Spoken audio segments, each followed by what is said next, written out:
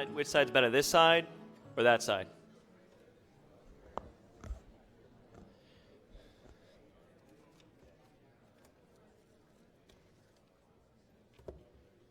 Good morning, everybody. How are you? Thank you for coming to OTT Executive Summit, our fourth time doing this. I'm Brian Mahoney, your host today. I'm the CEO of Trend Research and Managing Director of Compellum and founder and president of OTT Executive Summit. So as people are filtering in, it's fine. It's sort of, we've got a crowd that kind of comes in over the next several minutes or so. I'm just going to cover some housekeeping notes.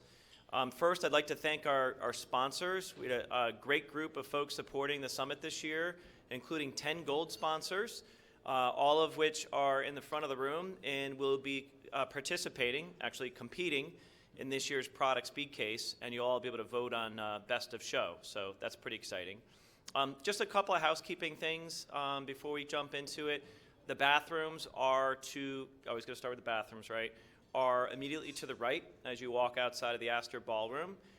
There's a full breakfast there. Please help yourself, and coffee. We'll keep that open through the first break. So we'll do our first session, and then we'll do a break right away. So you only have to suffer through one session to get your second cup of coffee. A couple of other things, just to anticipate some of the questions that we'll get. Wi-Fi, if you look on the first page of your program, everybody open that up, please. Should have it right here. Is a lot of the housekeeping questions you might have. The Wi-Fi password is OTT Exec. The password is Trender. For those of you, first I welcome our streamers. Last count we had 54 streamers streaming in from all over the world. Thank you, streamers. The player for that is absonlive.com, OTT Exec 16, which you'd know because you're already streaming.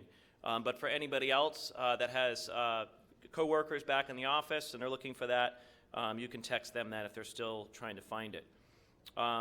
Welcome to the community. Please do join the LinkedIn group if you haven't already. The Twitter handle for today's show is OTT Exec, and the hashtag is OTT Exec 16. Love to get the buzz going throughout today. And that's pretty much it. I am open to any kind of feedback during the show. It's too hot, it's too cold, coffee needs to be refilled. Also, I want to introduce my team who are sort of hiding. But Ann Zato was at the registration desk as you walked in. She's sort of our summit secretary, and we'll keep things running. My daughter, Casey, is here, bunking school today. Don't tell our teachers that. And she is our timekeeper. As folks know from past years, we keep everything pretty much to the minute. And she'll be flashing up 15, 10, and 5-minute warnings. If you don't listen to her, you'll probably get an eye roll or maybe something worse. So be forewarned about that. It's a deathly eye roll, I can assure you of that. And then we do have a survey. We do SurveyMonkey last year. We find that people don't do that, so we're going old school, and there's actually a paper survey. I'd ask everybody to quickly look at the back pocket of their program. So stuffed in there is some lovely collateral from our sponsors. Please take a look at that. Some nice case studies and data sheets. And also you should have 3 pieces of paper. The first, keep this handy, is your speed case process and ballot. Okay, so this afternoon we're going to break into pods. Does everybody have a dot? So we're trying to improve in the process from last year, but we hope that this works. Your dot signifies your pod. So when we go into the speed case time, you're going to be grouped according to the color of your dot. It'll be very easy for us to see if someone's wandering off and going to the wrong pod, and we'll kind of sheepdog you back into the right place to be there. At the bottom of that is also your ballot, and that's where you'll be voting on best of show and such. The second piece of paper you should have is your ballot for OTT Genius. As you know, this gamifying is sort of all the rage. It's something we found that makes the summit interesting. And we also like to reward really good commentary and input into the dialogue today. So we ask you to vote this year just on one OTT Genius. You're not allowed to vote for myself or my team, the keynoter, or the moderators. So it's really kind of focused on the speakers and quite frankly, all of you there in the audience as well. And then the last form is the feedback form. Okay? I think I covered all the major things. So before we get started, quick bio on myself. So I'm the CEO of Trend Research, which was formed in 2007. My background is almost 15 years, well, a lot longer than that, but focused more on what we used to call triple play, evolved into more IPTV from an infrastructure perspective, and now sort of integrating the service layer and the business models and the apps and everything else, what we fondly call over-the-top video. So our focus and our contribution to the industry is really fourfold. We're very excited to have relaunched the magazine. And again, in the theme of going old school, it's now print and digital. You should have all gotten a copy of that as you walked in. If not, there's stacks out front. Feel free to grab a few more if you want to bring them back to the office. A little bit about the magazine. This is a quarterly. The focus is really strategic. It's not meant to be news. It's more trends and analysis. And we're open to contributions from the entire ecosystem in the industry. So that's vendors, service providers, programmers, broadcasters, consultants, experts. And Nicole, is Nicole back there? Raise your hand, Nicole. She's not back there. She's the editor, Nicole Janowski. Definitely get to know her. We're looking for content already for the fall issue. So the deadline for that, I believe, is August. Okay? Case studies, Q&A, trends and analysis, tech talk, if you want to go deep into some of the technology. We're very proud of this. We feel like this really sort of ties it all together. So take a look at the magazine. The summit, you're here today. You are the who's who of the industry, at least according to me. So pat yourself on the back for that. The consulting that we do is really sort of grown over time. We started off as a traditional market research company, and we've now become more custom consulting. So one of the things you're going to see up here that's a little interesting and a little different is we integrate the feedback of what we call trenders. You'll meet a few of them today. The trenders have been recruited to represent different demographics. So we have, Chatty Teen and No Tech Nana and Dutiful Dad and sort of cute little names like that. And they'll be up here, sort of as a focus group. Ian is one right there, Ian Bonner. He's our perennial millennial. You'll always be a millennial, no matter how hard you try to escape that. Obviously, there's a lot of focus on millennials from an OTT perspective. So they're here, and we have about 250 of them in total, and we have half a dozen or so here today. And the last part is the community, which is growing. As some of you know, we acquired IPTV Magazine in January, and we're still integrating those assets to magazines, websites. It's a directory of terms. It's a dictionary. And so our total network now is about 45,000 professionals. And a couple hundred of them are here today, including our live streamers. So with that being said, I'd like to ask the Session 1 speakers and trenders to take the stage, please.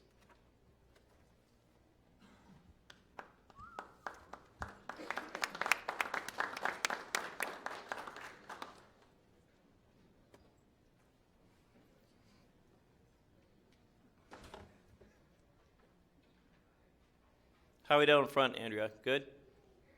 Okay.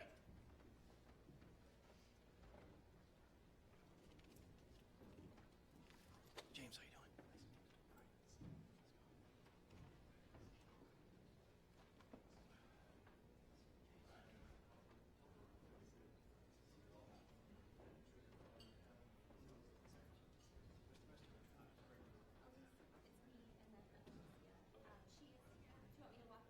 Yeah, if you can grab her, that's fine. We'll get started.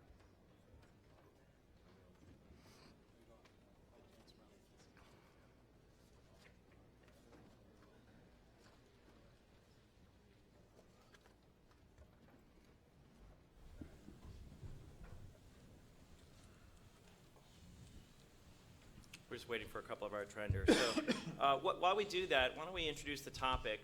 Every year we try to pick topics that are relevant for where the industry is right now. One of the things that we've seen over the last few years, a few years ago we were sort of predicting this would happen, is the fragmentation of what we call the bundle, and we'll define that in a minute, into sort of niche content, skinny bundles, really giving consumers more a la carte options. And that's sort of a major trend right now in the OTT industry. So in Session 1, we're going to talk about exactly what that means, There's a lot of terms flying around that: cord cutting, cord shaving, cord nevers. Be interested to see what Ian does. He just moved to New York, so I want to find out what he did in his getting his apartment, what was on his priority list. And then we have to ask ourselves, what does this do to the user experience? What does this do when the consumer, who has more choices, rebundles everything into a holistic experience? Does it all add up economically? Does it make sense? Do we lose something in the process of going to these skinny bundles?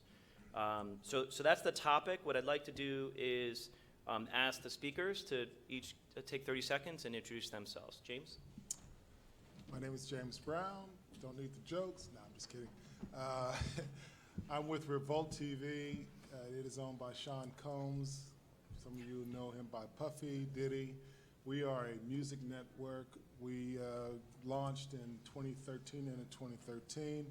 We are on DirecTV and Comcast and Time Warner and all the big guys and all those things. But then also we also have launched on several OTT platforms.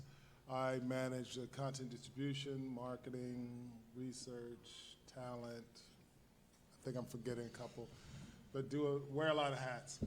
So I've been in the industry for, I think, 30 years or so. I was with Disney and ESPN for almost 20, so I've been around and seen a lot of different things happen, and glad to be here. Awesome. Thank you, James. Serge? I'm Serge Kasarjan. I work at Google. I manage media globally for Android and Google Play. So everything across sports, news, entertainment, cable, TV broadcast, virtual reality as well now, across all of our form factors: phones, tablets, connected TVs, cars, watches, and virtual reality headsets. So I split my time between New York and California, partly because many of our biggest partners are here, and California is our mothership, so I have to be out there a lot. I've been at Google a long time. Before that, worked at a venture capital firm for a while, spent some time in a big media company, Sony Music. So spent a lot of time on OTT, and all the products that have come to market over the last year or two has been a big time, especially around Android and Android TV, and bringing them around, bring HBO, Showtime, all these guys on board. Quite the scope. Awesome. I think we've heard of your company, Serge, so that's awesome. And Greg? Hi, my name's Greg Goodorf. I'm with PureFlix.com. PureFlix is a Christian and faith and family movie studio. Been around for about 10 years, produced movies such as God's Not Dead, Do You Believe, etc. Last year, we started an OTT service, PureFlix.com, and that's what I joined to help drive. We serve faith and family-friendly content to users everywhere on all kinds of devices: Android, iOS, PC, all the normal suspects in that regard. My background includes stints with Technicolor, Sony Electronics, where I was involved in a lot of the set-top box businesses for cable, satellite, web TV type stuff, as well as the building and launching of SonyStyle.com. So OTT is something that I've been around for a long time. Patents in that space on how we bring networked products together with this, and now putting that to work at PureFlix with a very interesting niche audience should make a good match for today. Awesome. Great. Colin? Hi, thanks, Brian. I'm Colin Petrie-Norris. I'm the CEO of a business called Zumo. Zumo is a direct-to-consumer streaming service with a few key differences, where we focus on being natively embedded into smart TVs and make it really easy not to go to an app store to go find your content, but it's sort of welded right into the operating system, 1 or 2 clicks to get to the streams. The other couple of key areas or unique points to us is we're integrated now with over 75 content partners, everything from BuzzFeed to a bunch of magazine companies to some now cable channels, and we stream directly into the television. We're all ad supported. We have all the 75 channels are ad supported, so in our case it's a free bundle, and there's no need to segment on that front. And every user is able to get a personalized experience of what they enjoy. And one last thing is we also have moved away from the need to build an app to be live in Zumo. So we believe actually that's the way the market's going. The expense, hundreds of thousands of dollars to build an app and deploy it to a client, with the ability to integrate with us.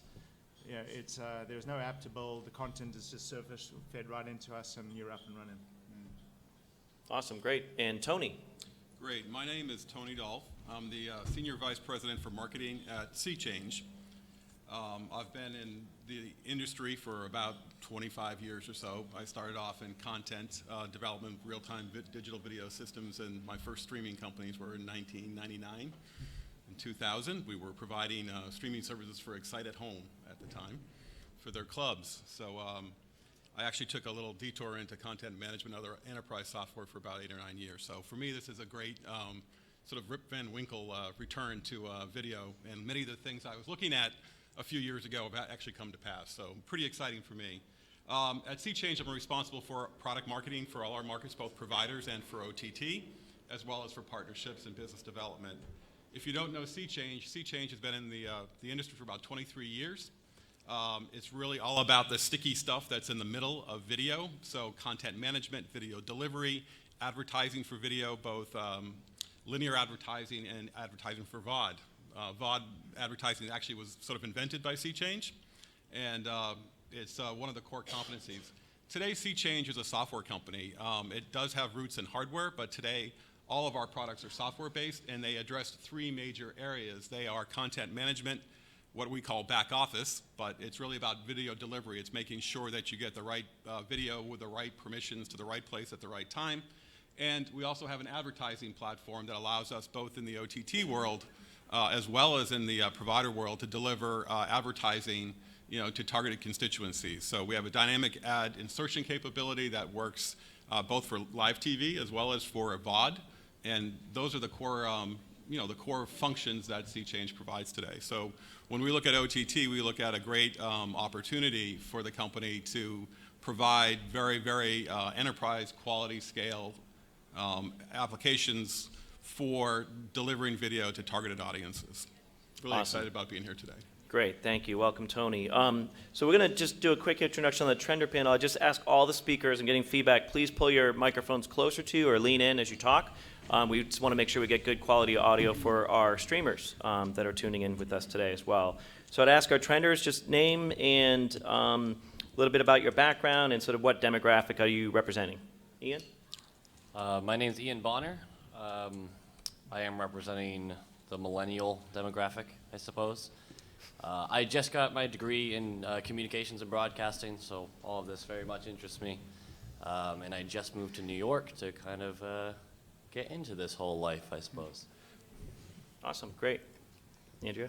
Hi, everyone. My name is Andrea Nelson, and I'm actually an employee for Trender Research, but coincidentally, my family made the change this past fall from traditional cable to Apple TV, and so I have recently gone through this, and I'm a mom of 4 children ranging from ages 18 to 8 years old.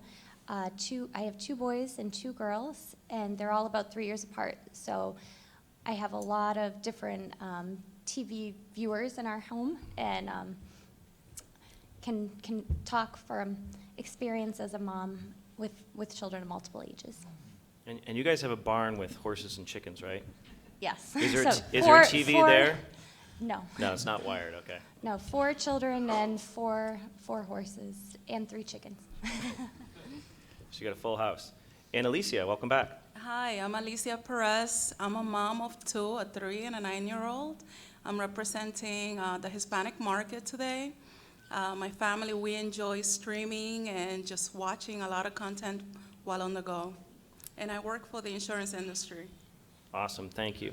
We're going to go back here to the expert panel. And Serge, I'd like you to start from your sort of 50,000 foot view of the industry. First of all, for the benefit of our entire audience and our trenders, what is a bundle and what is a skinny bundle? Let's start with that. Yeah, so traditionally a bundle is, your cable bundle, where you go and you call up your cable company and you get a bundle of channels, some of them which you watch very, very regularly, and most of them which you don't watch. And you end up paying for all of them, and some subsidize others. And, I think from the outset, OTT has really been focused around trimming some of that fat and getting directly to what the consumers want without having to subsidize other pieces of the bundle. We live in a world of media conglomerates, which is a very, very good and bad thing. Media conglomerates allow companies to take content risks and fund other channels that potentially aren't going to be hits. And part of that is what causes the bigger bundle, because there's a lot out there. The idea of the skinny bundle is, I think, probably a lot of people have opinions on this, but our research on what people want has probably become a lot more accurate and enabled us to take more risks that probably hit and make the bundle skinnier, in that bundle together fewer channels and create an environment where people are more likely to be paying for things that they want. And most of these skinny bundles, I think as people refer to them, are over the top and direct to consumer, in that people don't have to come in and put in a cable hookup in your home, and you can do things such as Sling and some of the stuff that AT&T DirecTV has announced, and other skinny type bundles. I don't know if you consider Pluto TV a skinny bundle, but it's kind of a different way to look at things. But I think that's the way you break it down. I think it's more around traditional versus the new type of bundle that's evolving and developing and hopefully becoming much more targeted to audiences. I think skinny bundles will evolve, where there will be different types of skinny bundles for different demographics and different types of people, and potentially even different times of day and seasonal as well. Awesome definition. You also introduced the problem statement as well. And extending from that, I'd like to turn it over to James and also Greg. You guys decide who chimes in first. What was the genesis for your business? What was the opportunity that you saw? What was missing from the traditional bundle that you wanted to address? And what was the motivation for your consumers? Go ahead, James. Sean Combs had a vision. So if you guys, well, yes, you all have been around for a while. Except for some of us. Casey. But if you remember what MTV used to be, it used to be about music, and there were a couple of networks that were all about music. And people, MTV and several others, kind of moved away from that and moved more towards reality. Sean saw there was an opening for true music, and especially because of what's going on with music today. You can find it digitally in a lot of different places. It's everywhere, when you start looking at the Spotifys and Pandoras and titles of the world, but at the same time, no one's actually curating it. There's not a point of view.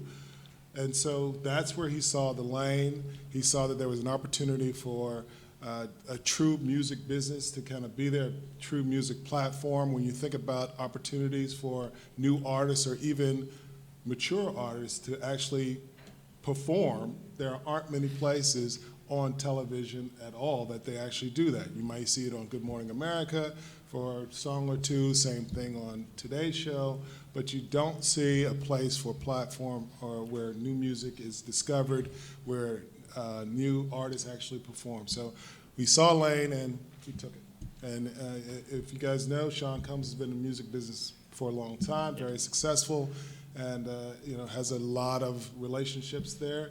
And we try and make sure that we're building on those relationships and giving the opportunities for new artists to be discovered. Who remembers, what was it, Martha? Who was one of the original VJs from MTV?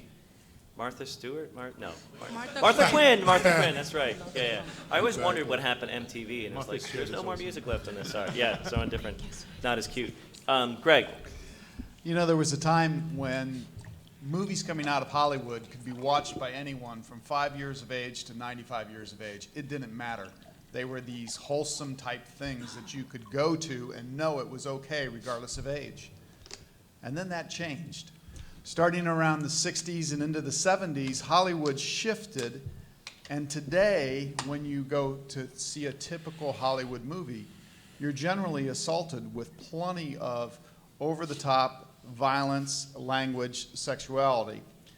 And what we've found with PureFlix is that there's a huge audience. Some consider this market a niche, but it's a 90 million household niche that are self-professed as Christian and want a different experience when it comes to their entertainment.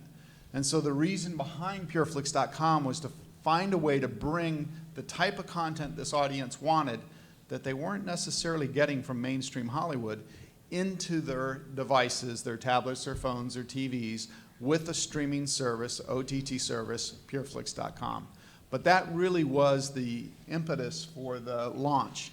Address the gap in content that was coming out of Hollywood versus the content that many of the consumers we identified in this niche wanted. That's what we're doing. So Greg, a follow-up question. Is it an easy sell for that demographic? Do they get it right away and they want sort of a walled garden of Christian family-friendly content? Or is it, what's the sell process like? Do they get it right away? You know, it's interesting. Within the audience itself, there's a breakdown. There's an older audience that's just tired of F-bombs and other things coming at them every time they turn on a movie, right? And then there's a family audience that says, look, it's all fine with I like watching all the latest stuff coming out of Hollywood, but I've got kids, and I don't want them to see that. I want them to see more wholesome programming. And so those two pieces of the audience gravitate to this right away. And I think that's one of the reasons behind our very quick growth since we launched in June of last year. Okay. So one of the things that we've done in moving to skinny bundles, we've taken away a little bit of the ease of content discovery and access to the content. You gotta find a little bit. Greg, you have a job to go market to that demographic and tell them you need to sign up for PureFlix, right? So there's an effort to that. So I want to turn this over to Colin, because I guess the question is, how do you make that accessible, make it easy for them to just, as they did in the old days, hit a button and they're watching that content? Well, besides the mechanism of how you actually turn on the content, I think there's an interesting time that we're going into right now as we move from the mega bundle into the skinny bundle, is that consumers, how do they decide which of the skinny bundles is the right option for them? Often it's welded to whether it's an Xbox in their room or a whatever TV. But so which one do I get? Do I get the Amazon Instant Video plus Netflix? Does that give me what I want, or is it or something else? And as these more and more of these services come online, just figuring out what's the right one for you. Do you then just go replicate what you had in your big bundle anyway by lining up a bunch of the small ones? Mm-hmm. There was this great conference I was at a couple of years ago, and it was the Edinburgh TV sort of festival, and on the stage, and one stage was Google, and they were talking about algorithmic discovery, about how engines and science can help find great content. And the other end of the stage was I think it was Channel 4's programmer who created the lineup every day for the Channel 4 programs. And he was all about curation, the storytelling that came from how you put together a program and cater to your different audiences and so on. And somebody stood up, and I wish I could remember who it was. He said, look, at the end of the day, there's something crazy about television, which is different to everything else, that's different to music. He says it's serendipity. I said, serendipity? I haven't heard that word in a long time. He says, I don't know I want to watch a show about penguins. I thought until I sat down, turned on the TV, and there's a documentary about penguins. I went in to watch sports or last night's and the concept of subscriptions is going to evolve into the concept of membership, where we were talking about lifestyle brands and how content and music and videos became lifestyle brands.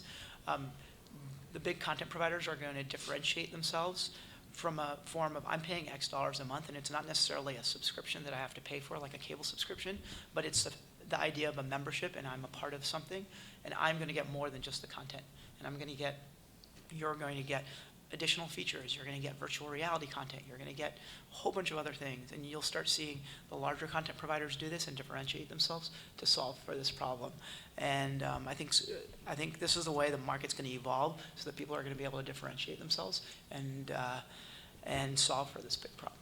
Okay, that goes to another sort of related concept, and I'll give this one to you, James. Is the consumer sort of up to their own devices to figure this out and find the content and kind of create their own sort of skinny bundles? What role does curation play? Is the consumer really, truly in an a la carte world where they're going to pick and find, specific shows like Big Bang Theory? Or is there a role that we play to sort of curate content for particular demographics and kind of make it all work? James? As I've sat here and sat on several other panels over the last probably, let's say, 24 months, the more I hear about it, the more scarier it gets. And the reason why I say that is, and Serge, you made your first comment on the first question. The way the cable industry kind of came about and all the networks and programming came about was truly, here is a place where you spend $30 and yes, you get these other networks that come about, and these other networks began to grow, and you got to spend some money, more money on programming, and they began to have life. Well, now we're betting on that everyone's going to have, all these companies are going to have enough money to survive the discovery of them trying to be discovered or trying to market and spending all that money, and you got to figure out how to curate it and who that audience is and make sure you're directing it to the right audience. There are lots and lots of challenges to what we're actually creating right now. Netflix worked out well because they went after a very broad audience. The ones that are niches, and I'll call ourselves a niche because except for that we are for a younger audience, a millennial audience, and we go after that, but we have some different tools that help us along because we are very strong in social media. We actually were born out of the digital age, and a lot of these networks and programmers were not born out of the digital age, and they got to figure out how to turn those big ships. And so, we absolutely have challenges, but we also have some positives. We have someone like a Sean Combs who has a voice and has an incredible footprint. But you're going to need those types of things, I think, to survive. You're going to have a strong footprint in social media and understanding how you go after your market, and set yourself apart from everyone else. And then, what are the OTT products are you going to be on? What are the consumers going to choose? Why are they choosing that OTT product over this OTT product? There are so many unanswered questions and so many challenges, and we're trying to make sure that we're everywhere. And most of the content providers, I think, beginning to understand that they have to be everywhere to continue to make money. So to figure all this out, there's a huge amount of data that we have to analyze, and even to define a demographic, right? You have to understand their characteristics. What are they watching? What could they watch? So Colin, I'll throw this over to you. What role does sort of big data play in the success of the OTT industry? I think it's the second major conversation is how data will transform the industry. You mentioned a little bit earlier how data has allowed the producers of content to segment their offering better into skinny bundles. One of the things, as we observe now user behavior across the millions of TVs that we're on, we can see down to individual household level consumption, match it against sort of what the likely demographics is in a household, and know on a one-by-one basis. So like profiles as opposed to Profiles, just individual. households. I mean, instead of a Nielsen panel sitting and telling you 3 weeks later or a day later what is viewed, you can now know in real time who's watching my show. There's 300,000 people started watching the show. At the end of the show, there's only 200,000. When there were those 100,000 that left, what was the male-female ratio likely to be? And that kind of data, and we make that data available to our partners, and I think that helps them program better and understand better, how to reach and resonate with their market. Now, and this comes from just I'm an online ad guy. I've been working in the industry for 15 years, and the science of how do you match an ad for an airline to this person and a toothpaste to this person. And we've said, well, look, rather let's use our power for good, not for evil, and say, like, let's try to help people find a movie they might be interested in or a short form clip. Don't recommend me a 3-hour documentary drama at 9:30 at night if I turn my TV off at 10. And so I think data is the second major currency outside of currency itself in OTT, and people are just starting to get to grips with that now. I think it's really exciting. It's the old Deming quote. In God we trust, all others must bring data. That's a good point. And even then, we may not trust it. So, Tony, there's a lot going on here from an infrastructure and sort of a services platform perspective. From your viewpoint, what are maybe the top 2 or 3 things from a technology perspective that we need to do to solve and make this all come together for the consumer to be able to discover content, to choose the content, to sort of self-identify with the demographics that they're going to get the content? James mentioned social, right? Single sign-on is something I see a lot being talked on about these days. We talked about sort of that, the personal branding. You've got to have something to draw people and sort of identify that this is the right place to be for your content. What role does technology need to play to make this all work? Well, Brian, I think a lot of the things we're talking about are technology-based already. Certainly the data side of things is. For me, there's two parts of this, at least, maybe 4 or 5 or 6. But the two big ones I look at in big chunks are just the infrastructure, the ability to provide the content to whoever needs to see it on whatever device they need to see it on in a way that fits into the rules, be those rights rules for the content. That can mean geofencing and other things about who can watch what where. But having the infrastructure whereby you have a way to manage content and deliver it in a very seamless way is sort of a foundational piece here. The other big component, I think, and I'll come on to philosophy in a second, relates to the data, really. You're looking at people looking at or viewing content on multiple devices that are, in effect, on different data worlds, in a sense. They're on the video data world, which Sea Change comes from, but it's also OTT. It's much more like the internet. And looking at the habits and the personal data that comes from people that are looking at video, OTT, and maybe working on a social network and maybe reposting things, understanding what that dynamic is, I think, is where the rich analytics come from, or where rich analytics can be used to target better, to provide a better value or understanding of the value of advertising in those environments.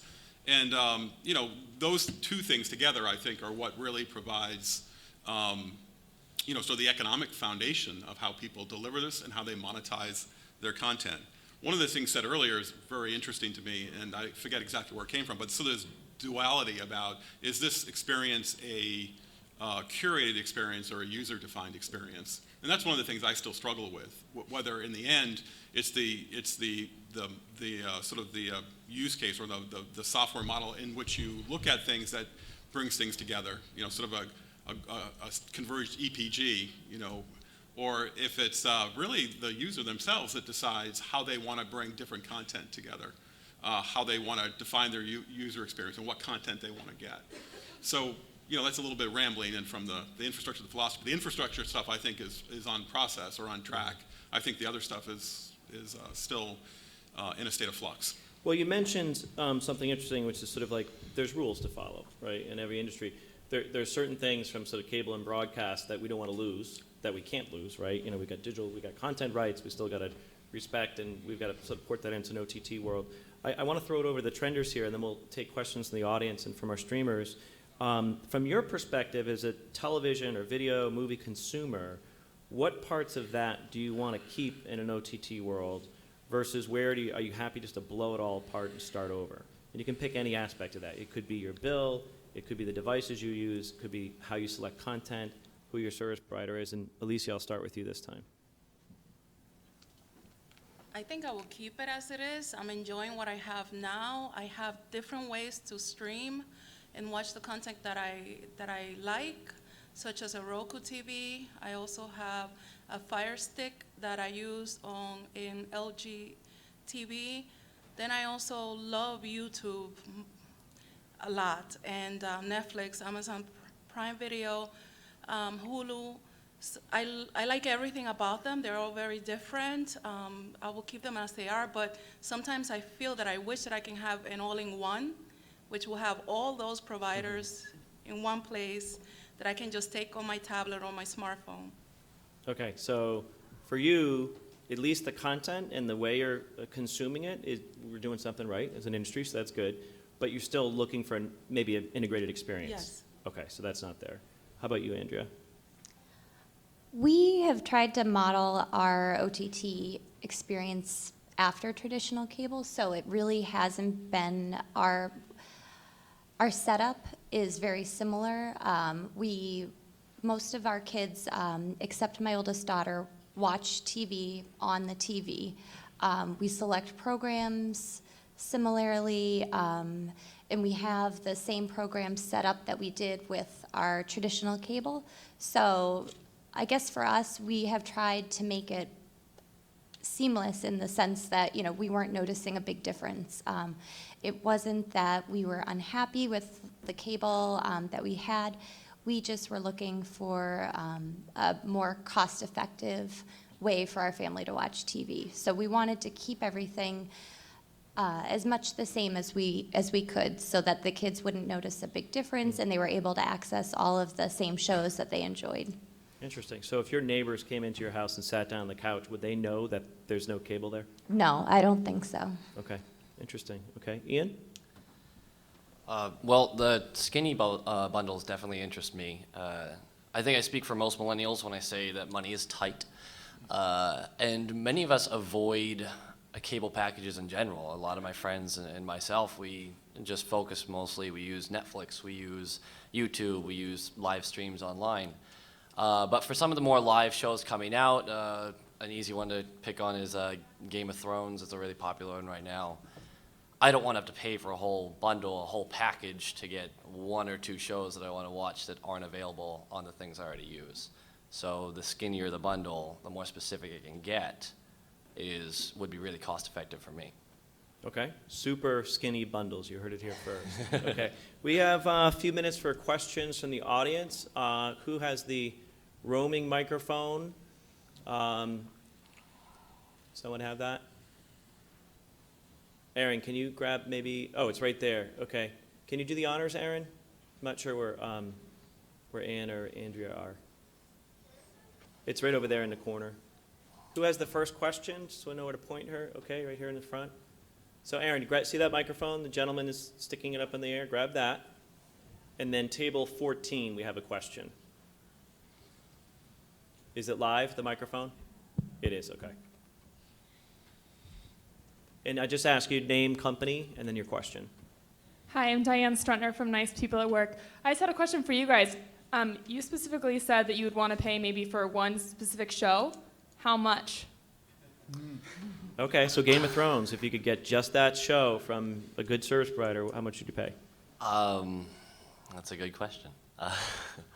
I mean, I would probably, coming out with it, I'd probably pay like $10 to $15 per episode just to get it that one in.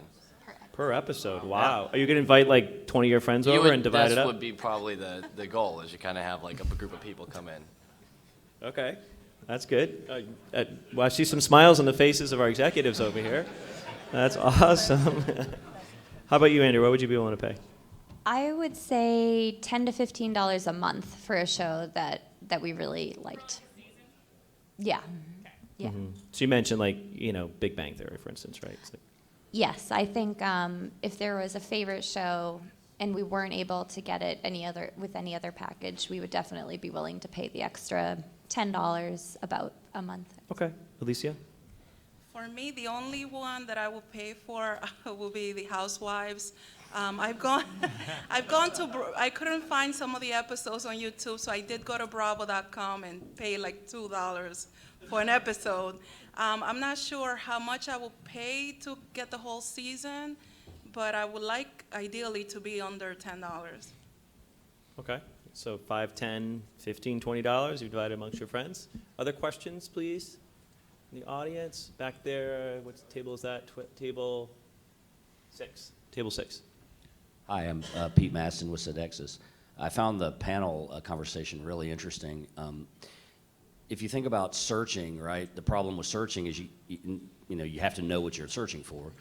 If you're thinking about profiling and pushing shows at people, you have to, you're using data to profile them. How do either of those solve the serendipity problem?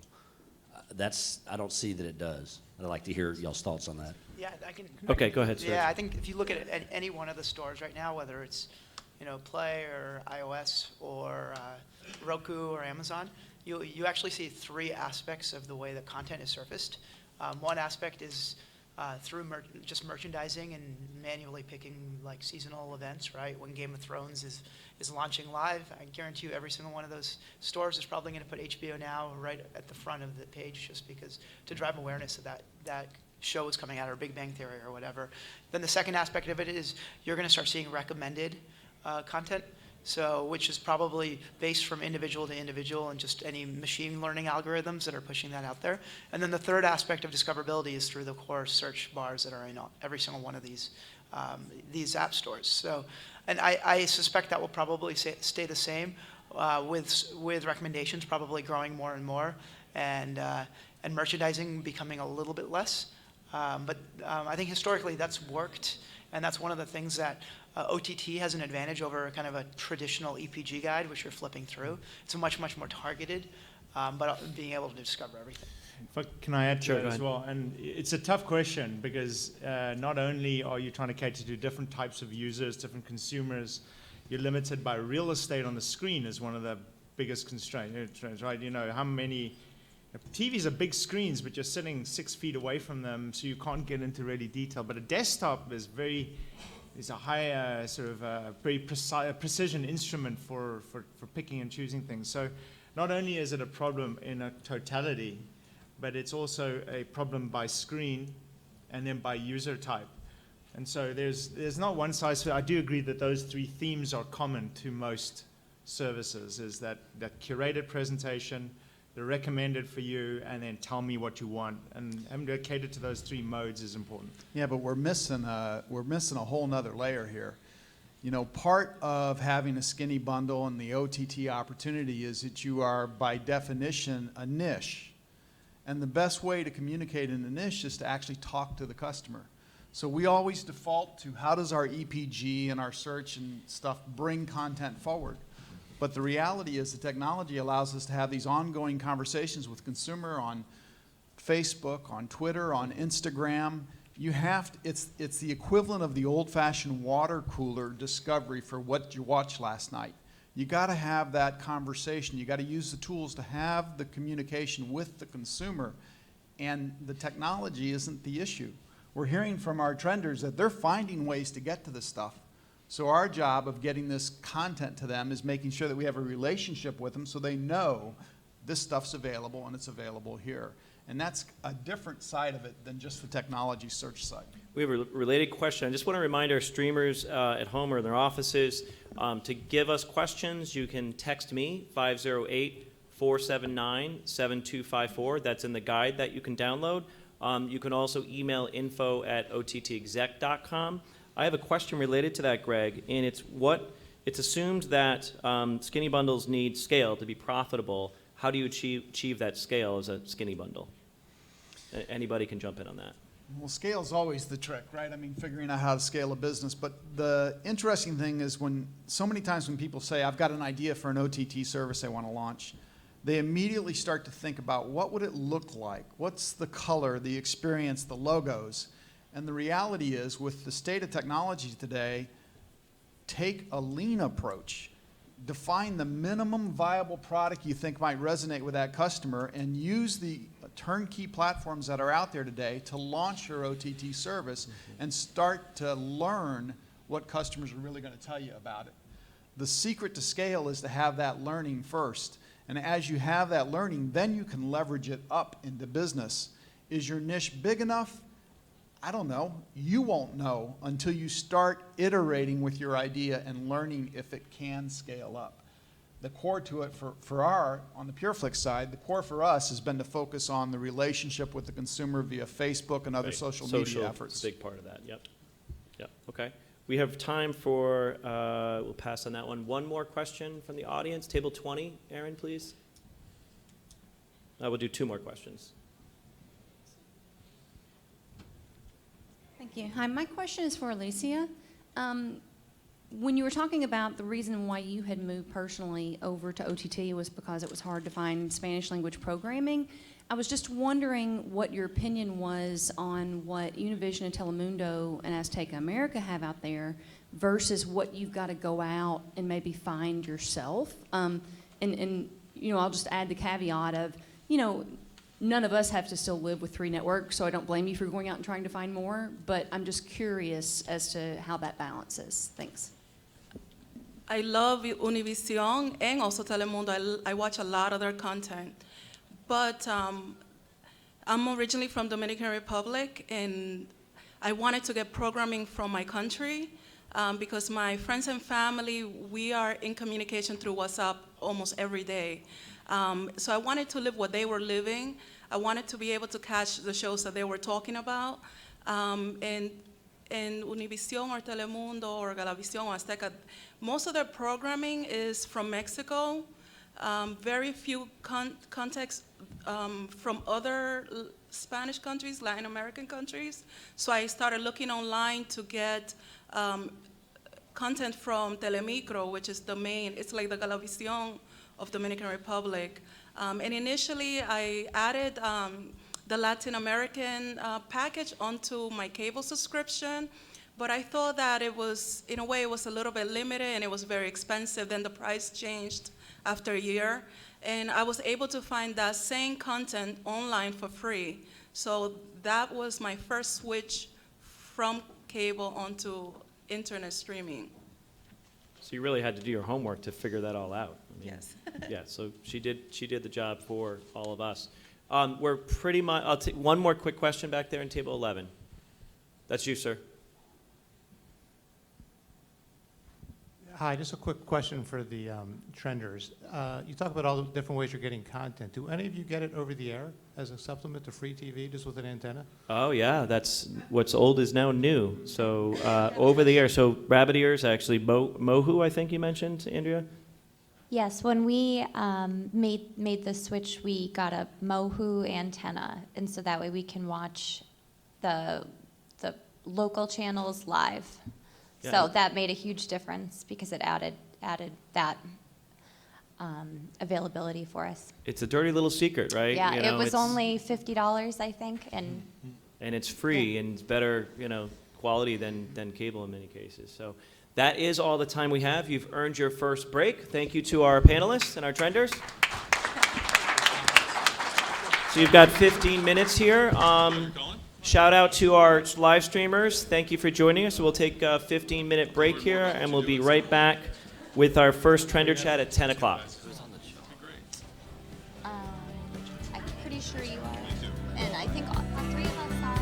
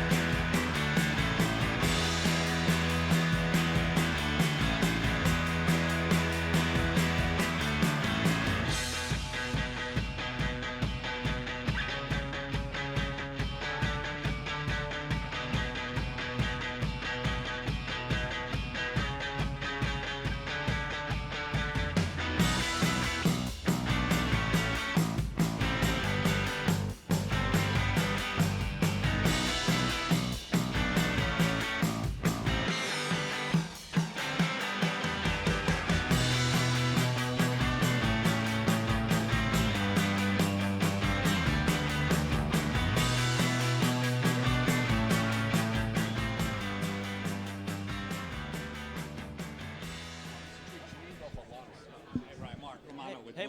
Oh, Mark. Awesome. Great. Awesome. Okay, thanks. Testing. Okay. And internet, so it's hard to say because they bundle it all together. Now I would say under $50 probably with everything. Yes, sorry. So internet, they actually raised it so it's over $90 now. Probably, yeah. Maybe a little bit more, but yeah. Because I think the Netflix is about $12. We have the premium, so I believe that's about $12 a month. I tried to write it down, so I didn't forget. Okay, we're going to get started with our first Trender Chat of the day. Thank you. Yeah, bring it up. Is it light and sweet? Well, I don't know. Don't spill I it. know my husband did all this. I totally Oh, I knew I was going to do that. I'm not very technical, so I really don't know. Yeah. Okay, everybody, please come back into the ballroom. Yeah, for like the last 5 minutes. We're gonna do our first Trender Chat of the day, and it's about cord cutting. You're gonna want to hear this. It's happening, sort of. Okay, we're gonna get started here to stay on track. So we invited a few of our trenders up here because we wanted to kind of get in. We talked about skinny bundles, and we wanted to get into their minds a little bit about what options they have. Have they considered cutting the cord on their traditional bundle, cable bundle, or whatever it might be, satellite? And what motivated them, and a little bit about the process they took, and maybe they decided at the end of that process to stick to it, to stick with their cable. So let's get started. So you already know Andrea, Alicia, and Ian, and we have Savio joining us today. Savio, just a little bit about yourself, please. Sure.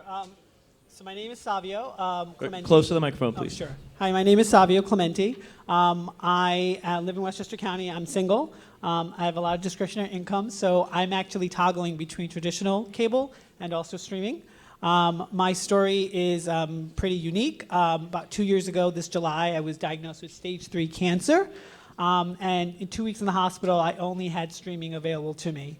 They often say that life imitates, art imitates life. In my case, life sort of streaming gave me life. And I'm here today to talk about my experiences with, video content in general. Awesome, Savio. Welcome. So I'm going to start with our perennial millennial here, Ian, okay? And I don't know this story. I do know he just moved to New York, and we want to kind of get in his mind a little bit. So he gets his apartment. How long ago did you move to New York? A couple months ago? About a month and a week. About a month, so 5 weeks ago. And now you're trying to figure out your entertainment packages. We heard a little bit about your preferences here. What did you do? Well, I did a little bit of research on how much cable would cost and everything like that.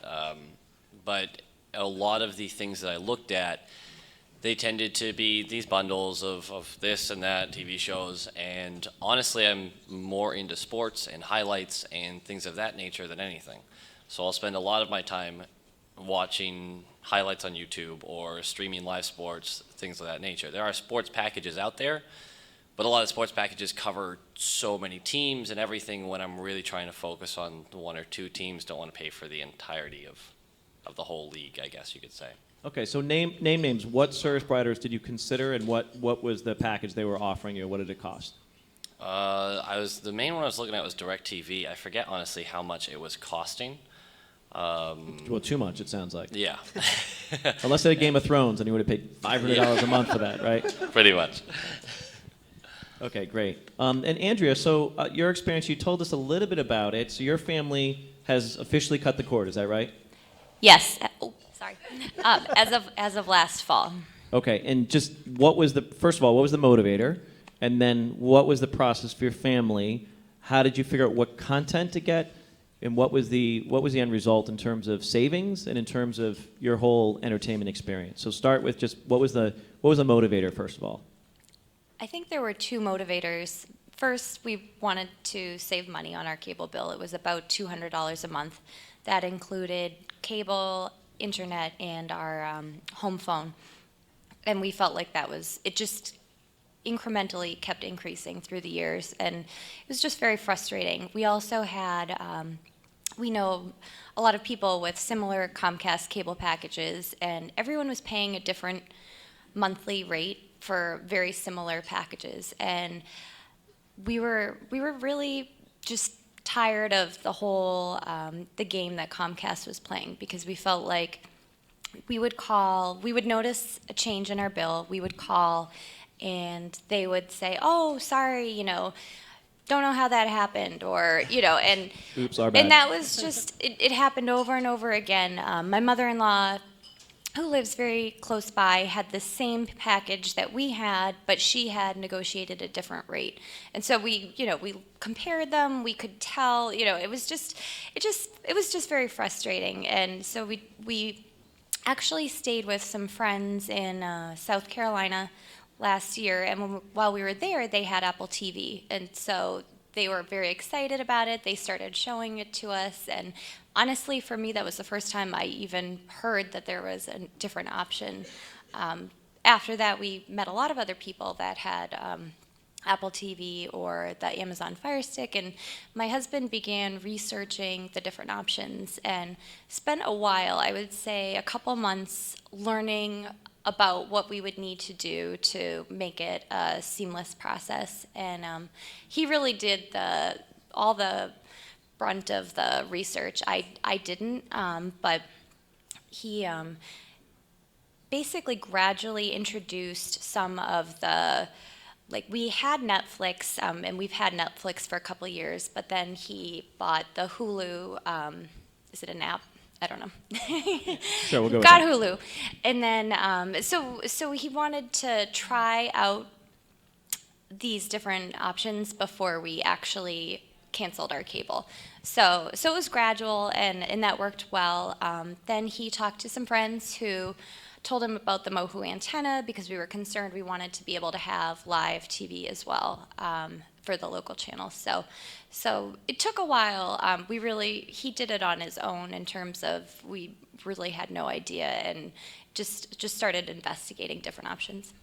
So, end result, you have Mohu Leaf for your local channels. Yes. You have Apple TV. We have Apple TV downstairs, which is our main in our family room, and then we got the Amazon Fire Stick for our master bedroom TV. So does that give you two different sets of content options depending on It what does, room you're in? and I'm not quite sure why he did it that way. I think the Amazon Fire Stick was 'Cause he's your husband, that's less expensive, so I think he thought, well, maybe we don't need the Apple. I believe the Apple TV cost about $200, and then the Amazon Fire Stick was maybe about $50. So how do you figure out what's on where, like what room in your house? Well, they both have very similar app setup. We have, what we primarily use is Hulu and Netflix and YouTube. Okay. So those are both on both TVs. But you have to go to each individual guide to figure out, okay, Yeah, here's my yeah. options You just here. go to the Okay. home screen. They show up, and you sort of know what you want to, what show you want to watch is available through Hulu or available through Netflix. Okay. And end result, how much did you end up saving by doing this? It's very hard to say. I would say maybe $75 a month at the most. Okay. It could be more like 50 because we've added on a few different additional Interesting. apps. Okay. So since 50 we to started. $75 a month savings, but in the process of doing this, you found other things and Yeah. that you didn't get before, and you added on. Yes. Okay. There's a lesson there for us, I think, in the industry too. So, Savio, how about you? You said you're straddling both traditional sort of cable TV and sort of streaming. Tell us about that. Sure. So I pay about $225 for my triple play with Optimum. I have HBO also added to that. I also have Netflix, which I pay close to $10 for. I use Crackle app as well. I am a Prime member, so I get free video content for Prime as well. So I spend a lot of money on video content in general. For me, I really find that I like to travel. I've been to about 6 different continents, so I really find, especially when my parents come from overseas, they like to watch like ZTV and Zup and Sling International. I like to keep them entertained in that sense as well, and even sort of, relate to them on a very sort of, granular level. For me, I really find that if I'm sort of limiting myself, I'm not getting the full scope of what's out there, and I'm just a very curious person, so I kind of like to be involved in all aspects. So you still see value in what we've been calling the traditional bundles. You get it all plus. Yeah. Okay. Absolutely. Great. Now, Alicia, how about you? Have you cut the cord? I cut the cord after our two trenders ago. Right. After the trender conference, I went home and I said, let me try if this is gonna work. So I kept watching what my husband was doing with cable, what my kids were doing with cable, and I realized that they were either on a Kindle watching content or on their phone. They weren't paying much attention to the actual TV. And during that time when they were on TV, my husband was watching Fox Sports. My kids were just not paying attention. So I decided to cut the cord. It took 6 months before anybody noticed that I cut the cord. And it saved me a lot of money. I was paying $150 for just the internet and cable. But initially, before cutting the cord, I said, let me try to just reduce what I have. And they said, oh, we'll just give you a family package that includes this, this, and that. And it didn't include Bravo, which really pissed me off. And then it cut all the things that I did watch, like MTV, VH1, True TV. So I got very upset over that. And my Latin American package went from like $7.99 to $12 a month. And that's when I said, let me see what the alternatives are. I already had Netflix since 2003. So I looked online and found that a lot of what I was watching on cable was on YouTube and other places online. And I finally made the decision to cut the cord. Okay, awesome. Thank you. Very different perspectives. Some seeing the value, some looking to really take advantage of what OTT has to offer. We have time for a couple of questions in the audience. Right there, table 16, Aaron, please. Again, your name and company and your question. Nice and loud, close to the microphone.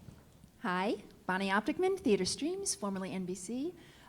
2 questions. I'm cheating. One is, when you all decided to cut the cord, did you consider any of the combo services like Sony View or Sling TV? There's a third one. Well, Hulu's now getting into the action. Did you consider any of those? Especially you, Andrea. Where you get the device and you get the package of content that you wanted with it. So Sling TV is a good example of that. Did anybody consider those? You're a sports fan, right? Did you look at Sling? I did not. You did not. Okay. Anybody else? My husband actually just mentioned that Sling is now available with the Apple TV package, and I believe it wasn't before. So he is definitely considering and going to get that because that offers some of the sports packages. Is it ESPN or NESN that I think it was one of the two. So definitely. I don't know that he was aware of the other ones that you mentioned. They definitely need to do some better marketing, I think. Totally self-serving, forgive me, Brian. Are any of you theater goers? Do you watch theater? You are? Yes, absolutely. No. If it were available to you to stream on your connected TV, would you? Absolutely, I definitely would. I'm a massive theater goer as well. So would you have the rights for that, or would that be somebody in the audience with a live streaming camera? You don't have to answer that. I only do it by the book, Brian. All right, one more quick book. question. Anybody? Right there, table right behind you, real quick. Table 10, please. Name and company. Hi there, Rick Young from Encompass. What about local news? How do you manage that? How do you find that? Any interest in that? So you get local through your Mohu, right? So you get the local channels. Yes, yeah. Okay. How about other people? Are you missing out on? Well, not you, Savio. Are you missing out on local news, Alicia? I would like to be honest with you. I got in the habit of watching the nightly news from my parents, but I find that I rarely watch any live news anymore because it's all fed to me via Facebook. Everything is there first. So I find out about anything that's happening in regards to sport, to what's happening around the world from Facebook before I get to turn on the TV. Ian? I actually agree completely. honestly hate watching the news in the morning. It's depressing. But you do get everything kind of sent directly to you. Facebook or really any other site that you visit, you're going to see stuff for major things that are happening. And you can just kind of click a link and you get the whole story. Awesome. Well, listen, that's all the time we have for our Trender Chat. I'd like to thank our trenders for their perspectives. And I'd like to ask the Session 2 panelists to please take the stage, and we'll jump right into it.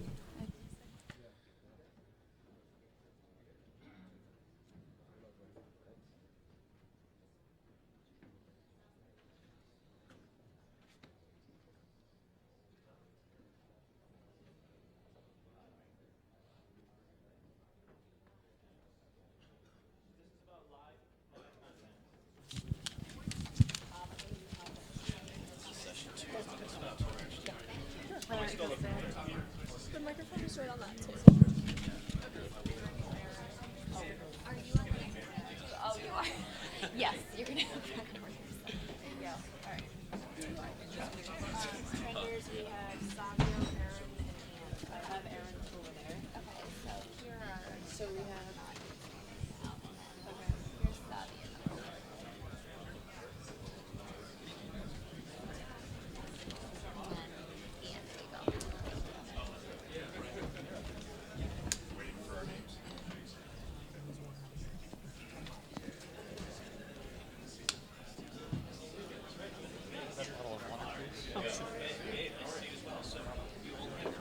I think I can relax now. It was like getting older. You just got to answer. Like, I honestly don't know. You have to guess. Absolutely, I don't know.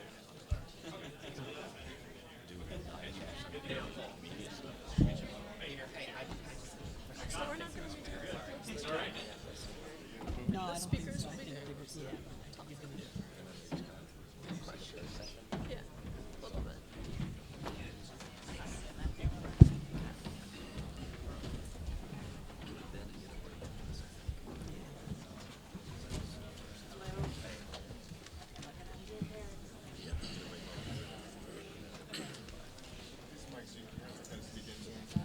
That's fine. Yeah. Yeah. Test, test, test. Hello.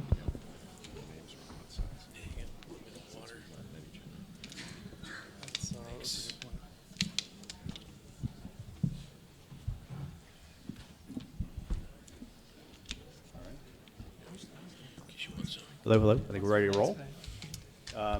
Hi, my name is Peter Markham. I'm happy to be the moderator for this next session. And I'll give you 2 seconds on my background as I look at this business through a couple different lenses. So I'm have an investment platform called TMT Capital. We invest across media, telecom, and tech. So OTT is very much top of mind of the stuff that we do. But I also just finished a stint running 2 traditional broadcast television businesses. So very familiar with content consumption and the changes that's going on across the ecosystem. And inside of those businesses, we launched an over-the-top platform called Tablet TV, which is trying to capture the benefit of live TV over the top. So very timely topic. With that, I'd like to just turn it over to our panelists to introduce themselves, talk a little bit about your business, and then we'll kind of jump right into the questions. Sure. Hi guys, my name's Chad Abbott. My sort of perspective on all of this is coming to live streaming from a marketing perspective. My background's in marketing. I run a company called Absent Live, and we work with brands, some broadcasters and all types of brands, to help them figure out how to do live streaming in a way that's valuable to them. So we're looking at things like how that impacts their other product offerings, especially if they have digital products, so their own OTT platform or something like that. We're looking at social live streaming as well as sort of custom platform type stuff.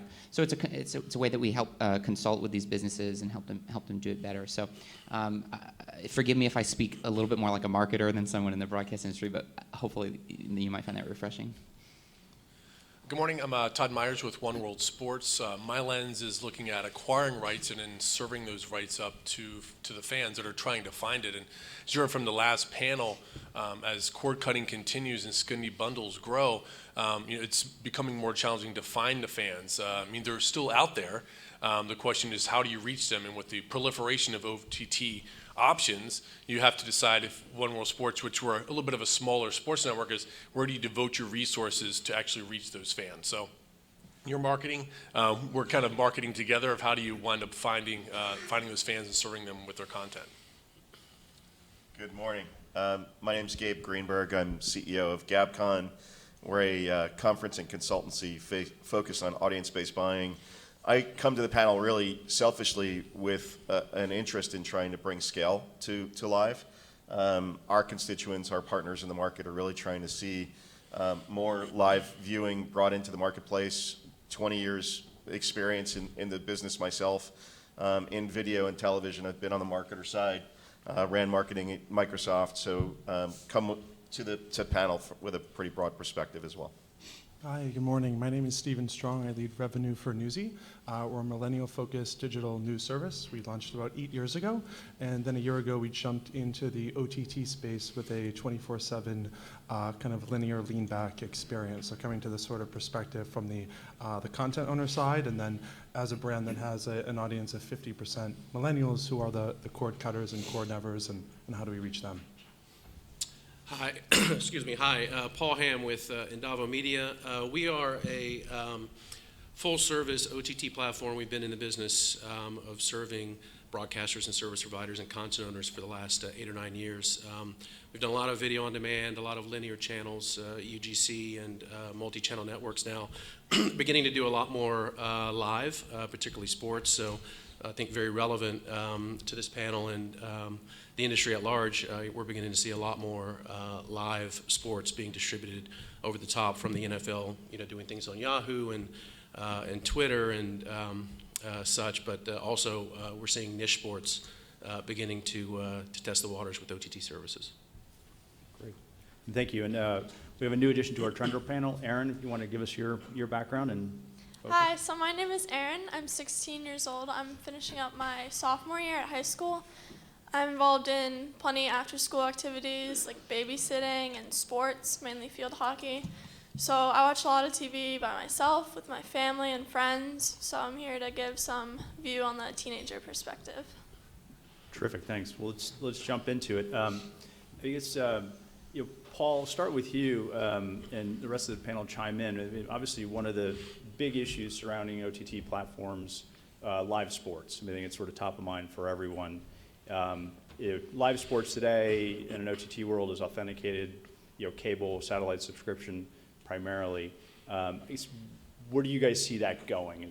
What's the big challenge to getting real live sports, if you talk about the NFL, being available on a non-authenticated basis outside of the broadcast window? It's a great question, and one that we're helping to try to figure out in real time. And so our perspective has been recently more in the area of some of the smaller sports like rugby, for instance. We've been doing, they're beginning to test the waters. They've launched a service using our platform a couple months ago, and live is a big challenge. And what we're learning is that it's one thing to have the infrastructure to distribute and monetize and wrap the services around this, but when you're dealing with live events on the field, or being brought down by satellite or whatever, there's still an awful lot of operational considerations that have to be taken into consideration, because it's not as easy as just throwing a stream up on, particularly if you're wanting to deliver a high quality of service and quality of experience at a premium level. It's still broadcast in many ways, even though the network and the distribution methods are over the top. So we're sort of living that real time now. And in the rugby example, are their marketing as a standalone service, user pay, monthly subscription based? Yeah, it's a subscription-based service being offered by USA Rugby and Rugby International. And the whole idea, of course, is that if you're a rugby fan, of course, they're trying to promote rugby in the U.S. and elsewhere. But if you're a rugby fan, there are limited ways for you to get rugby other than maybe YouTube and an occasional broadcast, a broadcast event. So OTT is a great example, a great opportunity for them to reach rugby fans, and it's a subscription-based service. You can pay by the month or year or whatever, and plus sponsored. And how do they market it? It's, rugby's a community, so they're using social media. USA Rugby, is not a huge organization. Not a lot of, mainstream marketing, but a lot of word of mouth, a lot of social. And they've done a pretty good job, just launched April 1st, and they've done a pretty good job of bringing on, subscribers in the thousands already. So they're leveraging social media. Todd, what kind of trends do you see on the sports side, and given your experience at ESPN as well? Yeah, I mean, I would agree. I mean, I think, some of this, we'll say more niche sports in this country at least, the rugbies, the crickets. I mean, soccer's growing, but still a niche sport. They're the ones that are going to definitively explore the OTT space and ultimately, I think, blaze the trail here for the NBAs and NFLs to follow back along. And, some of the rights holders are actually becoming more savvy. And, they're concerned of, like, where is technology going? How can you serve their fans? Again, it's not 25 years ago when you wanted to watch a game and you had an option of, ESPN, ABC, CBS, and a handful of channels. Now it's, are you just going direct consumer on the rugby platform? Are you on Fubo TV? Where can I find the content? And, rights holders are starting to, again, really challenge you on how you're going to distribute it. And they're no longer just happy of, hey, you're putting it up on your cable network, that's fantastic. But how are you going to reach the millennials, the cord cutters? And you need to have answers for that. But isn't the reality with regards to scale today, those sports like rugby and some of the other sports you mentioned having to pave the way because of the bandwidth issues? I mean, the fact is, if we were to try and stream the Super Bowl today, we would crash the internet, right? Yeah, well, certainly, absolutely. We should try to do that, though. We're going to see can we actually do, crash the internet? But you're exactly right. I mean, if you had a super marquee game, the internet I don't think could handle it. And I think the other piece here is that again, on a little bit of a limb, but the rugbies and the crickets of the world, big time massive broadcasters like ESPN and Fox. Like, they spent a ton of their budgets on the NFL and on NBA and Major League Baseball, et cetera. So they're not able to really pay USA Rugby what they're probably worth. So they need to figure out how to fund everything they're doing. And one way is going to their own community and saying, hey, we're going to offer you all this content, but you got to pay to watch it. And to your point of, like, they want it to be high quality. It's one thing to watch, a cat batting a ball on YouTube and it's grainy, terrible quality. But the second you make someone pay for the content, they expect it to look just like it did if it was coming through their quote-unquote cable box. Yeah, so plus it's the additional experience. So if you're a rugby fan and you subscribe to this, not only are you getting the live streams, but you're getting the archives and the VOD version, and you're being able to pick your favorite teams and get notified when their game's coming up. I mean, it's a much more engaging experience that a rugby fan, if you are a rugby fan, would pay for. Well, it's the prior panelists when they talked about it being a membership. Right. Versus being just a It's subscription. a I'm not just subscribing to Netflix, which is fantastic. I'm a member. I'm with subscribing USA to the Rugby. community. Absolutely. Correct. Absolutely. Chad, how much of live social streaming is fans at sporting events versus other stuff? Well, so I have a couple thoughts. So first of all, there's two things that we're talking about here. One is sort of like crowdsourced live streaming, right? So that's basically like organic marketing. So you're seeing people use live streaming to benefit the content that you're creating, especially when your events have a live component, so a sporting event or an awards show or something of that sort. So that's sort of a separate issue. Marketing will have some control over how effective that is based on how they engage those people, et cetera. But probably the more relevant thing to discuss is how, from a brand perspective or a broadcaster perspective, you're using social live streaming. And I think the answer to that is sort of, this is what we do, is we look at this question all day long because it's different for everybody, but we address things like that quality issue. So somewhere on the spectrum, lower on the quality scale, but depending how far up, is social live streaming. So we're able to get away with lower quality content than you do with full broadcast trucks and things like that. But depending what your goals are, you may still need to make a significant investment in that production or in the marketing for that. So the type of thing that we're doing is we're looking at ways that these social live stream platforms, of which there are many and that number is growing every day, can impact what you're doing off social. So how are these driving engagement in your OTT platform? How are these driving new viewership or How are these assisting people who are already maybe watching in one spot, watching another spot that adds a social component? So just really quickly, I mean, we're talking about things like, secondary angles, backstage access, interviews that happen during commercial breaks, things like that pull people to engage with you in an even more serious way, even though they're already watching in a linear format. That's what helps bring new people into the audience, and that's what helps the people who are watching actually be engaged with what you're doing and maybe watch for a longer period of time and that sort of thing. So those are the types of questions. When you say social live streaming, you're talking about Periscope, Meerkat, Yeah, so Facebook Live, that type Live. of stuff, So right? So specifically, what we're most interested this year in is Facebook Live. I mean, there's once they got into that space, the game was really over, right? I mean, it's just based on their user base, not quality of product, not anything, just user adoption. I mean, there's really no way to compete with it. Twitter doesn't come close. There are far superior products out there. YouTube's product is much better, but that doesn't matter. But how are you monetizing on Facebook Live? I mean, that's a big question. I mean, Sure. and it's also one of the topics here on the agenda pieces. Because I'm intrigued. Facebook, I agree with you, massive audience and scale. Yeah. But so I think that you have to look at it as a part of the bigger component. So either as a marketing, you might put it under your marketing budget if you're using it to drive traffic to your OTT product that you've monetized, right? So, for example, you might do like a pre-show broadcast where for 2 hours before your broadcast in your OTT platform, you get people really engaged and interested. And so there's no monetization happening on Facebook. Sometimes, though, you can do monetization on Facebook. You can easily do sponsorships. You can easily do paid content in that. Absolutely. And it's sometimes a both and. A lot of our clients that aren't in the broadcast space are better at this because they don't have another product, right? So our clients that are doing conferences and events, for example, that they are doing that on Facebook or on YouTube or something like that, and so they're monetizing it there. So I think it just depends on what your strategy is. If you're looking at it as a tool or as an end into itself, and I think there's times to do both. There's times where you're going to want to use social live streaming as the product. You have to do that because if you always use it as a tease, people will catch on to that and they just won't care. It's something you have to give them real content there. That's, in marketing terms, that's content marketing, and that's the kind of thing that you have to look at it as. It's interesting. To your point, we've been really aggressive this year on Facebook Live, and while we're on the sort of campaign trail producing this high-quality content for our linear feed, how do we leverage our staff in the field when they're at an event, Absolutely. put a camera up with minimal sort of commentary and just sort of drive our social audience to this sort of complementary experience? And it isn't a revenue play, but it's a great brand builder. Yeah, and I think the key this year is, so everybody can do that now. So the key this year is how do you do it better? So last year, the key was just, are you doing it? That's not the case anymore.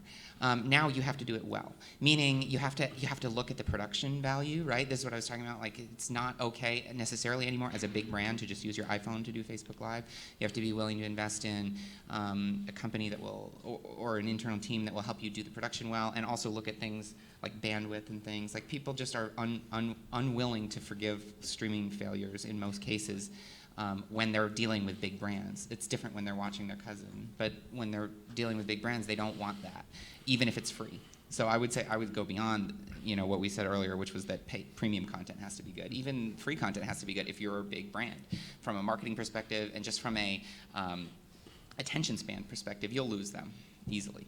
But even coming full circle back to the premium sports and the sports community and building all of that and engaging, the whole idea of letting fans actually contribute content. Fans want to see other fans, right? They are Absolutely. a community. So giving them the platform, allowing them to use the platform is an excellent marketing tool to help build that community, and using live streaming as well as on-demand video is a great way to allow them to contribute to the entire community as well. And that's it just the key. builds. That's right. That's the key. I mean, that's what we're encouraging our clients to do is just look at this holistically. How does this piece fit with all the other pieces? And that's the fan experience or the viewer experience. This is just one small part of it.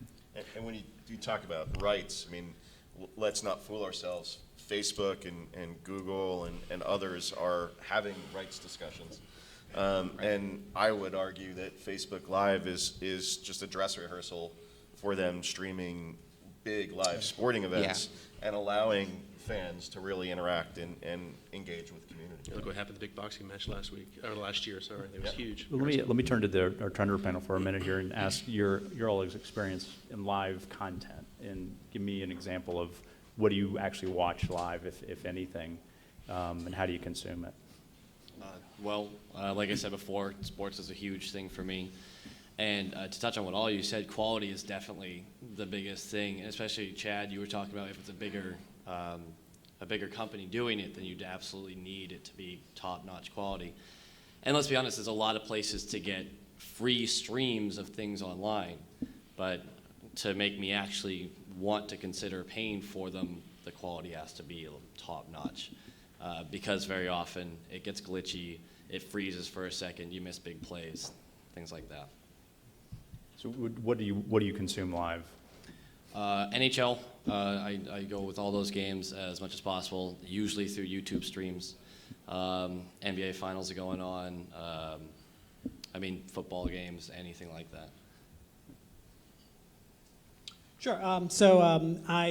One of my favorite shows is The Flash on CW11, and I use social apps like Television Time, and I use Viggle in order to sort of communicate. I'm always sort of multitasking while watching television, but reality-based shows like stuff on Bravo, like Top Chef, I want to know who the winner is at that moment in time. I don't want to actually see it 2 or 3 hours later when I'm looking at my social media feed and it's already sort of released who the winner is or people are commenting about it.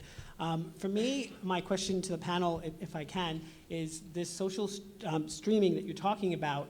I'm a little, for someone who sort of toggles between the two, I wonder if is it a sole resource that you want individuals to go to, or is it an add-on? Is it something like, for example, what I'm doing with my social TV apps, is it something that I can sort of multitask and sort of toggle between the two? I think we're viewing it sort of as an add-on. It isn't sort of standalone, and our focus really is on OTT. So how do we sort of bring people in through these social channels so they can reshare, sort of interact, and then kind of pull them back into our bigger platforms? I think these social live stream over time to add OTT-like features. They're already working on this. So maybe eventually it's a destination unto itself. To the monetization point, maybe Facebook will make that easier. I know they're going to make that easier. They're working on it, and so maybe at that point, then it becomes like a sole destination. But now it's a way to better your experience. It's back to that earlier point. It's a dress rehearsal. Yeah. It's an add-on today, but they plan for it to be a destination. Erin, experience with live? So live shows that I would watch would be sports, so NHL, and any show, like Savio said, that I would want to know what's going on right when it happens would be American Idol is one of my favorite shows, so that's on Fox. Yeah, and so, and then the news is also always on at night. My dad likes to watch that, so that's on television. That's also Fox 2 is usually what we go to. It's a good segue, Stephen, in the news business, something Sure. that is highly perishable. I guess how do you guys approach it in an OTT context? Given you guys, I think you started off as more web-based. Yeah. Talk a little bit about that. Yeah, so basically the crux of our content offering is we do about 1,500 short form clips per month. So all of the content we're producing is about 3 to 4 minutes or less. So what we're doing for the linear experience is basically creating a news wheel. So it's a 60-minute wheel with blocks, and throughout the day we're sort of refreshing that. So we're not looking to compete with folks like CNN or all the folks who are doing live news, but sort of this lean back experience where you can come in the morning or evening, people spend about 25 minutes with the service, kind of get caught up for the day, and then move on to something else. And you're all competing in the millennial space. Yeah. Millennial space, which is it's challenged given the sort of lack of perceived interest in traditionally in news for that Yeah. demographic, and then competing against real millennial focused services like a Vice or a BuzzFeed. Sure. I guess talk a little bit about how do you approach that market? What are the big challenges? Maybe how you guys are trying to get over them. There are a number of challenges. I think brand awareness is a big thing that we're sort of spending a lot of money to overcome. All of our sort of talent and journalists are millennials, so everything is through that millennial lens. And I think the other challenge is millennials as a whole, like lots of other groups, don't want to watch ads. So how do we overcome that traditional 30-second ad experience? So dabbling now in the native content space where we can work with brands and agencies and sort of kind of tell a story instead of an ad that sort of still feels authentic. And maybe this is a throw-out question for a lot of the panel, but Gabe, in terms of standards and viewability, et cetera, how does that dovetail into ultimately making money at these businesses? I mean, these all sound great. We're offering all these great services and content over the top. A lot of people watch and consume, but like, how is this a business? Sure. I mean, one of the challenges the industry faces today is technical standards that scale so that both platforms and providers can work together to provide scale to the market. There are a number of groups working on those standards. I don't think viewability comes into play here as much. I mean, we're talking about OTT platforms. TV doesn't have a viewability problem, right? There isn't ad fraud and bots in a TV screen, thankfully. So, we're fortunate in the TV world to not have to deal with ad fraud and viewability issues. But we are absolutely tackling the standards as an industry, and those are being solved as we speak. I think one of the sort of challenges to build off that is not viewability, but reporting in the OTT space. That's an issue. As it sort of straddles television, using Nielsen metrics, how are you bringing in reporting to kind of take the dollars away from TV and provide that baseline of reporting? Are there people making progress on that? In like a ComScore or RentTrack? I think there's a number of companies. I think there are challenges in sort of what's the common standards. We work with different demand partners. They want to work with sort of different reporting companies, which is challenging. Yeah.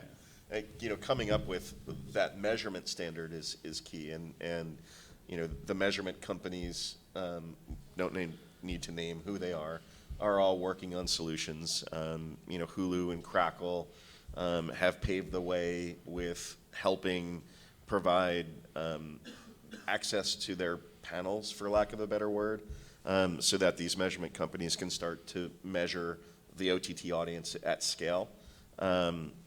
Or at relative scale with Crackle and Hulu. I should be careful to say at scale, because it's not scale in the true sense of TV, but we're getting there. And there is still a lot of work to be done, because there are different companies looking at it and taking different approaches. And I think the industry needs to come together and align on a direction with regards to the standard for measurement. Because without it, we have the issues you're mentioning, which is, we don't have the gold standard, right? Mm-hmm. And so if one media company or vendor wants to measure one way and another wants to measure the other, they're not apples to apples comparisons, and that opens up all kinds of issues. Yeah, there's money left on the table, and we're not sort of optimizing and taking advantage of the supply we're building. That's right. So maybe I'll turn to the trenders on the issue of paying for content. I guess what the trade-offs of having a heavy ad load of the content you watch and having it available for free, or paying a subscription, or paying some premium to have the ads stripped out and be able to watch on demand anytime. I mean, where would you come out on the stuff that you watch the most? Well, I don't really, with the stuff I watch the most being usually sports broadcasts and such, I don't mind the ads as much. I mean, they're going to be put in regardless. But that being said, again, the quality has to be very high on it. And if the ads ever became something where it interrupted the actual flow of the game, things of that nature, then I'd be very much willing to pay to make sure that isn't the result. But again, as long as the quality's high and the ads aren't actually messing with the game itself, I'd be totally fine with having them. I'm more comfortable with the subscription model. I feel like for myself, I get my money's worth just depending upon sort of my schedule and how I sort of consume the media. For me, what I think is very interesting about OTT is the fact that versus traditional media is that with traditional media, you have a singular lens. They show you exactly what content they want to show you, whereas with OTT, I think there's room for improvement and growth because you can actually look at analytics and look at trends and actually funnel that information and sort of give people more relevant information versus that's why I toggle so much, is because I find that I often get bored with traditional and I go with streaming because it offers me more of a layered sort of viewpoint. So I don't pay for the cable subscription that we have since I live with my parents.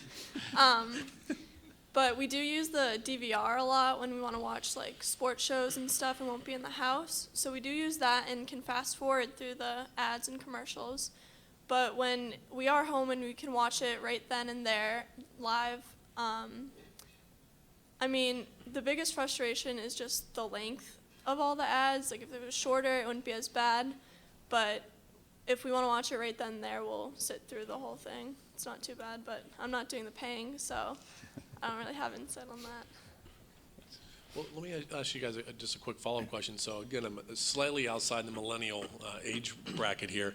But like I find when you come to commercial breaks, whatever show I'm watching, whether it's a live sporting event, et cetera, it actually gives me a chance to further dive into Facebook or Twitter or whatever I'm doing for that 2 or 3 minute break. And then you still do it during the live event, but you can have a little bit, all right, I mean, in essence, no offense, I'm not paying attention to this Pepsi ad.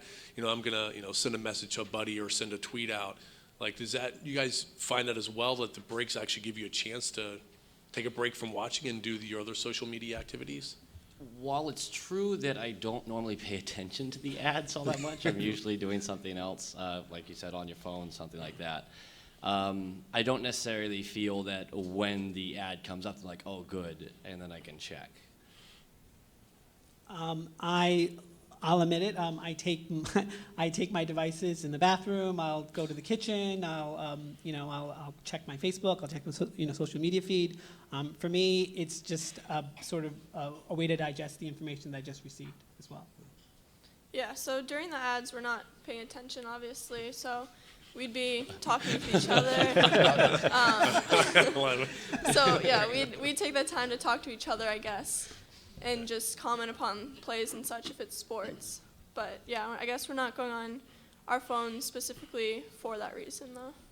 What could marketers do to make the ad experience more relevant so that you would pay attention? I mean, it's pretty clear that the three of you said generally not, right? So I can't help but ask that question. I mean, I often find that the ads are repetitious, and I often also find that they're not relevant to exactly what I'm watching. So if it was sports related, give me some content that's sort of relating to sports. Or if it's sort of reality or competition based, give me something that's more interesting in that regard. It's often far left field for me. That's so true. And the commercials are long, like she said. Let's talk about car commercials. Good Lord, they're the same thing every time, and you just don't even see them anymore. So I think this is what's going to be exciting about social live streaming video is that same hyper-targeted advertising that you see other places on social will come to pre-roll or mid-roll. And that's going to be really powerful. It's sort of happening. When you watch videos on YouTube, I'm sure you notice how much better targeted the ads are to your interests and to the other videos you watch. Sort of thing. YouTube's really good at that. By the way, YouTube also now has the choice, right? Ads or no ads. So that's where social live streaming will go. But that'll be really interesting to see. Obviously, no one has more ad targeting data in the world than Facebook. So when they decide to do pre-roll, I think that problem will mostly go away, and that's another reason why they'll kind of corner that market immediately. It's interesting sort of being in the millennial space and targeting, and I think obviously the assumption is people aren't paying attention to ads.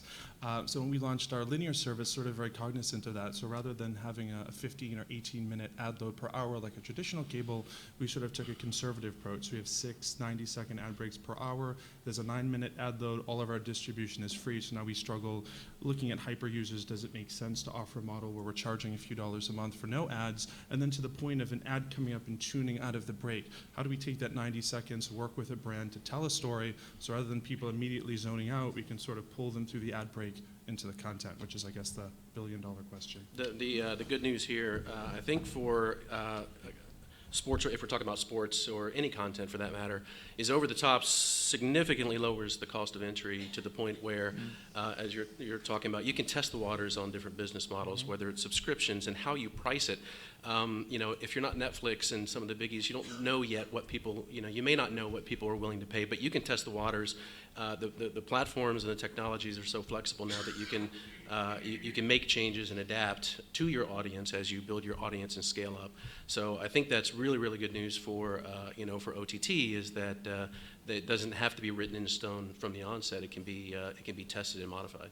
I think it's really interesting, really quick, too. You have a lot of these traditional broadcasters who have massive cable distribution. As they shift to OTT, a lot of those sort of contracts are very limiting to what they can do on OTT. Yeah. So it's sort of interesting being in a digital-first company and be able to sort of experiment, sort of bound by the traditional distribution model. The other great news about the OTT platforms is you have ACR technology built into more and more of these OTT devices, which allow us to get more and more information about viewership and to allow for a more targeted experience like the YouTube and other digital environments, unlike other TV experiences. So. Well, I mean, if I can just interject, you know, what I find fascinating is that when I go on Netflix, you know, it'll do some cute things like Savio cerebral picks because it knows I'm watching a lot of documentaries that are sort of cerebral, sort of, you know, focused. Or if I'm going shopping, I see banner ads. What's great about OTT is the fact that you can, it's the internet, so you can actually gain and sort of cull information based upon user habits and personalize that you know, that ad experience for me. That's right. Yep. One last question for me for the panel, and we'll open it up for Q&A from the audience. Obviously, a lot of players in the OTT space, live and on demand, big and small. Todd, do you see, you know, M&A combinations and, you know, taking place? Like, what would be a huge deal in the OTT live space? I'm sorry, so just like consolidation. Yeah, well, I mean, I think, you know, we're probably ultimately going to see this across the board, and I was intrigued to see that, you know, Sling is now joined on to Apple TV. So again, pseudo consolidation, right? I mean, Apple TV was going to offer, you know, a standalone service, and it appears that they backed away from that and said, hey, let's just go with what Dish has already made. You know, again, I think realistically, like, all these OTT, you know, services aren't going to stand the test of time. Either they're going to merge together, two small players get together to become a little bit bigger, or some are just going to disappear because, so at the end of the day, they have to pay licensing fees to networks, et cetera, and the margins are going to be tight, whether you're a skinny bundle or something else. I just don't think they're all going to last. And with Hulu entering the fray, I mean, that's going to be a pretty powerful offering because because they have ESPN, Disney channels, you know, CBS, I think, is going to join. I mean, they're going to have an incredible offering out of the gate that some of the other guys just aren't going to, they're just not going to find the margins to continue on. Well, it's interesting. There were some rumors last week that sort of Apple was sort of looking at acquiring Netflix, and obviously something like that would just be quite a game changer. It's really just all about the content. Like, if you want to watch a certain show, whoever has that show is, you know, that's how the decisions are made. So it's just going to depend how I think rights are acquired more than Content is still king. Yeah, that's right. Yeah. With that, we'll open up to questions from the audience. Raise your hand. We'll get you a microphone. Kurt? Hi, I'm Kurt Mickle. I'm with NeoQuest Technologies. One of the things that I've heard about live broadcast and is called a big problem, and I'm curious if it is the delay or the hand-waving latency. How long it takes for something that's coming over the top for you to see that versus if you were watching on TV or if you were in the stadium itself. And I'm curious, actually from the Trender panel, is that a really big problem for you if you're watching live? And from the folks over here, I'd like to hear your opinions too. Well, now more than ever, definitely. There's all these apps and everything that you can get signals sent to your phone about who scored in what game or what major things are happening. So especially for sports, I have to put my phone down during NHL games because I will get live updates before I actually see it in the stream. And that can end up being a kind of a nuisance.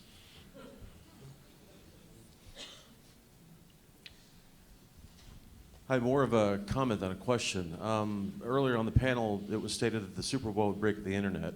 Last year, NBC streamed it, and 3 million people watched. The year before, my company did it, and 1.7 million people watched. 40% of the U.S. population, or U.S. connected population, watches Netflix on a regular basis. So we can't break the internet. One of the big challenges that we're going to face is with 4K content because of the orders of magnitude that it forces us to deliver content at. So I didn't want the audience to think streaming the Super Bowl would break the internet. That's not true. In fact, I would argue that this coming year, you'll probably see more than 5 million people watch the stream. So it's still a challenge, but we haven't broken the internet. The Super Bowl will not break the internet. If 100 million people streamed the show, the internet would absolutely crash, without question. We're not there yet. And that's it. We can't be. It's not a black or white thing. It's not absolute. We're not going to see a sea change from year to year. It's going to happen over time. The technology will adapt. We're not going to break the internet.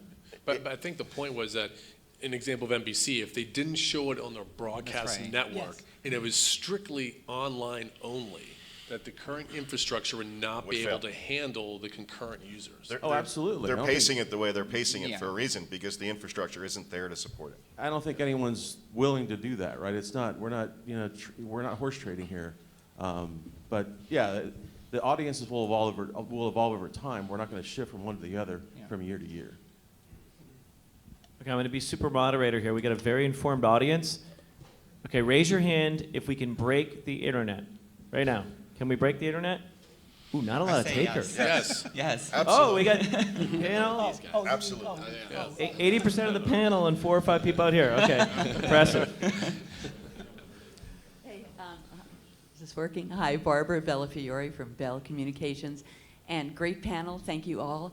The panelists all talked about how do we come up with a good business model, and usually in media, we're grateful to advertising for having brought us media, but we also, as consumers, are usually annoyed by it. So I'd like to ask the trenders a question about advertising. Do you put up with it? Have you ever responded to an ad? Do you hate it? Do you love it? Has anyone gotten you the right ad at the right time that you felt really good about? I mean, I'm quite honestly, I fast forward. I mean, I do something else. You know, when an ad appears, rarely do I find that the ad targets either the time of day or my emotion or something that I'm trying to sort of think that's, you know, like a new product in the industry. For me, it's a nuisance. Yeah, if I can, I try to avoid the ads. Ad blocks, things like that for streaming you can still do. It's very, very, very rare that I'll actually follow an ad too. Actually clicking on it is like taboo for me. Yeah, so some ads are, I mean, can be entertaining, I guess, so I'll sit through those ones and just kind of, they're funny, but mostly it's just, I would rather not watch them. Yeah. But if you're watching rugby, somehow you get in the mood to drink a Guinness beer. I don't know why that is. I'm kind of always in the mood, so that's I think the thing to watch is, so Twitter actually just launched in a limited fashion pre-roll on certain video content on Twitter with select broadcast partners. So I think to watch that and then see how Facebook responds and see how those get better over time, that will be the future of how ads or video ads are targeted, and that will come to live very shortly after it appears on the social video content. Mm. Yeah. We're not giving advertisers a good value for their money. Yeah, I think targeting fixes that. They don't have to hate them if they get the right ones.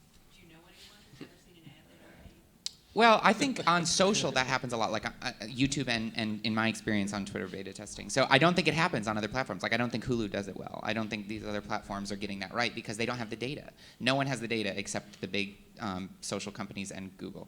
So it's there. It's without the data, I don't know how you do it. Okay, we want to get time for a couple more quick questions here. Yeah, so I have a question for the trenders around quality. So you guys said that, you know, when it buffers and stuff like that, I can understand how that could be an issue. Do you ever then, you know, communicate that back to the services, or do you just leave them? honestly, I don't communicate it back. I communicate a lot of brands, from cars to planes, but I don't really communicate about my content, video content. Yeah, I would never go to the server and complain to them, but that's just me. So then, do you guys know how much sharing you're getting from that? You know how much that's affecting your current viewers? Poor quality, you mean? I mean, we don't have a strong sense. Some of our viewers are very fiery, so we actually have a very strong sort of feedback stream. If one of our stream goes down, someone doesn't like a story, so a lot of feedback. But the challenge is sort of how do you quantify that into an impact of audience, and we don't have the answer for that yet. It is tough. So we provide technical support and user support for some of our stuff, and it is amazing how seldom users will call in on an OTT service, but it happens. It certainly happens. More credit card problems and stuff like that than user experience problems, but that's a challenge for sure. I think the exception to that is social, where people are very ready and willing to complain about things. So when you're doing social video, I think there's plenty more feedback than you're looking for. We have time for one more question here. Hi, I'm Bill Winotka with Level 3 Communications. Actually, a comment and a question. The first comment is, if anybody has not watched the Association of Surfing Professionals, they've rebranded their app. It's the WCT World Championship Tour. They have a sport that has a ton of downtime in it. If you think about sitting around waiting for waves and waiting for heats to start, and they've started to really encourage their advertisers to put entertaining and artful branding ads in there. And it's definitely worth taking a look at. Somebody asked if there was an example of ads that are actually entertaining, and I think that's one, and it's key to their success and the growing audience they've got. The second question, and probably the last question here, is virtual reality didn't seem to come up on the panel, and I will tell you, having been at NAB this year, there was a great debate there, and it has to do with are we looking for a better immersive 360 experience, or are we looking for augmented reality in addition to our live entertainment that will allow for social media? I guess the question to the trenders is, do you want tighter integration of social media with your live sports content? Would that make it more compelling, and would that immerse you deeper in that content? Absolutely. I honestly love being able to see everyone's opinions about what's going on. And sports fans, of course, are some of the most fiery people and ready to defend their favorite player to the death. And it's a lot of fun when you see the two sides, two fan bases opposing each other. You get to see everyone's comments on the games, the arguments, and I really enjoy that aspect. I think a more immersive VR experience would be great, but I actually look at it as more singular. I often like to invite friends to my house and I entertain, and I don't know how connected we would be watching content that way if we're all watching, if we all have glasses on our heads. Aaron, last word, Aaron. No pressure. I'm not usually on social media for sports events. That's when I would just watch TV with whoever I'm with, friends or family. So I wouldn't be going on my phone at that time or during breaks or whatever to be looking up things when we could just be talking about it together. Okay, that's all the time we have. I want to thank our moderator, Peter, and our panelists. Our trenders, thank you. So, William, great segue, because our next session, hosted by the ITV doctor right here, Rick, is going to be about advanced user experiences, all that fun stuff, right? The floor is yours. Thank you, thank you, thank you.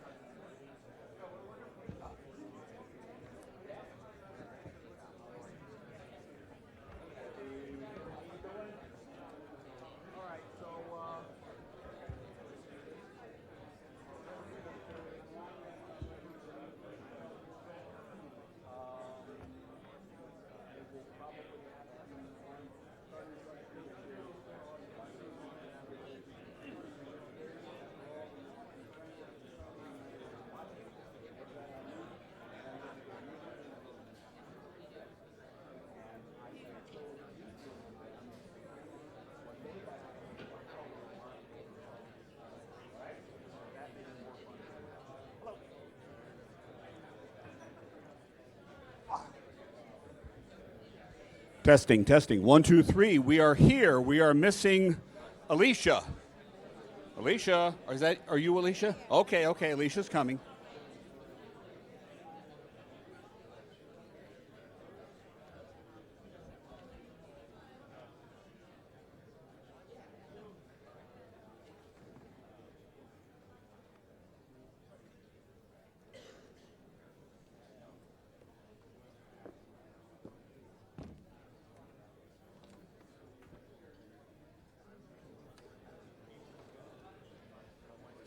If you could all take your seats, we're going to get started.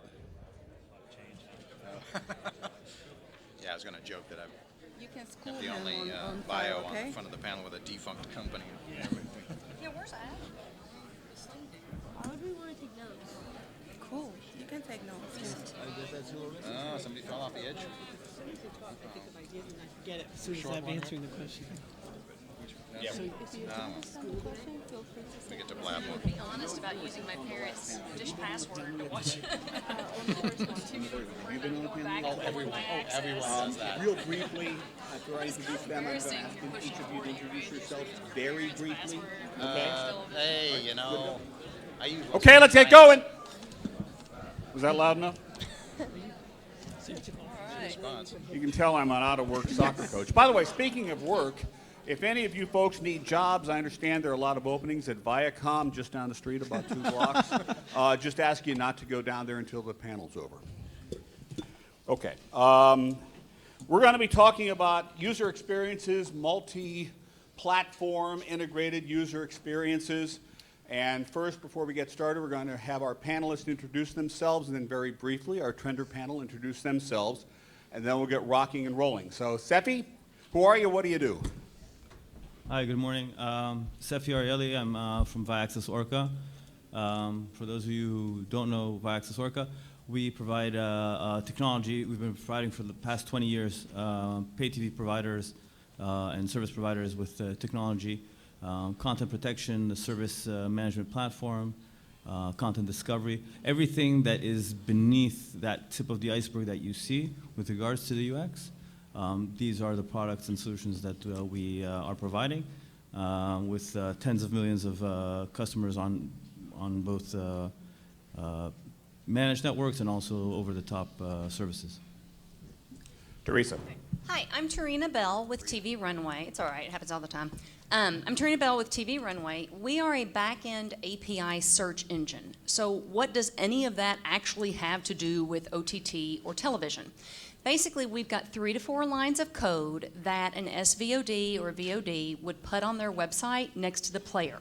Once that code is there, anything on the video, these folks that are just regularly watching TV on their computer or their tablet can click on pretty much anything, and we will search over 300 retailers to show them while they're watching where that can be bought or where the closest thing to it can be bought. We don't tag, we don't edit, we don't touch the original video at all. They don't have to download anything. There's no second screen. It's simply you're already watching what you want, where you're already watching it. You see something you'd like to buy, and you click on it. Stephen? Go for it. Thanks. I was going to let her keep talking. That sounded pretty good, actually. I'm Stephen Johnson. I run an independent design consultancy called Coach Media, but that's not, I think, why Brian got me. I've been joined at the hip with the major evil empires of satellite and cable for about 20 years, mostly Time Warner Cable, who I have come to bury, not see praised. But mostly working on all their UI and UX for set-top box, CE devices, not really VR yet. I don't think they're going to get into that. And most recently working on the latest in so-called advanced advertising, if the acronyms EBIF or ADVIF mean anything to you. I'm working on the latest version of that. Chad? Yeah, Chad Donovan, good morning. Closer to the mic. I'm with CSG International. We, similar to Stephen here, have predominantly come out of the cable space focused on billing and customer care applications. About 7 years ago, we incubated really a part of our company that focused on SVOD, TVOD, EST applications and consumer experiences with the focus on how to monetize a lot of the content distribution across those new platforms. So today we're supporting consumer experiences across 25 platforms and helping monetize content across those platforms as as content providers look to extend their consumer relationships. Thank you. Alicia, introduce yourself very briefly. Hi, I'm Alicia Perez. I represent the Hispanic market. I'm a mom of 2. I'm active on social media and also streaming. Sean? Hi, I'm Sean. I like to watch history on Hulu and movies on Netflix. Cool. Savio? Hi, my name is Savio. I live in Westchester. I'm single, and I straddle the line between traditional and OTT. Very good. Okay, now, we're going to talk about the user experience that we need to create and whether or not it even makes sense to have a user experience that's integrated across platforms, which sounds an awful lot like branding to me. But Seppi, tell me, why do you think it's important that we have a user experience that's the same, integrated across platforms, or is it? I think the more fragmented the market has become in terms of the devices and the diversity of users, the harder it is for a service to actually create a relationship and maintain it with consumers. As a consumer scrolls through different services, they may actually find overlaps in content, as was discussed in previous panels. So in order it is to some extent a branding issue in the sense that as a user, apart from content, the ease of use, the convenience, the searchability that was mentioned before, all of that is what I can associate with my service provider. And all that can only come when there is a holistic approach to the user experience as opposed to a piecemeal user experience. Okay, Trina, do you agree with that? Yes and no. I think that it's important how we define integrated versus consistent. And then 2, it goes back into what we're taking into the experience. But the reason why we look at an integrated experience at its core is for consistency.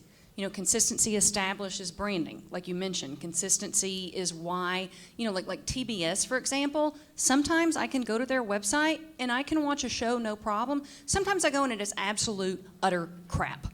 It just spins and spins and spins and spins and spins. So as a person, because I'm not getting consistency there, basically that's not going to be the first place I go. That's going to be where I go when there was nothing on Hulu, when there was nothing on like history.com, I think the young man had mentioned maybe, whenever all these other sites that are giving me a consistent experience. And even if they were consistently bad, that might be okay, because then I know I hit play and I go cook something to eat in the kitchen and then I come back and the video will have finally started. But I think that when we talk about integration, we have to separate what is actually integrated UX because we're delivering consistency, like we had mentioned, or how much of that is integrated just because of what you had said earlier, Rick, about it just being fancier and branding and flash. All right, now that's interesting. You brought in the issue of performance part of the user experience. I think most people would think the user experience as a design, the words and the music and the prettiness, and you're talking about, well, does the damn thing actually work? Well, and I'm also a technologist that has a tech startup right now. So to me, UI is the design, user interface. So with me having a tech background, I differentiate between user interface and user experience. Okay, I got that. Stephen, what do you think? What does Time Warner think? And is your user experience on Time Warner Cable, does it have to be identical to Vipul's experience on Time Warner Cable? You work together, but you're not the same people.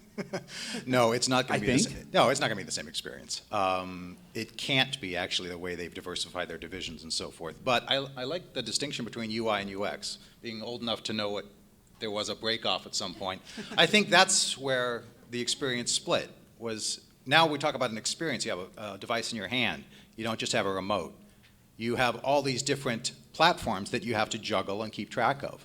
So that is what the branding and the experience comes down to. Performance is part of it, but it's also, I just want to know who this is coming from and do I have my content here? That seems to be what the Time Warner guys are most interested in. They know, you pick up a device and you say, I know it's their stuff, and I know it's the same thing I'm getting on my PC, on my set-top, and on my phone. If I can't get it, if there's some rights issue or something like that, that's where it all blows up.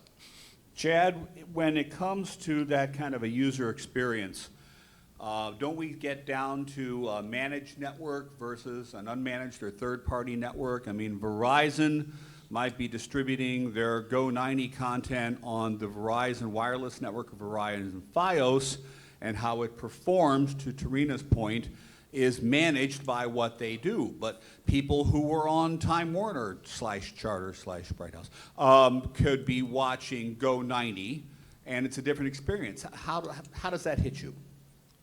I don't think consumers care what network it's traversing as long as the content's there. I mean, I go back to some conversations that happened earlier around the, what you're paying as a consumer, and I think user experience and user design comes down to stickiness as well. And so, a Comcast customer X1, it's really changed my perception of what I pay every month to my provider.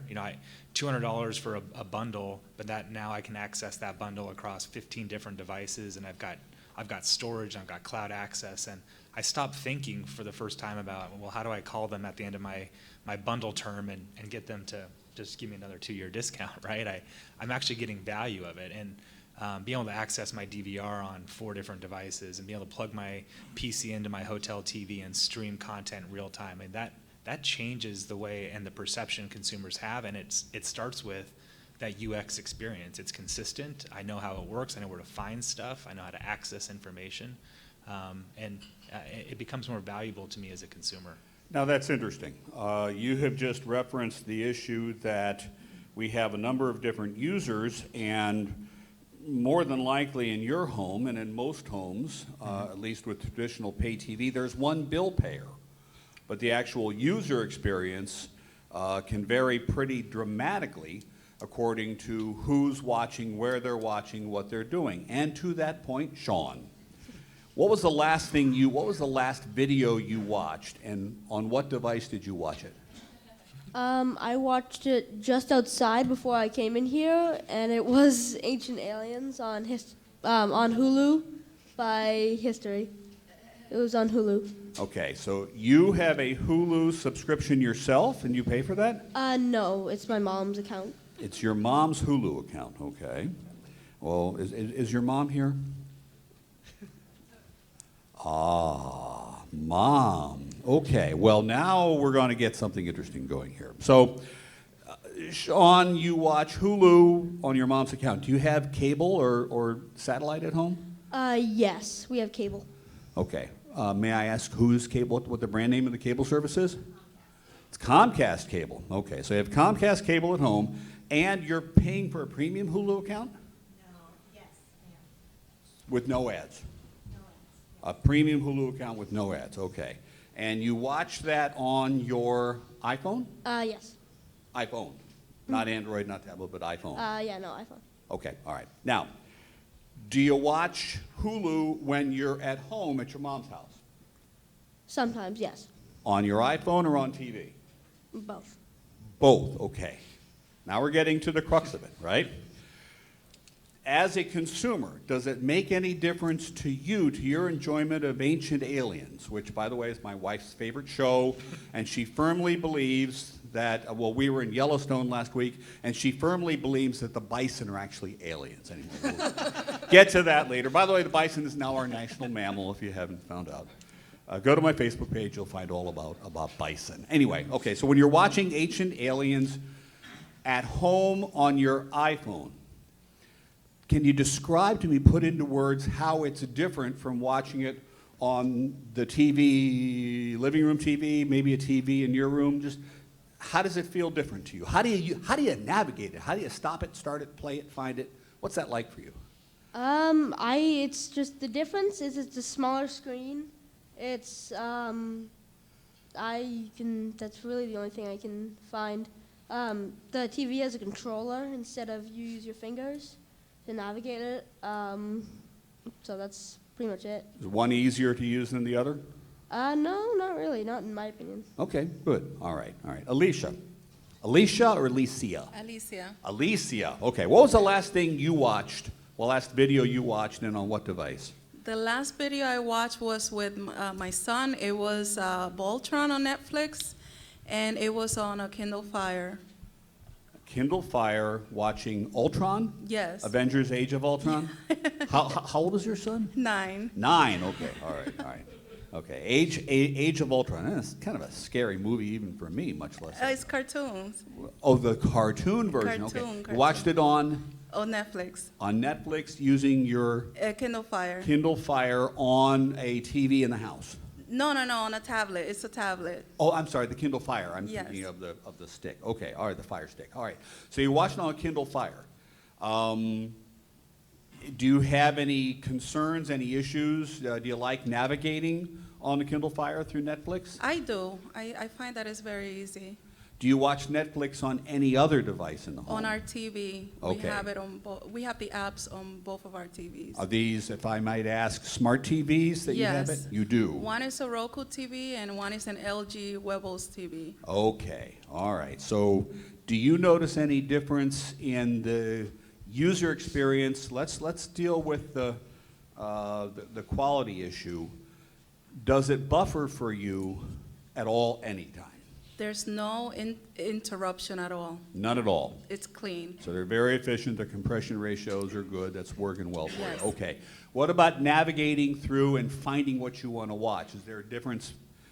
Because Netflix there can be a difference in the screen on devices, right? Sometimes there's a little bit of difficulty, but I usually find it that looking for tabs, let's say for categories, being that the tablet is smaller, the screen is smaller, sometimes I have to instead go back and back and back to reach to where I want to go. Okay. While on the TV, the only problem that I find is actually using the keyboard with the remote. That That's I a pain find in kind the of neck. difficult. Yeah, okay. So it's interesting. So you are sufficiently motivated to find what you want to watch on Netflix that, am I putting words in your mouth, that you can kind of put up with the fact that it works a little differently or a little bit harder to use on one device than another device? Is that pretty accurate? That's accurate. But I also have a Fire Stick, which makes it a lot easier. But I guess we're always on the go, so we try to watch it on the tablet instead, because we could take it with us. We don't have to like pause the show and come back to it. We can just go. Got it. All right. Savio, what was the last thing you watched on video and where did you watch it? Sure. Last night, I was out and at a friend's place. I logged into their Wi-Fi and I watched Louie on Netflix. Louie on Netflix. Okay, on Wi-Fi and on what device? Oh, iPhone. On an iPhone, on Wi-Fi in your home? No, in a friend's place. In a friend's place, okay. So definitely a third-party network, your friend's network. Was it clean? Was it working okay? It was working great.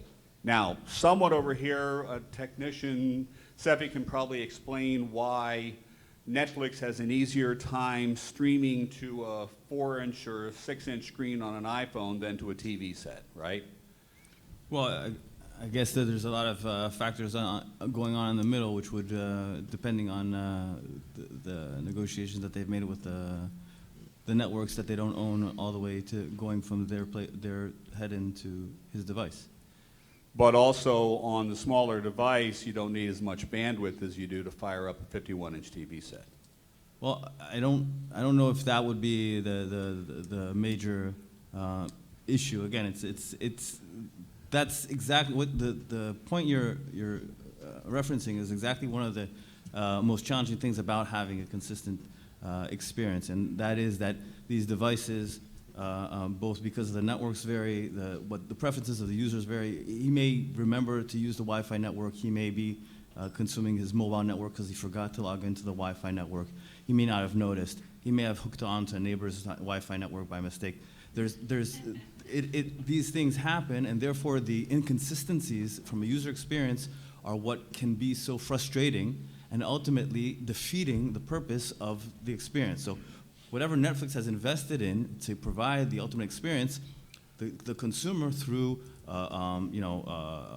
ignorance or by mistake or just by not configuring the device properly, they can ultimately impact their own user experience negatively. And so that is just one of the complications of trying to establish this quality user experience. It doesn't have to be identical on devices. It won't be, can't be. But that good quality of experience that will reflect upon the service provider so that they will continue to choose Netflix because at the end of the day, Netflix works. Okay, now let's talk about, and Stephen, I'm going to address this one to you. If you're a fan of Game of Thrones, you are going to find your Game of Thrones anywhere on any device, and you will break through walls to find it, okay? Super premium, super hot show. You're a fan, you don't care, you're going to find it, you're going to watch it. But now all of a sudden, you have an afternoon free, you're sitting on the train, you're sitting somewhere, and you want to explore. Stephen, doesn't the inconsistency of the user experience get in the way of finding new things to watch and just enjoying something other than that super fan program? Oh, sure. In fact, I would, channeling my clients, I would say what they want to do, a Time Warner or a Comcast, whoever, say, we want the end-to-end experience. We want it top down. We know you want that. We want to make sure it's consistent wherever you are. So we want to own the whole experience. Now, if you're on a train, you're trying to catch up with it, and it's an inconsistent experience, I think what you'll do then, someone brought up a point earlier about, is there an app for this? What is the brand? What would I go for? There's a Game of Thrones app, right? I'll just look for that. I'll revert to the program and find the kind of the lowest common denominator for the content I'm looking for. All right, let's ask our panel about that. We have a Netflix user, a Hulu user, and Netflix. A Netflix. Do any of you use video services other than either Netflix or Hulu?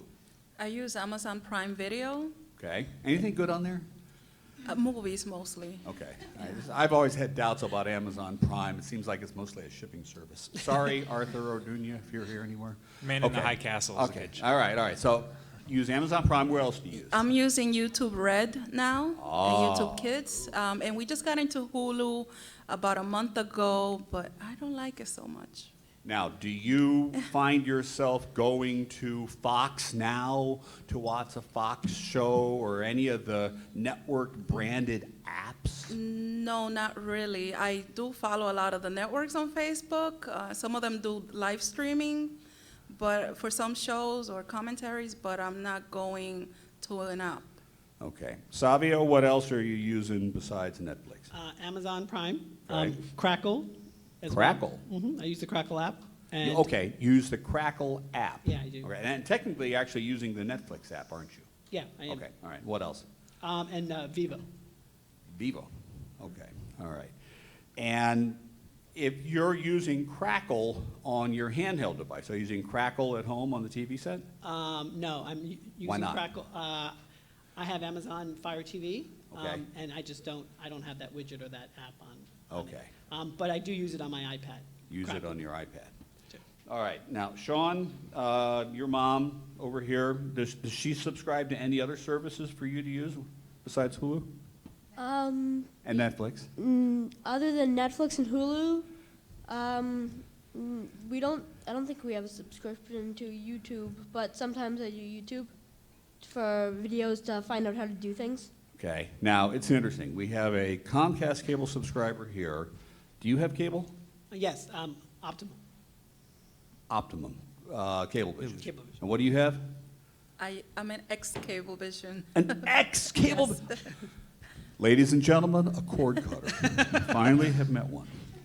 Okay. Now, Sean, do you know that you can watch almost any show that's on Comcast on your iPhone with a TV Everywhere kind of a service where you go to the Comcast app and log on and watch everything basically for free, including History Channel, by the way? No. Okay.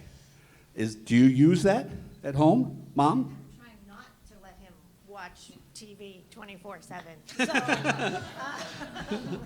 So, You're denying your child his birthright. motherhood thing is kicking in a little bit. No. Interesting. Do you use your TV Everywhere app on your devices? I do. I use the Optimum app, especially when I want to go into the kitchen. So I do live TV, and I can actually take my iPad into the kitchen. Okay, so you're moving that around. Now, here's a question to Rena.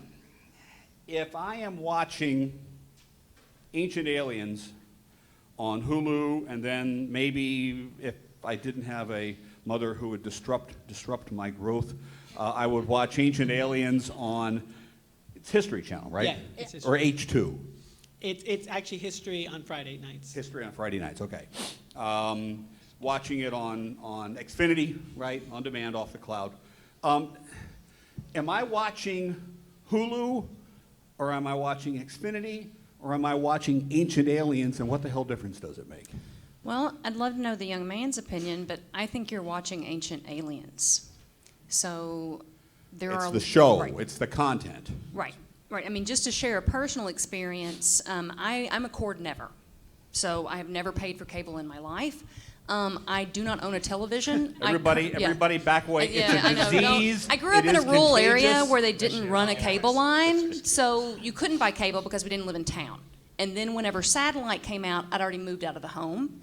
And so, you know, you're 20-something years old, you've never paid for it, why should I start now?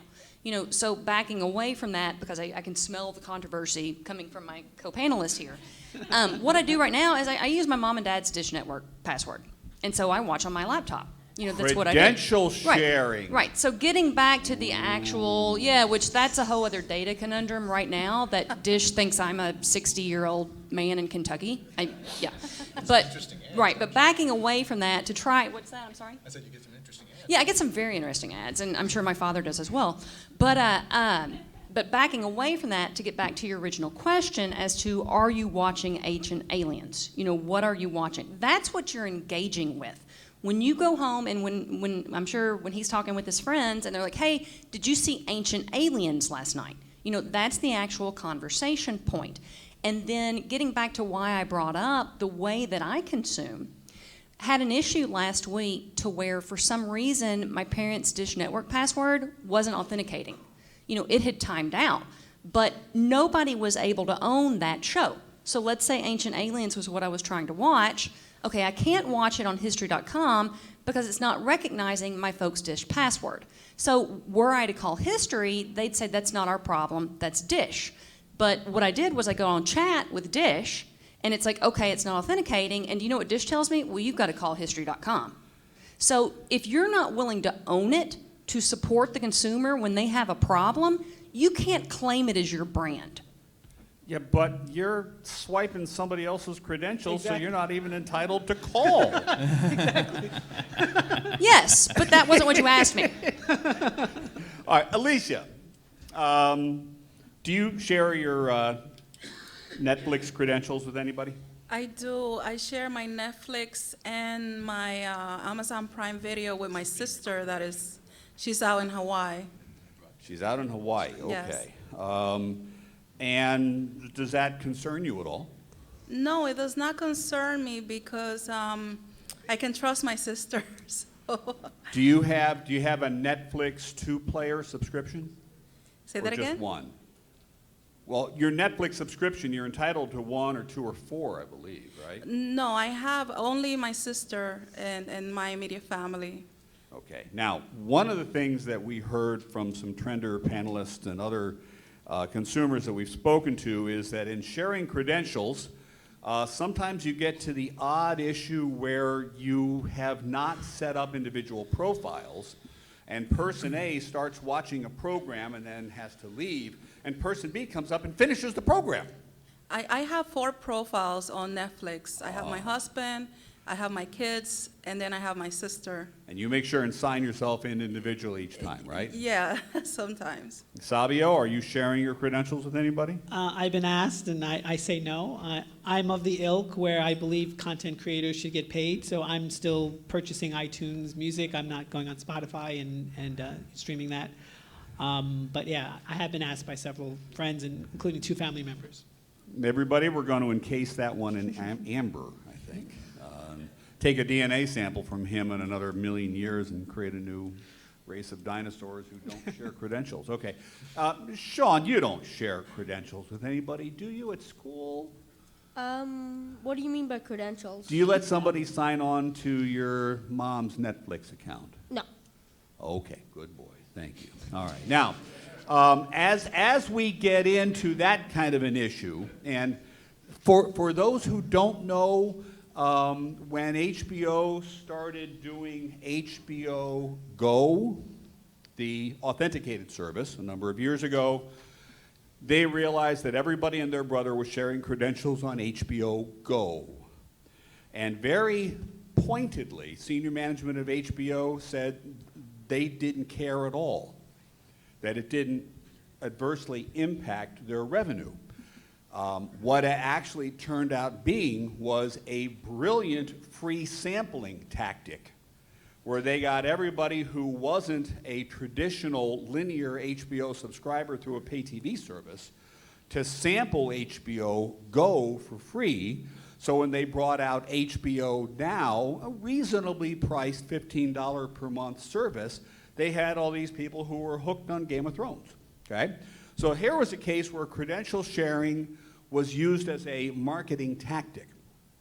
But it does get us into the issue of the user experience across platforms, and since we're all here to make a buck, does it actually make a difference to us? And I'm going to ask a friend of mine, Beth Harrison from Home Shopping Network, and Home Shopping Network is on how many different platforms? 500 or 600, I think? A lot, okay.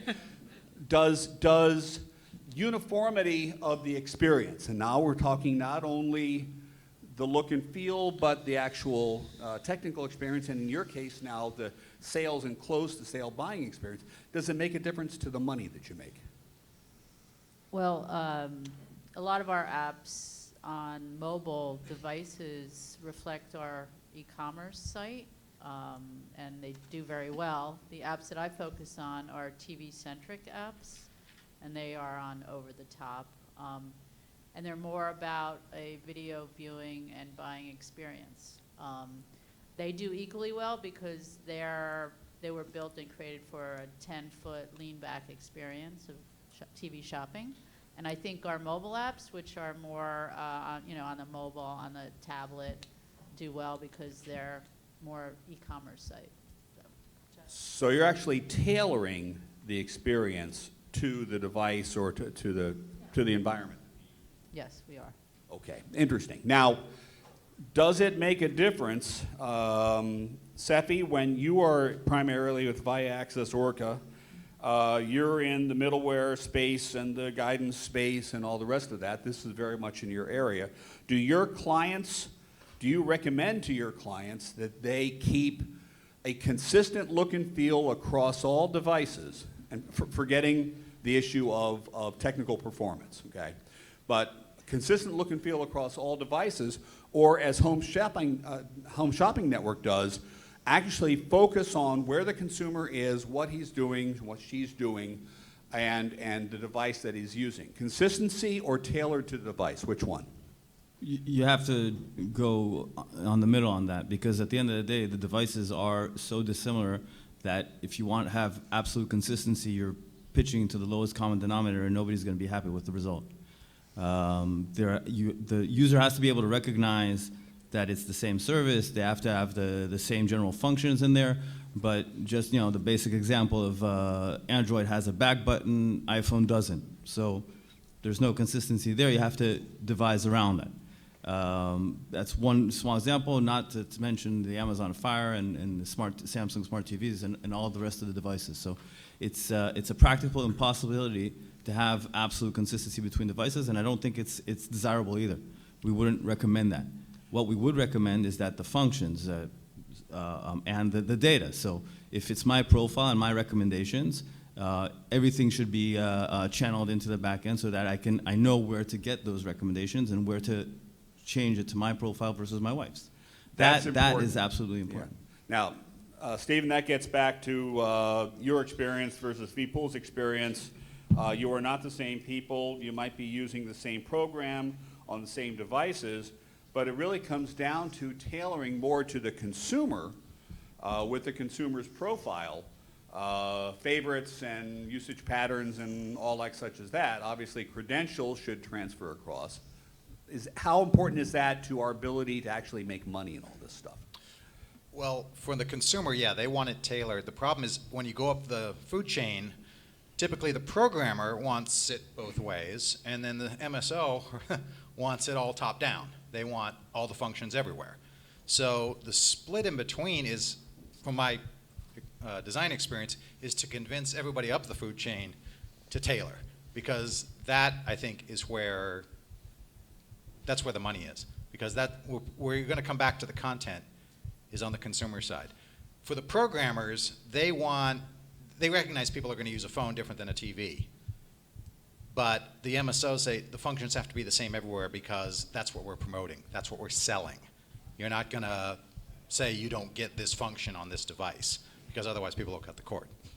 Tarina, it looks like we have three possibly conflicting points of view here. We have consumer-centric, we have content-centric. Ancient Aliens should be the same no matter what I watch it on. And we might have provider-centric that says Netflix is Netflix is Netflix is Netflix. And whether you're watching Ancient Aliens or Friends or something else, this is a Netflix experience. Which one's going to win? Now, Netflix is a large enough of a brand that something like Netflix and Hulu, they're well known enough to where if I say to any of these three people, if I go out on the street, if I go down at reception at the check-in desk right now, and I say, what did you watch last night? Now, Netflix and Hulu are big enough brands that somebody might produce that answer. However, the answer that most people are going to give you, I watched Ancient Aliens. I watched Unreal last night. You know, you don't talk about, you know, my dad being in rural Kentucky, he's probably the only person who goes, I watched The Dish. You know, most people don't do that. Most people say the name of the actual show that they watched. And so at the end of the day, we can have all these fancy ideas about who we are and what we do, but we're supply chain. They watched the show. Now, Chad, CSG does billing, does CRM. You keep track of all these people on all the devices that you're watching. You probably know more about us than you would want to admit, and it's a little terrifying to think about that.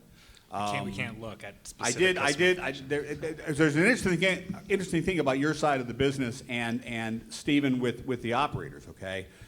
It goes back to something I was talking about with a friend last week about advanced advertising and what we know about our subscribers, okay? And fact of the matter is, if we're a pay TV operator, we've been in the subscriber's home, probably more than once. And oh, by the way, I don't think Google can say that. But anyway, if you have, Chad, your customers are primarily the service providers, and they're tracking their subscribers through all these devices. How difficult is it for you to help them keep track of all this usage everywhere?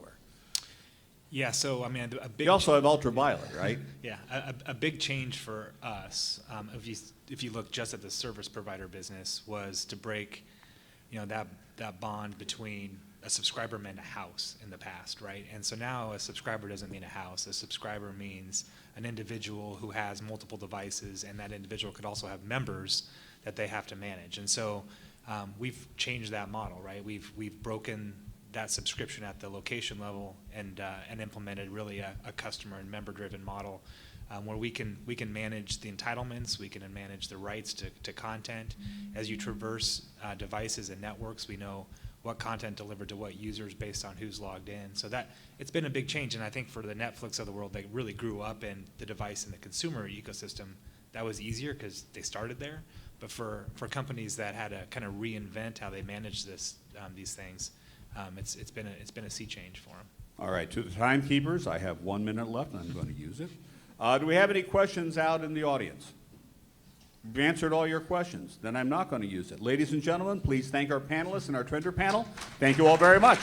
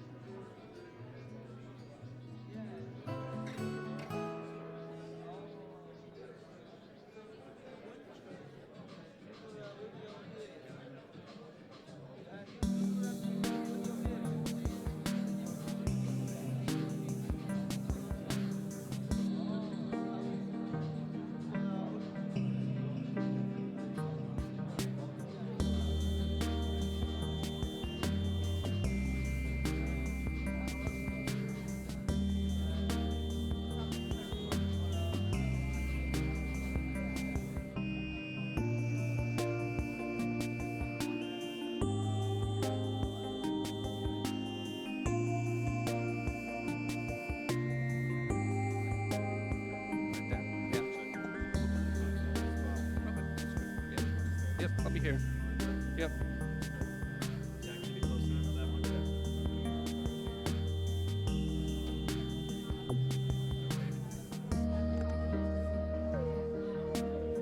The sound? Oh, yeah, that's good. Cut that. Yep.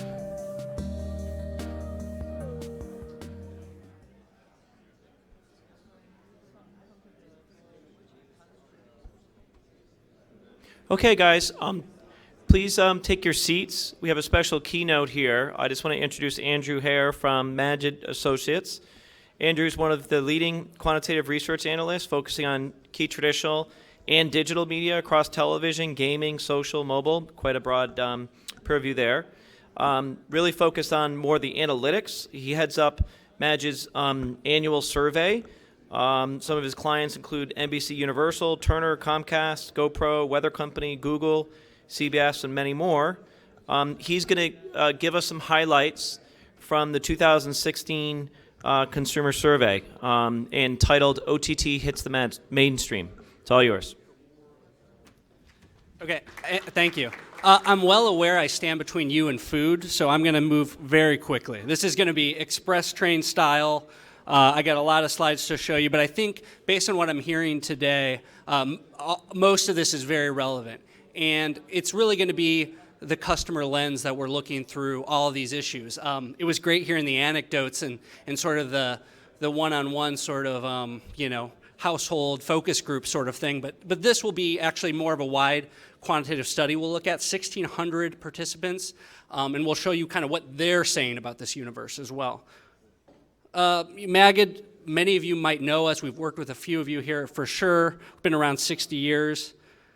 Here's some of the clients we're working in the OTT space with currently, and their fun logos. I will say on the traditional media side, no surprise, every single media company I talk to is looking at OTT heavily and already in the space, developing something or about to jump into development. So the sports thing was interesting when they were talking about it, and because I kind of had a slide that explains why OTT matters for somebody as big as NBC Universal. It essentially matters because, traditionally we've thought of niche and reach. And if you're NBC, you play in reach because that's where the money is. That's still where the money is generally, of course. But with OTT, suddenly they're able to monetize, even at a much smaller level than some of their flagship properties like the NFL. They're able to monetize towards the richness and the affinity, okay? So things like Tour de France actually has much more elasticity of price going over the top, and the rights actually are affordable. Now, throwing that on NBC, as we know, a 30-day race is not going to cut it. Nobody's going to watch, generally speaking. But there is a die-hard community of people who follow the race very, very closely. And if you looked at what they did last year, they said, let's go over the top with Tour de France coverage. Let's charge, I don't know, $30. And enormous amount, tens of thousands actually signed up for that sort of coverage. So now companies like NBC are beginning to look at all sorts of acquisitions that they may want to make or rights deals in the OTT space because on its surface, even the money they made from Tour de France, relatively small, but you start to put Thursday, Friday coverage of PGA, IndyCar, horse racing, there's some serious money to be made in the aggregate there, and it's real business. But you guys know that. So a few things that have changed lately. We heard about cord cutters. It's significant at this point. Less than half, this is the first time ever, the group under 40 is paying in excess of $80 a month for video content through their pay TV service provider. That's a gigantic deal to Comcast and a lot of the other clients we've been talking to. Big difference when you look at boomers, 60%. But even they are increasingly gravitating towards skinny bundle and alternative modes of distribution. And part of the reason, and we heard some of these anecdotes up here that corroborate a lot of this, when we ask people, again, large quantitative studies, 1,600 people matched to the census, age really 8 to 70, we ask them, where are they spending their time with video content? You look at millennials, really 20 to 40-year-olds in this country, first time ever, streaming now, just streaming alone has surpassed live television in terms of the amount of time they spend with that content. They've sort of chosen who they want to go out with in some way. It's streaming. When you start to throw EST and downloads in there, it goes even further up. Live has never been this low for any generation. 29% of all viewing for millennials is live television today. Not that live doesn't have any value, but it has much, much less value for the millennial generation. As you can see, that's a stark difference to boomers. The majority of content boomers still view is still live, but we are seeing year-to-year increases for them in the streaming OTT world as well. Now, there's some similarities as well when we talk about the generations. We ask them in terms of paid video, what matters? And we just had this last panel where they talked a lot about technical needs and desires. And frankly, across the board, convenience trumps all. And that's actually why the migration to streaming is accelerating, actually. Ease of finding something to watch. Tell me through the algorithm, Netflix. Ease of finding something specific to watch. I want to watch Ancient Aliens. Watching on my schedule, I don't even know when Ancient Aliens is on. And ability to fast forward through commercials. Don't give me ads. All of these things sort of explain the $44 billion market cap that Netflix today has. A couple of other things matter. And we talked about 4K for a bit. 4K, a bigger deal for millennials than other generations. When we get into tech factors like image quality, of course it matters across the board. Sound, HD, 4K, almost half of millennials say video, having the option for 4K matters. You look at the sales at Best Buy in terms of televisions, we know that this is going to be a very, very big deal really quickly. And then you move into the expectations when it comes to viewing ideals. And this is also something that is fundamentally changing the marketplace. Binge viewing. 2/3 say it's a really important deal among millennials when they watch video content or pay for it. Watching movies as soon as possible. The idea of windowing. Also radically getting changed here, again, driven heavily by millennials. Getting recommendations. We cannot underestimate that point at all. 50% of millennials say, when I think about video, when I think about paid video, recommendations are highly important. This is a generation that's been raised on Facebook, Amazon, and Netflix, and Google. You have to hit the bar of expectation. They're also expecting things like taking the service when they move, a traditional issue with the cable operators, obviously, wanting to pay in different methods, and password sharing. We just talked about that. Again, when you talk about millennials, password sharing matters. They want to be able to do it. So what's going on in SVOD in terms of the marketplace? So about 90% of the demo we looked at has pay TV still. It's been dipping. But really, the first time in the last 2 years, there's a mass market SVOD OTT market. 60% of households are subscribing to a paid video-on-demand OTT service. This was zero, essentially, 7, 8 years ago. It's now up to 60%. And in terms of the market is maturing, though. It's also really important to note this. So I'm going to show you some areas where we are seeing some growth. Basically, 60% 18 plus have a paid TV or paid SVOD OTT service. 9% say they may drop one, but 9% says they're going to add one. And when you look at it, that's going to sort of flatline in terms of the group that's in there is going to stay around 60. And we see about 4% jumping into the market who they weren't in the market previously. The short answer is that's the lowest growth we've seen in the marketplace, okay, in OTT. So for next year, it's going to move up to 64%. It's relatively small. Why? Part of the reason is because Netflix, Amazon, and a few others, HBO, dominate the space, and you know about it by now. You're either there and you're paying for it, or you're not there at all, and you have no interest in going in. The difference, though, is that we do see some opportunity when we start to look at, I'll show it here actually in a second, the growth opportunity we are seeing is more around what could exist. When we start to tell people over-the-top sort of skinny bundles, what if ESPN went OTT? Huge interest in that. When on an individual channel, network, or niche level. So there remains high interest in the marketplace, but what they're seeing now is a bunch of mass products that sort of look like pay television already. They're substitutional. So for something to come into the market and actually drive growth, it has to be basically something that makes sense for the pocketbook or be extreme niche, high affinity. Here also explains what's going on with Netflix. When you look at satisfaction, again, we've talked about this in some of the panels, but here when you see it quantified, Netflix significantly above most. Amazon's right there in terms of satisfaction. That's an incredible score. 84% are satisfied with their Netflix experience. The net promoter on that, I think, is about 50, which is an incredible net promoter score. All of those, again, explain where they are in the marketplace. But the real issue comes down to pay TV service for video or just content. 2/3 are happy. That's entirely a function of frustration, basically, with value in that ecosystem. So basically, Netflix and others have exploited that weakness that's been there traditionally. And by the way, that pay TV service number keeps going down year to year because of folks like Netflix entering into the market and setting such a high bar. So I talked a little bit about the interest in OTT from the network level. So this is, again, ESPN going over the top, for instance. 2/3 of those who are already subscribing to SVOD say they would jump into that market. And in fact, 2/3 would actually pay. 3/4 are interested, 2/3 would pay.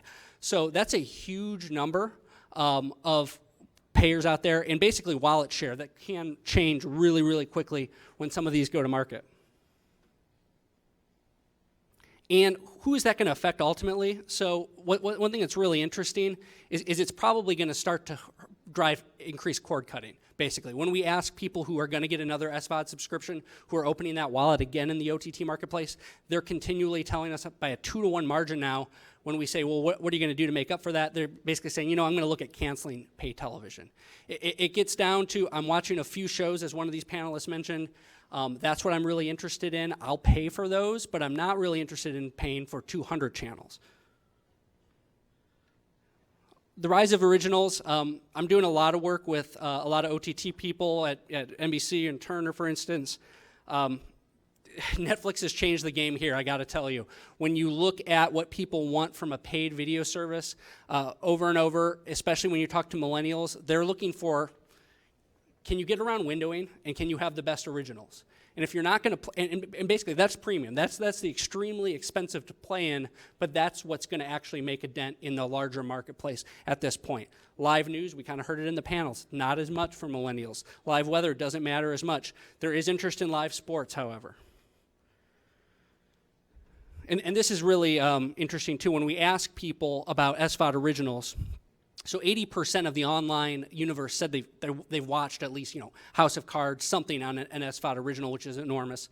But we asked them in the next 6 months intent, what are they going to watch? Increasingly, it's SVOD originals. 47% intend to watch more of those. So really changing consumer behavior there too. We know that's eating into the pay TV ecosystem. The boxes and the connectivity has changed quite a bit too recently. 74% of all folks online in our study connect to TV to the internet for streaming somehow at some point. Highest number we've ever seen. This is increasing double digits year over year. This is something where a lot of the growth is being fueled. The reason why you're in this room probably has much to do with the connectivity to the television in particular. It used to be a world where the game consoles were actually the majority way, like 3 or 4 years ago, to basically get content. Now it's become about streaming devices, all of those that are on the marketplace, as well as smart TVs, as we know. When we ask people about set-top box, what matters, increasingly, internet access matters. 60% say that. It's also HD quality. They want to have some stuff for free. They need it customized. They want to be able to control their privacy. These are all the expectations. When you start to get a 50% plus with this many things, this just shows you this is a very difficult audience to satisfy across all of these. And as a result, we ask people about what brands they actually would trust or like from a set-top box. And frankly, there's no majority across the board, actually. When we ask just people, would it be okay if you have a set-top box through this company, Samsung actually leads. A full 25% say they don't even know. No one has won. That's the short answer there. We know Roku's made a lot of strides, but no one has won at this point. We talked about VR a little bit. I want to show you some interesting data there. 38% actually have heard of VR at this point. Still, in the early innings there. 1 in 4 say they're familiar with it. Obviously, Google Cardboard and others coming out to the marketplace has helped that. But here's the thing that I think is super interesting. What do you want to watch if you have heard of it and or are familiar with it? Movies, TV, the world of video, essentially, premium video, essentially, is what people are telling us on VR that they're looking for. But then there's other things, obviously, that are coming out, travel, music videos. But again, you throw in movies, television, sports. I will say this, and I'm sure you guys know this as well, all of the major media companies, not only are they moving forward very quickly on OTT, they're moving forward very quickly in VR in some ways to try to figure out what does that look like, what are the costs, what are the delivery mechanisms. Facebook and others, obviously, very interested with the Oculus connection. And the money. 40% of households under 40 are going to acquire VR headset by 2017, according to data. There is huge interest in this. It's much beyond gaming. It is going to be video, and it's going to redefine video likely. That would be 25% of all homes by the end of 2017. This is something that should be a part of every discussion we're having today. What does the VR rollout look like? And frankly, consumers don't know. They've seen some demos. They're pretty impressed. They want to see what's this next wave. And just a little bit, I'll open it up here to questions in a second. How I'm working with a lot of these OTT companies. This stuff is just iterate and refine every single day. From at the beginning point where you're trying to understand behavior and appetite for particular content areas and service, to price, packaging, modeling, use cases, branding, to you're already in the marketplace, but free trials, retention, and churn. Even the big guys suffer from extremely high levels of churn. There are some companies, I won't name them, that experience on a monthly basis about 50% churn. So 50% of the people who are payers churn every month. That is churn and burn to the extreme. So figuring out why they're churning, how much of that is related to product, marketing, distribution, or tech. Very critical.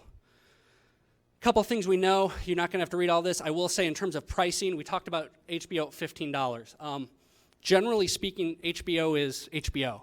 So most people cannot come out to the marketplace at a $15 rate. If it's a more generic or general product that is a video paid product, we're seeing price sensitivity really between about $3 and $8 at this point. And that's why you're seeing a lot of products actually come into the marketplace at that $5.99, $6.99 mark. The need for premium, exclusive, and original, I can't state it enough. Those are very, very hard to do on a programming side, acquisition, right side. But if you don't do them, you might as well not be there because you're not going to make a dent in the marketplace.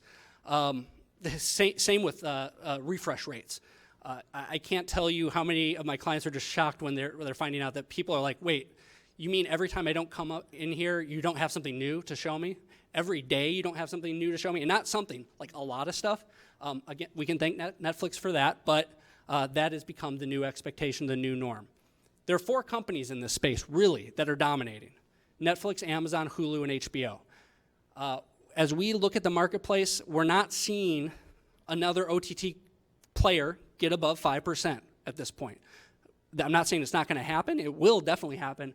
But where we're seeing a lot of the success points and the inflection is around affinity and niche, as we talked about. Not as much, it's much more the WWE use case than who's going to come onto this space and really, NBC makes a ton of money with the general product. It's not there yet. It could be though, because of the streaming I showed you, how the behaviors have changed, where the eyeballs have migrated.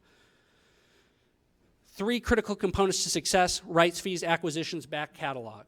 Okay, huge. And here, number 2 is even more important to me. Is the service, so often we hear from companies, oh, we want to go OTT, there's money there. But is it solving a consumer problem? It's economics 101, but scarcity drives demand. We know this. And if your content isn't scarce, and we live in a world where, we have this gentleman here who's watching sports on YouTube at this point. That's a problem. So we really do have to think of, is this something that they can't find? I'm a giant fan of Korean television. I can't find that. Therefore, Korean TV comes into the marketplace and finds their audience. That makes sense. But coming out with something that is merely just a new vehicle for distribution, you can't expect the success levels in some cases you might there. The other thing we often hear about, first mover status. I hear this so much. Oh, well, our competitor's going to come out to the marketplace next month. That's why we have to go into the marketplace. But they do it before the product's ready, and as a result, all that's going to do, lower NPS, lower satisfaction, and when your competitor comes to the marketplace, people are going to go, oh yeah, I tried that one and it was bad. So, I'm much more, this is still early. Let's move slowly. Let's figure out the product side, the marketing side, the tech, the distribution, do it right versus I got to get it out by Q2. And there's a couple of other things, but I'll show you a few of them. These are just things that I hear from clients regularly in the last few months. The Apple TV has a 4th gen issue. You guys know about this. If you're working with a client who's putting out a new product, they haven't been on Apple previously, it's not going to work on 3 and before. It's not going to be there. So that's becoming an issue, mostly because consumers don't even know. And the fact is, now you're not able to reach 70% of Apple TV installs. That's a bit of a problem. Length of free trial is everything. We've seen this from HBO, actually, quite a bit. They're experimenting. And this is going to be something that increases in importance. How do we live in a world where I love Game of Thrones, but I can watch the entire season in a weekend? I mean, it'd be painful, but I could. I'm going to get the 30-day trial, watch it, jump out of the ecosystem, and never have to pay for any of this stuff. This is happening a bunch, so you have to, basically keep that in mind. I talked about the churn issues, the importance of original content, market sizing, awareness, product concept ideals, and then storefront revenue. We heard a big announcement from Apple this week. It was because they had, they have to be competitive in the marketplace. They were already the highest for revenue share. And they're trying to keep, there's people who've been on the platform, they're trying to keep them on the platform, frankly, for some of these guys who are in the tens of thousands of subs when they wanted to be in the hundreds of thousands of subs. So by making it a 15% rev share deal if you've been on 1+ years, that makes a lot more sense, definitely to my clients and to Apple in the long run. So I know this was fast. I can take a few questions and then you guys can eat.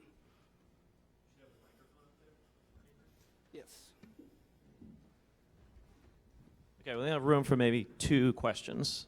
And Kurt has the first one.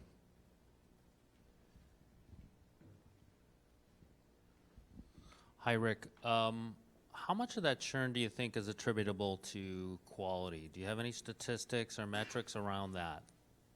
Not quality of the content, but quality of the viewing experience. Okay, yeah. okay. So I'm not exactly in the same world as all of you. I'm researching this more from the consumer lens, so that was an interesting definition there. It is a lot on the tech side we are hearing. I will tell you some products in the marketplace.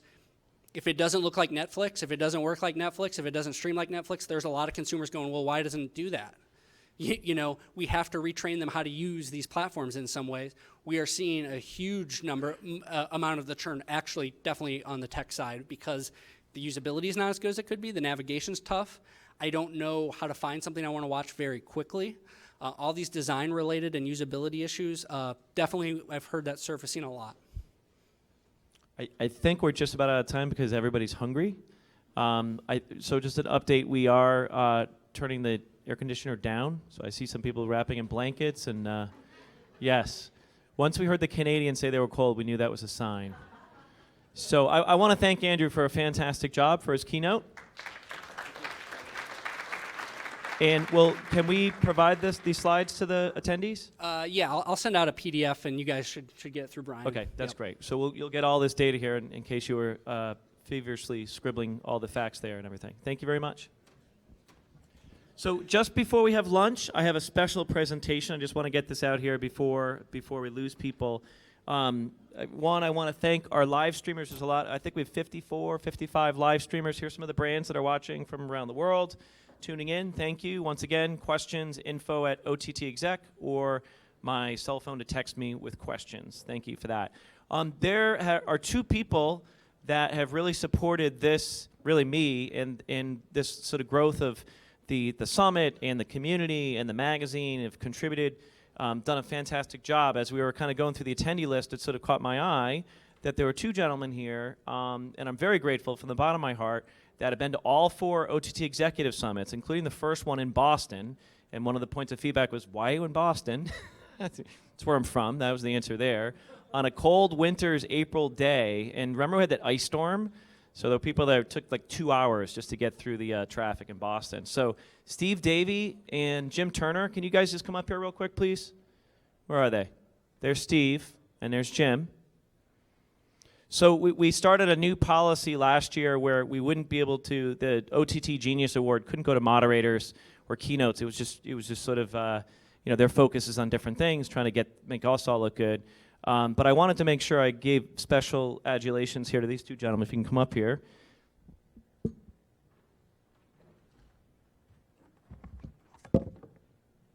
So this can be taken two different ways. So I'd like to present both of you with the OTT Legend Trophy.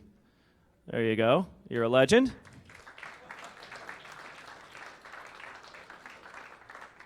There you go, Steve. Thank you very much. And with that, as a bonus, is a bottle of scotch, my favorite. Little Balvenie Doublewood, right? Okay, so be nice to them. They might share with you. Quick word. Thanks. This has been great, and Brian has done a great job evolving this from an icy, very small start, and really been great to be a part of it. Thanks. Thanks a lot. Steve? Yeah, so this is a great event. I look forward to it every year. Just the way that Brian runs it, I think, is unique in the industry, and it's always fun and educational. So thank you for letting me be part of it. Awesome. Soup's on out in the foyer there. Help yourselves, everybody.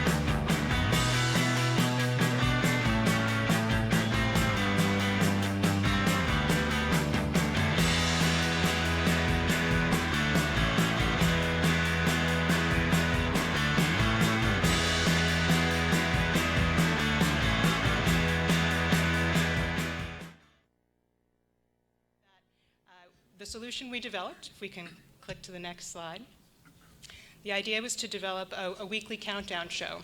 It's hosted, recognizes top trick shots in all different types of categories. So one week it might be trick shots underwater, or trick shots with friends, or even our Halloween edition that had trick shots in costumes, for instance. So with this, in each time we're putting one of these together, we're really leveraging Whistle Sports expertise in trick shot videos with our OTT creators. Most of these clips have come from experts who really have built their brand, built their fandom, on platforms like YouTube and Facebook and Instagram, bringing those to a new place, as well as then reaching out to those same fans and leveraging some of their UGC, or user-generated content submissions, that could be featured on a future episode. So season 1, we put together 12 short-form episodes, as well as a holiday special, and it was so successful we are now got season 2 underway. And I can speak to some of the reasons why it was successful was the way that we leveraged the Whistle Sports creator audience as well as fan base. So in each week, here's some of the examples of the Whistle promotion that was done. So everybody who's featured in a clip wants to see themselves in the show. This is ways that we're building awareness, driving tune-in with new audience that really led to that month-on-month ratings growth, such that the Whistle Sports Top 10 Trick Shot show has been the ratings leader in the Nick Sports block, and we kick it off every week on Fridays now, as well as close it out. And so we're continuing now with 20 new episodes, as well as 2 long-form series that we're working on this time around. And I think it's interesting to see one of the OTT repercussions is we've gotten a lot of feedback that the show currently is only available on linear TV. And if you think about the core audience, all of the cord nevers and the cord cutters out there, they want to be able to find it on demand someplace else. So we're currently working on ways that we might be able to distribute that in an OTT fashion, probably windowed after the initial episode debuts on Nickelodeon, so that those other viewers, that broader reach, can also participate in the show. Thanks, Laura. So Don, you're going to tell us a little bit about PBS Anywhere, I think? Yeah, so this is kind of an interesting case study in that it's still actively being worked on. We have not kind of completed the work, but basically PBS, being a non-commercial public service, is geared toward, very much interested in just the maximum reach possible. We're less revenue motivated than our commercial counterparts, and so the kind of the 2 constituencies we keep in mind are the audience and then also our member stations. We're unlike most broadcasters where we're a member organization, not just a network with affiliates. And so it was really important that we served both of those audiences, and also made it very easy for stations to come along because, like Roger said, we believe strongly in an aggregated experience as opposed to every station of hundreds of stations that are in our system going out and doing their own thing. We can scale and reach bigger audiences if we band together. So we created PBS Anywhere, and step 1 was just really kind of going for ubiquity. And so what we did is we built out a video CMS that is our centralized repository for all video, regardless of whether it's a national program or a local program. We require anything that's going to stream on pbs.org needs to be in this system, and then we created the ability for it to publish out renditions to all the various endpoints. And so now we're in a situation where whether you're a producer or a station creating local content, you upload all of your content into our system, which is called Cove, and it will then publish out to pretty much every platform that's available right now. And so that was the first step. We kind of reached the ubiquity. I've been at PBS about 1.5 years, and that was one of the reasons I was attracted to that. The company was, well, first, they're such a trusted brand, but also the fact that they were embracing the multi-platform world and realizing that we needed to be in non-broadcast environments. And so once we reached the ubiquity, and the way we did that was by bringing stations along. So we have, within our technology stack, we have these localization services that, based on your IP, it will prompt you to choose your local station so that we can have good local station branding at every touch point.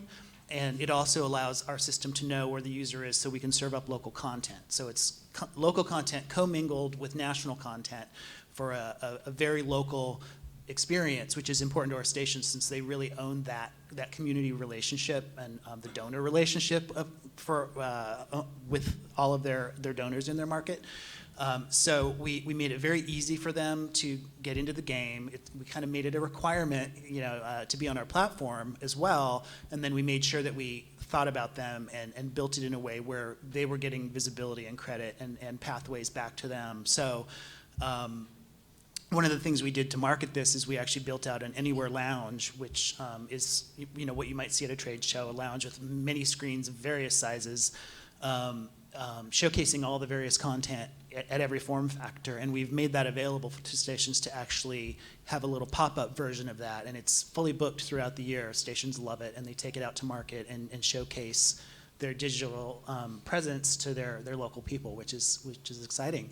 One of the things we're working on now are, because we're not really ad-driven the way commercial folks are, is we're looking at revenue in terms of transactional abilities for membership. And so it's been a laborious process, I would say, because most of the platforms aren't really all that interested in facilitating that. Some are, and so we're making progress on some tracks and not so much on others. But the idea being, we want our content to always be adjacent to an opportunity to become a member and to donate and support the programming. And we've had good success in our mobile apps and in our on our website, but not yet on OTT. So that's kind of the next frontier, is trying to figure out how we do that effectively.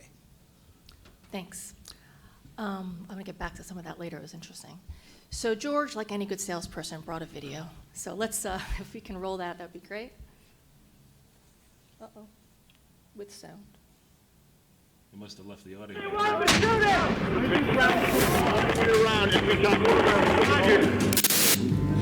You lost your Olympic final against Gaydar-Beck, and you did not fight your best fight. What lessons did you learn from that?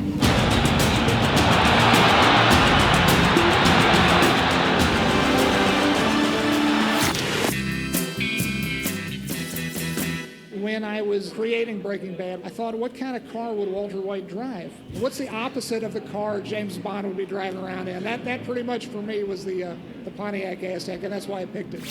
Oh, yeah? Oh, that's the one we're looking for. Oh, is that a boy? Wow. So I was in a coma. Great conversation starter, I know. So there I was, like upside down and like swollen like a balloon at that point. And in my head, I was like going in this weird like hammock thing. And I got like my foot caught in the hammock, and so I was like hanging upside down. Why can't I move? Like I should just be able to pull myself up. Hey, you know what? When you can't emote, play music. That's what I say. Like when Peter Parker's on, there's tons of music. You know what I mean? The kid has to act. Bring up the music. Let's help him emote a little bit. And you can tell this too, because whenever Martin Sheen's on, no music. He does all the heavy lifting. The world without Andy Dick and people like Andy Dick would suck. I mean, he's an amazing character comedian. He's one of a kind. Nothing anybody could say would surprise me about Andy. And that's got to be a lot of pressure for Andy, because he knows when somebody new meets him, they're saying in their head, I'm going to have an Andy Dick story. Dear Mom, do you ever wonder about the moment you became you? The moment that decides how we forever look at the world? For me, it was with you. I love November 13th when Mercury and Jupiter are in agreement. They're all sextiles, and sextiles are 60 degrees, as I said, and the ancients always wrote that's opportunity. The instrument talks back, you know. It just sits there and dare you to play it.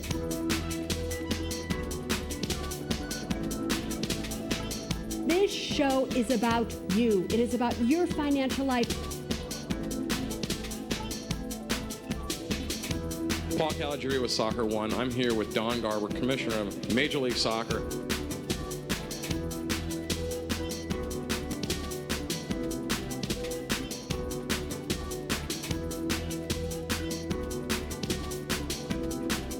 It's just a wondrous sight to see our planet in its entirety.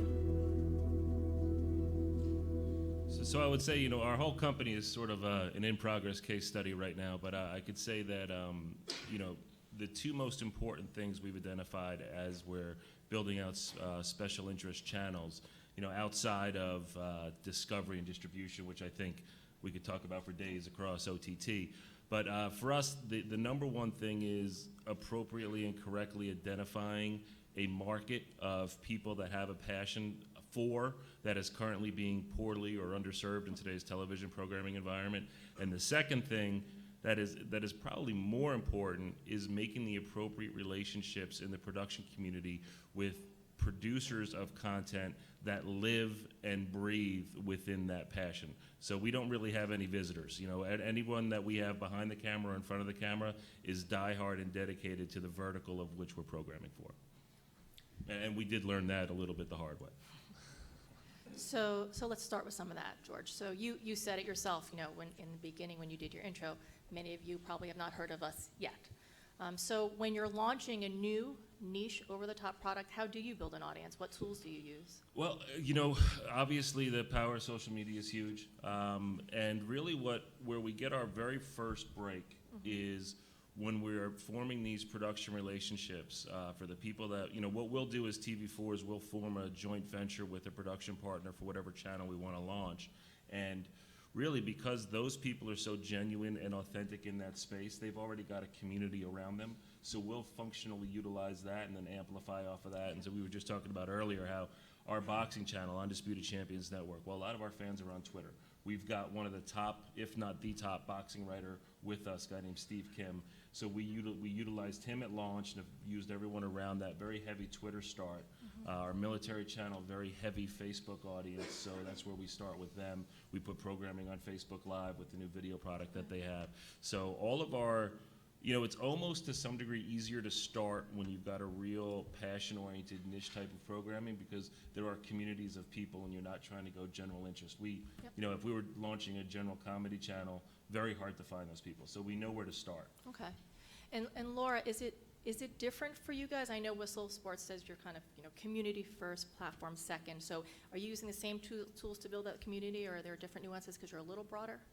Right, so when we think about how to grow our content development and our distribution, a lot of that centers through the creators that we choose to bring into our network. So, we'll take a strategic approach. We'll see what are the millennials looking for in sports categories.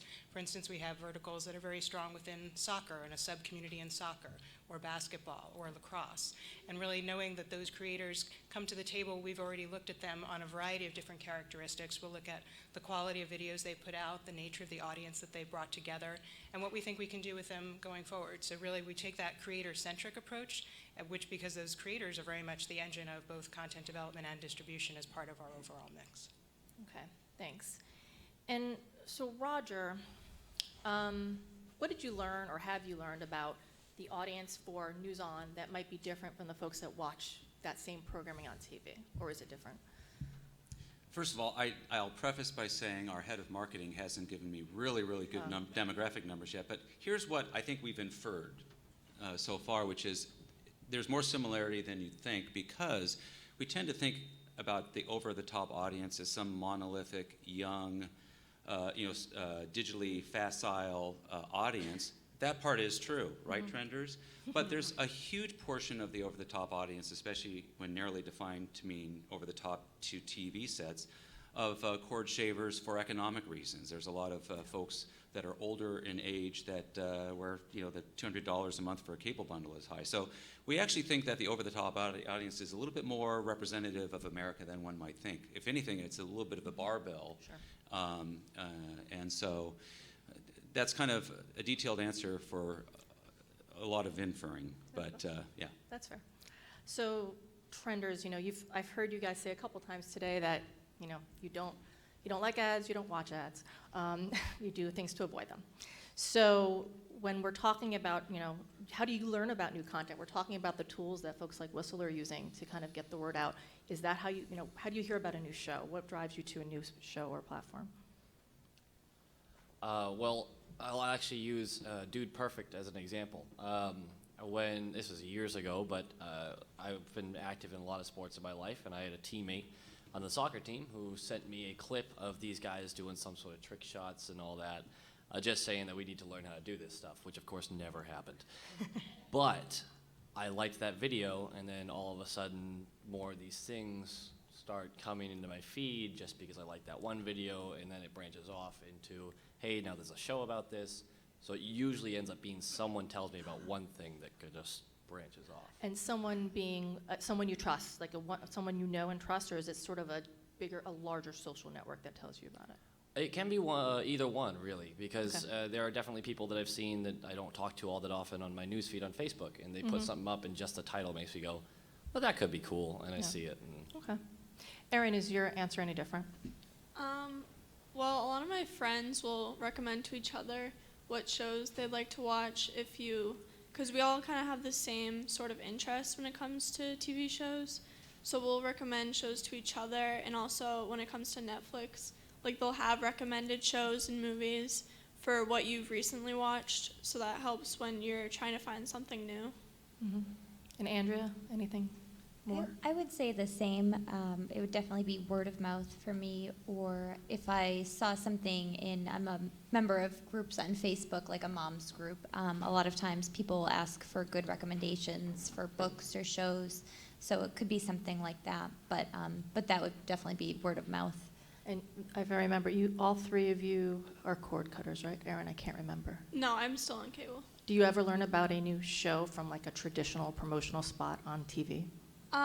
Yeah, there's definitely commercials and stuff that'll catch my eye. A good show that I think sounds interesting and I would want to watch. So you watched the commercial. Thank you. The industry thanks you. Okay, so Don, when you're looking at building out PBS Anywhere, how do you evaluate which platforms to go to and when? How do you prioritize? Is it really about ubiquitously like just being everywhere, or is there like a strategic decision-making process? Well, yeah, at first it was really kind of just ubiquity, but now that we've reached saturation among the main platforms, and this does not include smart TVs yet, we have gone back and looked at the reach and engagement and made some choices. So, for example, Xbox is dead to us. We were not getting viewership there, and so we chose not to continue investing. But we wanted to embrace the notion of trying everything, and so we went wide, and now we're narrowing down a bit. And I think going forward, with smart TVs in particular, we will look at the like Tizen, and that you will hit multiple OEMs with that solution, and so we're trying to be smart about how we invest our resources. But because we have this centralized system, it is quite efficient and helps us not have to create a bespoke solution for every single platform, which is great. The other thing is we do look, not that we necessarily would green light or not a platform for this, but now that we're out there, we're also evaluating the demos and the engagement, and it's pretty remarkable. Our audience, OTT currently represents 6% of our actual streaming audience, but it represents 48% of our streams. They are wildly engaged, which is good for us because the more engaged the user, the more likely they're going to want to support our mission. And now I lost my train of thought.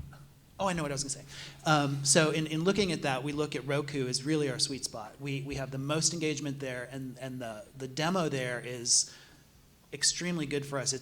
We reached a high watermark of fundraising about 15 years ago, and the audience on Roku looks exactly like those people did, and so that's exciting to us.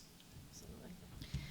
Okay, so just back to the ads for a second. So all four of you, the products we're talking about are ad supported only. There's no other revenue stream that I'm aware of. These guys hate ads. And when they're on, they might let them play, but they don't pay attention to them except for that one promo.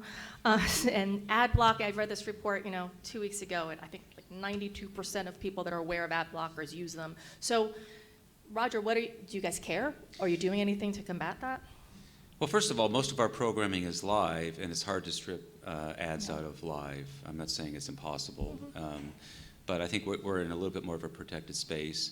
On some level, I don't care. We need to monetize, but there's a company, Reuters. Reuters has approached it, I thought, very sensibly. They have a product called Reuters TV. If you haven't tried it, try it. It's a beautifully built product. But they give you an option. They say, if you want, here it is for free. If you want an ad-free version, put in your credit card. It's some ridiculously low number, $5 a month or something, and you get an ad-free version. So I think it's important to have discipline around that because if people want to continue to receive the programming that's important to them, they know on some level that the provider has to find a way to pay their employees. So I think giving options for people along that line, and I know other companies, I think Hulu is doing similar things. I think that you end up in a good place where people who have the wherewithal and strong desire to not see ads are willing to pay otherwise, and those that are happy to take an ad or two, especially as ads become better and better and more entertaining. Our trender on the end, I'm sorry, your name again? Erin talked about how some promos caught her eye.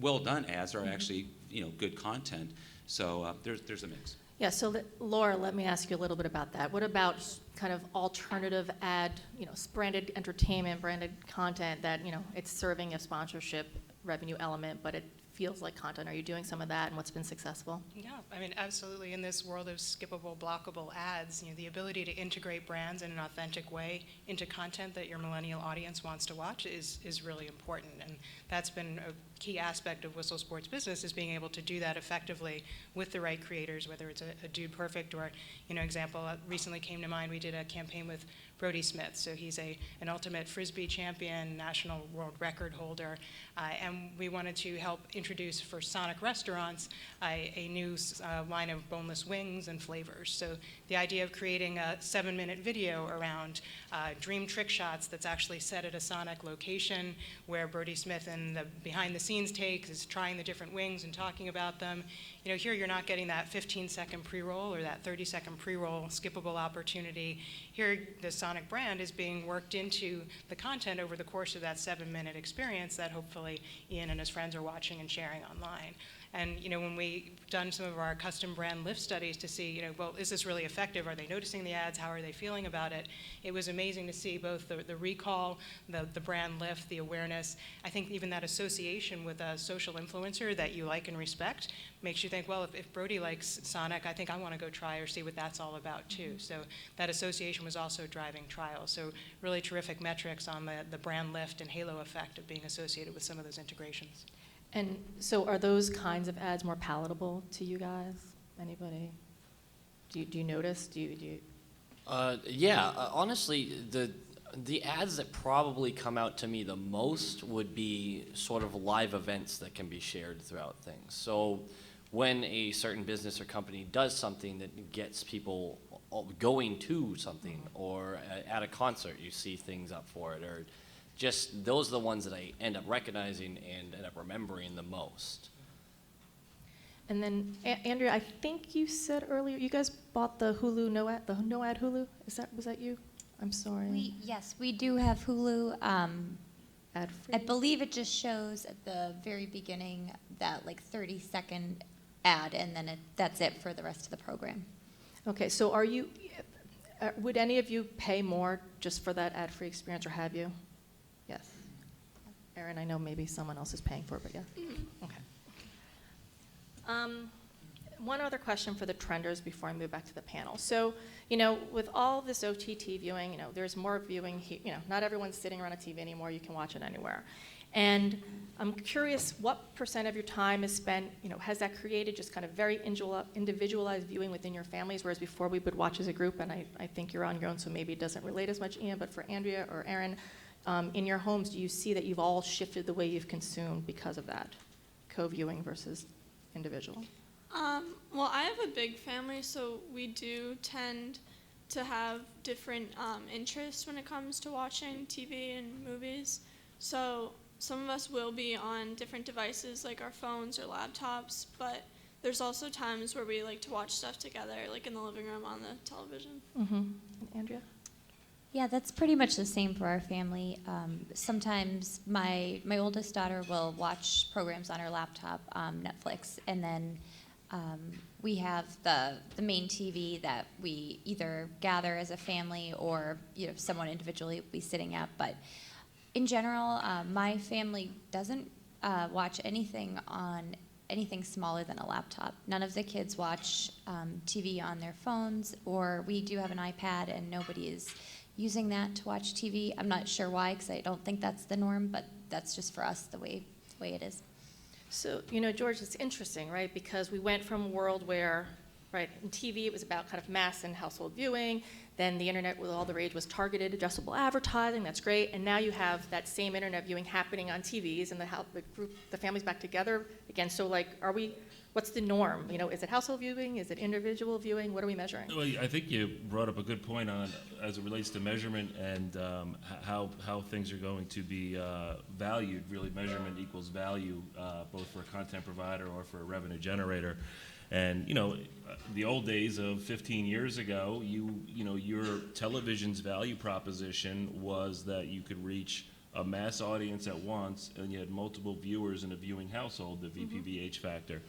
And as we went to digital, the value proposition when content went to desktop was we got a one-to-one relationship with our audience, and wow, we really got them fully engaged. And then it went to mobile, and that digital metric went with it, saying one-to-one. And I think as we're moving over to OTT right now, I think it's the digital folks are sort of leading the charge, and we're continuing to talk about a one-to-one metric. But the reality is, if we're going to get full valuation for over the top, we have to get back thinking in terms of television, because just as you're mentioning over there are over the top, the ultimate on-demand platform that you're watching television. And I think we all in the room have shows that we only watch with our spouses, shows that we only watch with our kids, or maybe with our friends or siblings. And we really have to get back to identifying the entire audience within a household watching over the top. That really didn't matter in a mobile or desktop world. Yeah. Do the rest of you agree with that? Do you have any other thoughts on that topic? And if not, it's fine. No? I think he's on point with that. How much, trenders, switching a bit again, how much are you aware of the network brands? Do network brands matter anymore? You just know about the show you want, right? Are you aware of what networks, if they are on traditional networks, what networks are on?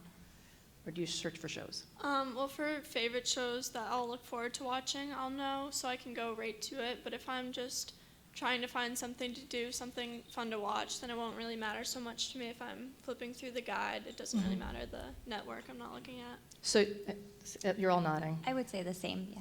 So your affinity, except for I don't know where Alicia is from the other trender panel. She likes Bravo a lot, I know that. But your affinity is to a show and not a brand, network brand.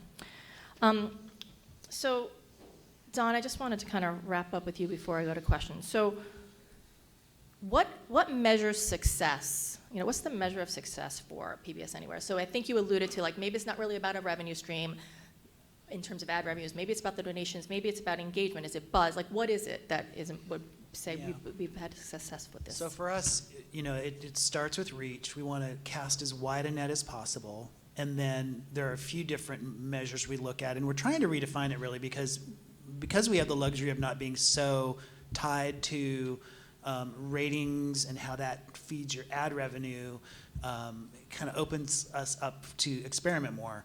But reach is first, and then looking at, you know, are we aging down the demo? I think most networks would like to skew their demo younger.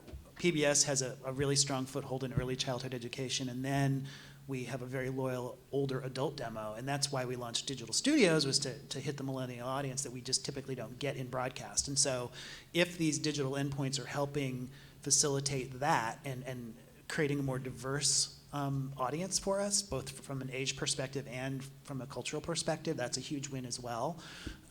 And then there's, you know, the measure of success is also really comes kind of from the stations and their sentiment, their perception. If they're hearing in their markets that these experiences add value to their constituencies, that's a big one too. And then finally, it's not so much a measure of success, but it's a benefit of these platforms in that PBS is kind of like George's organization, where we have a really diverse range of programming across science, arts, history, culture, and it's a fire hose. So the fact that we are now able to develop more niche, genre-driven audiences and kind of super serve science geeks and history buffs and arts aficionados, the cumulative impact of that is really interesting to us. And so we haven't fully exploited it yet. We've identified that opportunity and we're kind of running toward it. But we think that's going to yield some great results as well. Thanks. So we have about 4 minutes left, so I wanted to open it up to the audience for questions. if there are any, or streamers, or question. Oh, there you go. I can't see the table number, but I see you.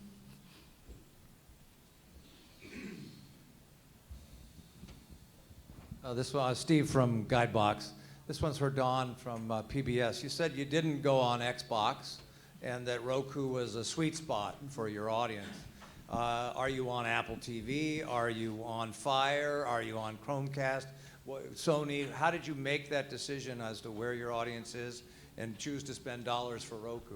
What's the strategy there? Yeah, so we were on Xbox. We step one was really trying to be as many places as possible. So we are on Apple TV, we're on Roku, we're on Fire, we've got Chromecast support, and Xbox we were on. But now that once we kind of hit that saturation point, we didn't just PlayStation. We started with Xbox just to see if a gaming console, if that was going to work or not, and it didn't. We found we were not resonating with that particular audience in a meaningful way, and it just wasn't worth the investment. So,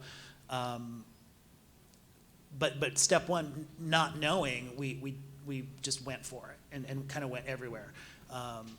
Where we are now, though, when we look at extending to smart TVs, we do want to be smart about where we invest and make sure we're choosing platforms and programming languages that will give us the most reach possible with every step. So we'll start with the biggest piece of the pie and probably work our way to smaller players, but we want to be as broad as possible. Anybody else? Table 12.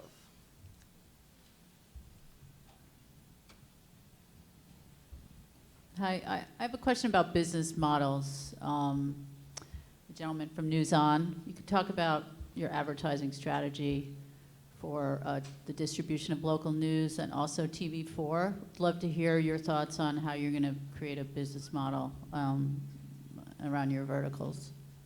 Roger, you want to start? Sure, thanks, George. So when you say advertising strategy, you mean how we acquire audience? How are you paying for, like, How, local news is generally supported by local advertising. right. So when you take that out of geography, and my Chevy dealer in Minnesota suddenly, Okay, great. So in other words, how do we monetize the audience that we sell? Yeah, we do it through dynamic ad insertion. So we are inserting well, let me take a step back. Most of our affiliates are choosing to do it through dynamic ad insertion, where they are selling into their streams a unique load of ads that are provisioned through the digital ad technology stack. So it's a call to DFP, and it streams an ad. Now, what's interesting, whenever you do an aggregation play, you have to be really careful around what things you choose to legislate from the center and what things you say, you know what, here's how I'd suggest you do it, but it's your station, you decide. So some stations in this debate on do we do pass-through of our on-air ads or do we do dynamic ad insertion, some stations may be on the side of saying, I want to pass through my ads. Knock yourself out. So that's kind of where we've chosen not to legislate, but I would say most of our stations are doing a dynamic ad load at the moment. And as Nielsen's measurement across platforms accelerates, that might change. It can become a very fluid set of circumstances. And for us, we have a studio side and a music side, so we license content out, and we also create and own our own music that is very valuable for sale.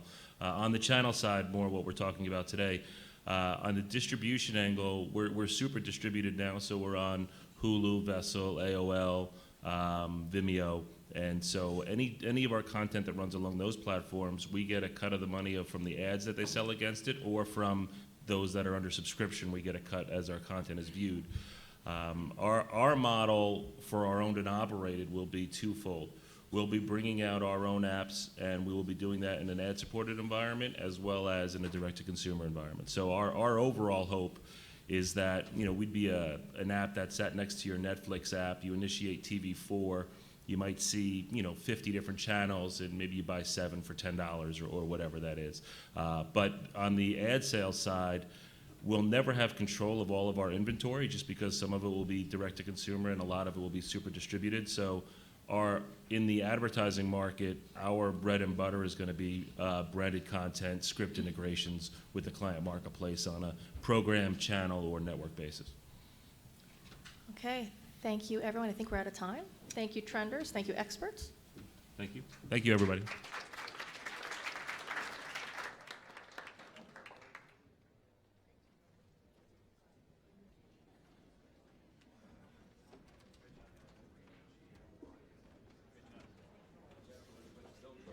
Thank you, Jennifer. Good job.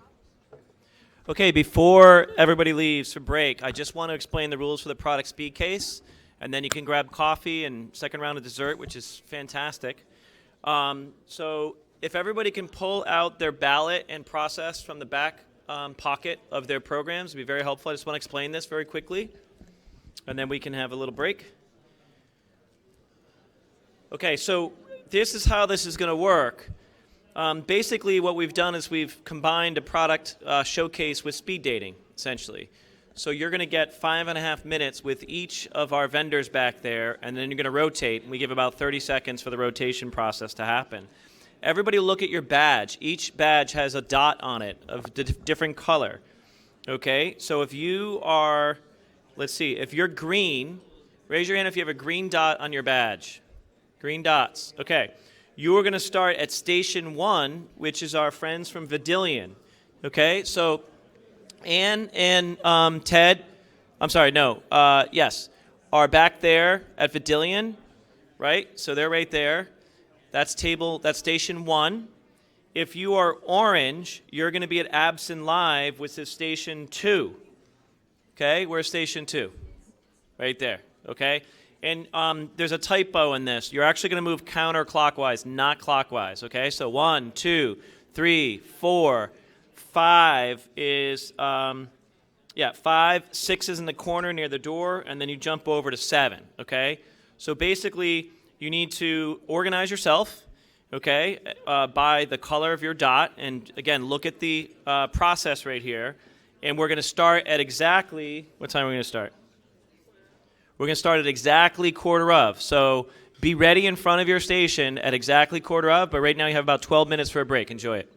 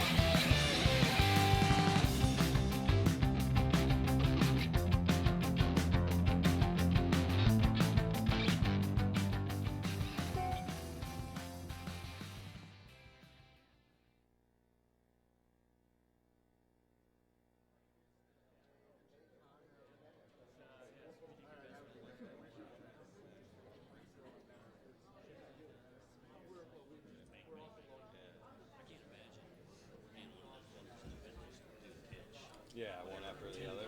Yeah. Yeah, that was probably really rough on that. Brutally. Yeah. And then Kurt had to come up here. Is this your second or One third? that's right, they were there. Maybe not. I don't know. I never know how I'm doing it. Whenever we reach.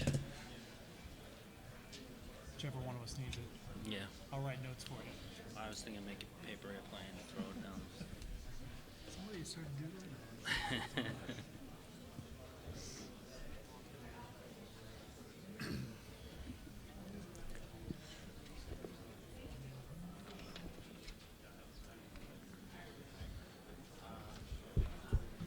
All right, good afternoon, everybody. Welcome back from the product showcase. So I'm Steve Davey. I'm going to be moderating our session here on OTT, Video Quality of Experiences, the network software monitoring and devices needed to deliver broadcast quality to streaming video, or as I like to say it, can the internet realistically provide broadcast quality video? So with me, I have a great panel of trenders and panelists here, so I want to start out by introducing the panelists real quick. Hello, my name is Pete Maston, and I work with Sodexis.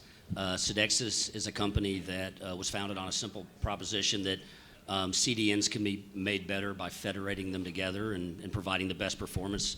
Not all content delivery networks perform the same, so we did something fairly unique. We were able to deploy a real user measurement tag, a piece of JavaScript on, at this point, thousands of websites. And we get, so for instance, Bloomberg, LinkedIn, Tumblr, we get anywhere between 6 and 8 billion measurements a day of the internet, and we use those measurements, and primarily of the content delivery networks themselves from every subnet on the internet. And we use those measurements in real time to direct traffic to the best performing CDN. Hi, my name is Sung-Ho Choi. I'm the co-founder and chief product officer of Fubo TV. Fubo TV is a startup. It's a sports-first virtual MVPD. We're going after guys like Ian over there in the trender section. We think that the kind of last bit of the cord cutters is figuring out how we're going to solve the live sports problem. So we're kind of tackling that from an MVPD perspective. And I think I'll be able to kind of give a point of view of kind of customer of all these great technology companies over here and figure out how we solve the connection of going to the actual end user, direct to consumer. Hi, good afternoon. John Shields with Limelight Networks. We are one of the largest global private networks for delivering video on demand and live. I've been with Limelight for a better part of 5 years, and we're doing about 70 or 80% of the global OTT delivery for a variety of the people and players out there. And in the US, we do about a third of the internet traffic on a daily basis. And we do also software updates for Apple, for Microsoft, Sony, and a variety of the other providers out there, and looking to definitely talk more deeply about the global delivery experience and perspective. I've been here at this show for the last 4 years, so it's been interesting to see it evolve, not only in what we're talking about, but the size. So looking forward to the session.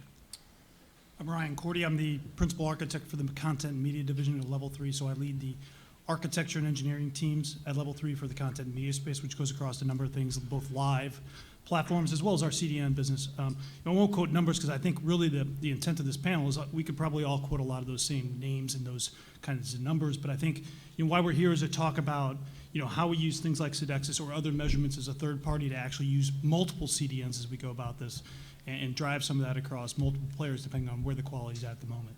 So it's all about quality. Well, that was good, Ryan. It's all about quality, I agree. My name is Kurt Mickle.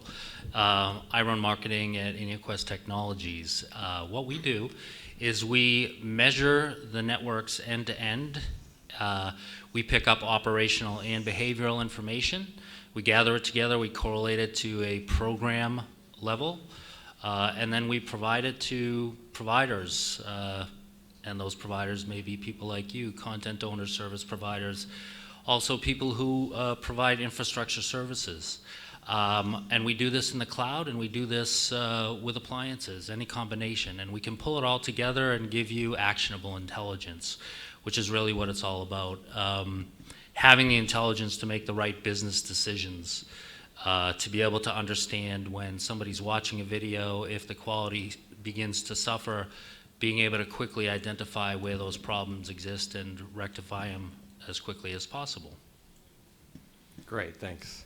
So, this morning we've heard already people talking about quality of experience and quality expectations. We saw from the survey that even across all the age groups, everyone really cared about quality of experience. So I want to start with the Trender panel. And so I'd like you to tell me, how would you rate your OTT experience on a scale of 1 to 10, where 1 is total crap and 10 is phenomenal? How would you rate it? Why do you think that? And give us some concrete examples about why you think that. I think I would have to rate it a 10. We haven't had any issues with quality. We haven't had really any disruption, or we've been able to figure out exactly what we needed to be able to continue watching everything that we enjoyed. And, it's really, we haven't had a single issue, so I can't think of any reason to rate it any less than a 10. Great. John? I would rate it a 7 or an 8. I've had some difficulty with glitches and buffering and things like that, but other than that, it's been awesome. So. I would grade it at probably an 8 as well. I would say that it goes across all devices, and I have many of them. I also use Wi-Fi a lot, and I have unlimited data with my iPhone. But sometimes I do encounter the lag time and the buffering as well. Great. So just to do a quick informal audience poll now, if I were to ask you that same question by a show of hands, how many of you would give it similar rating, 7 or higher, 7, 8, 9, or 10? And how many of you would give it, let's say, mid-range, like 4, 5, 6? Okay, and how many would give it poor, 1 to 4? Nobody. Okay. All right, so real quick then, before I go back to the panelists, right? I think one of the challenges that we face as an industry is that there's a lot of trends that are happening with OTT video, right? The audience size is increasing, and I've got some numbers here that you can look at in terms of comparison between the 2014 Super Bowl and the 2016 Super Bowl. We're seeing the engagement time increasing, we're seeing the bit rates increasing, consumer expectations are increasing, and then the ecosystem in terms of the number of things that could go wrong is increasing. So I'd like to go to the panelists and kind of have you talk about what do you think are some of the things that we need to do to address some of these video quality experiences, and how do we keep enabling our trenders to give us such high scores as these trends are happening. So let's start at the other end now with Kurt. So I think we have to have some consistent measurements for quality at different points in the network.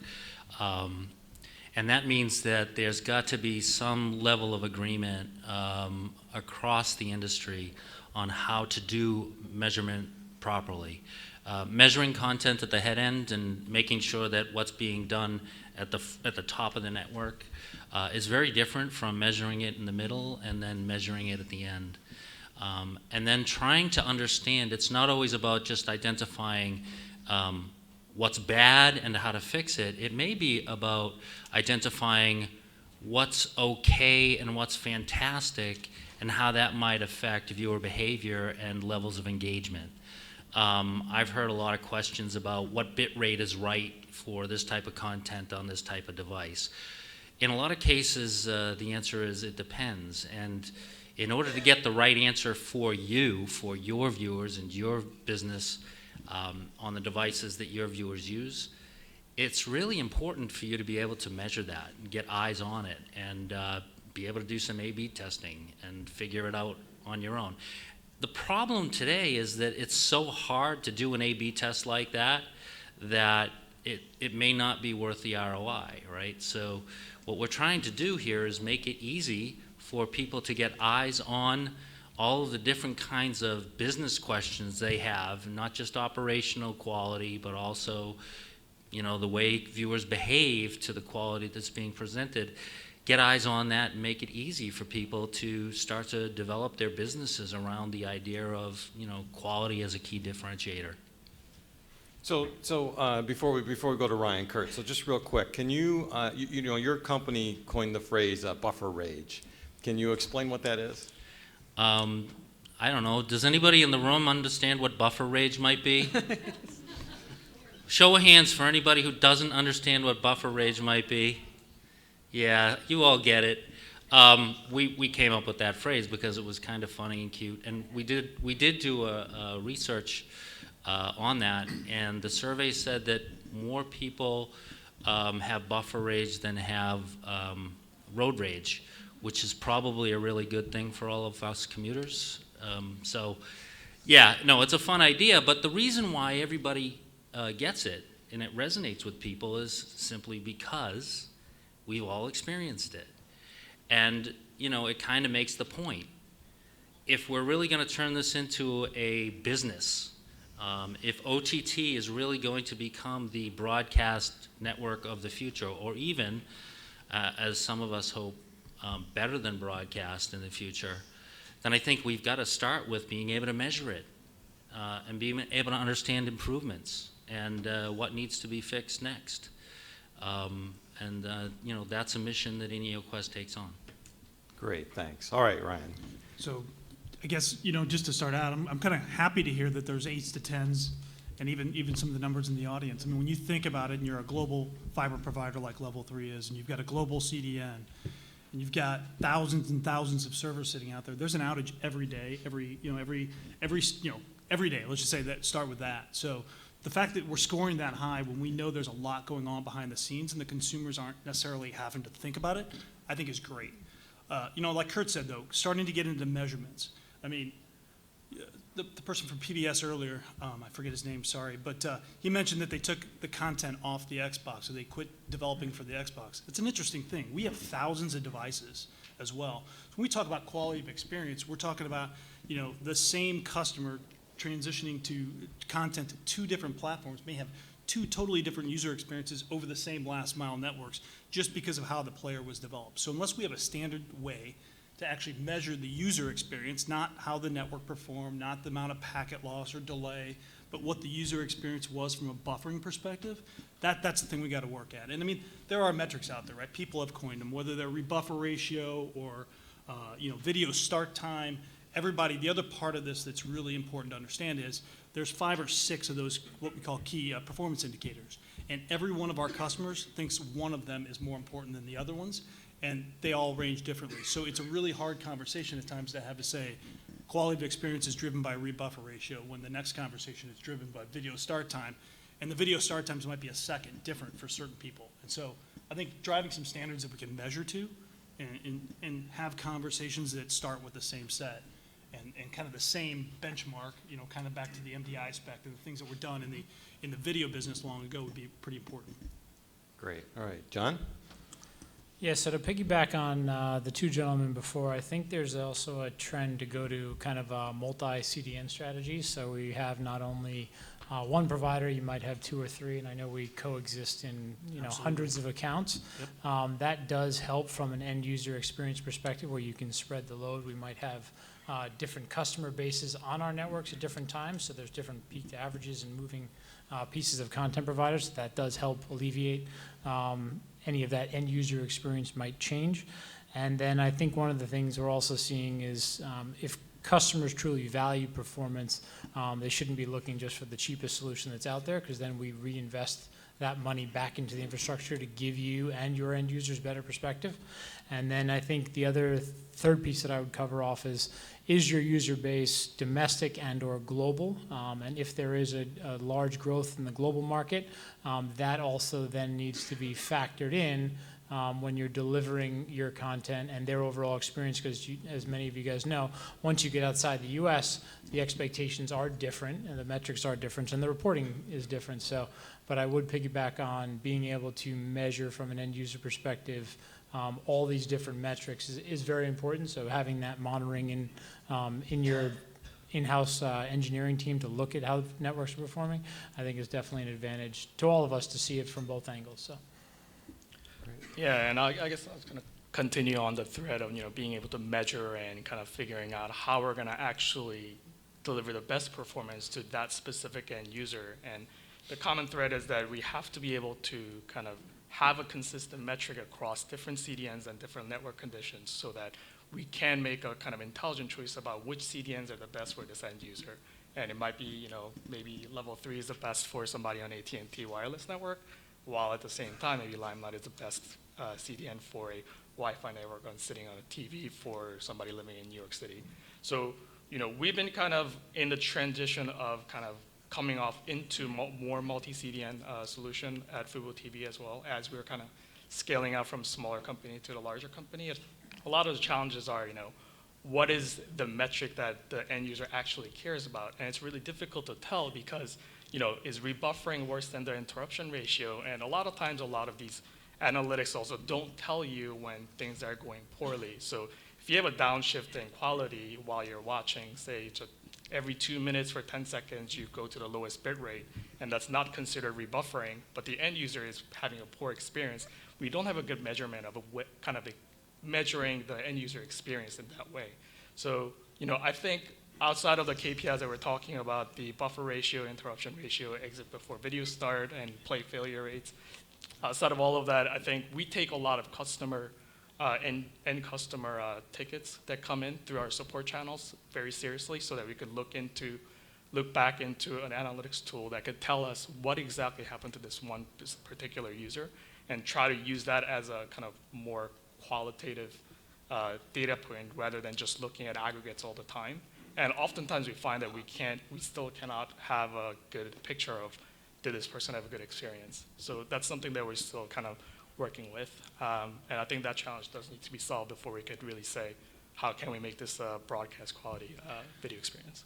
Steve, I might just add one thing. I think the viewers are telling us, they do tell us when they're not happy. The problem is pinning that down to a particular statistic.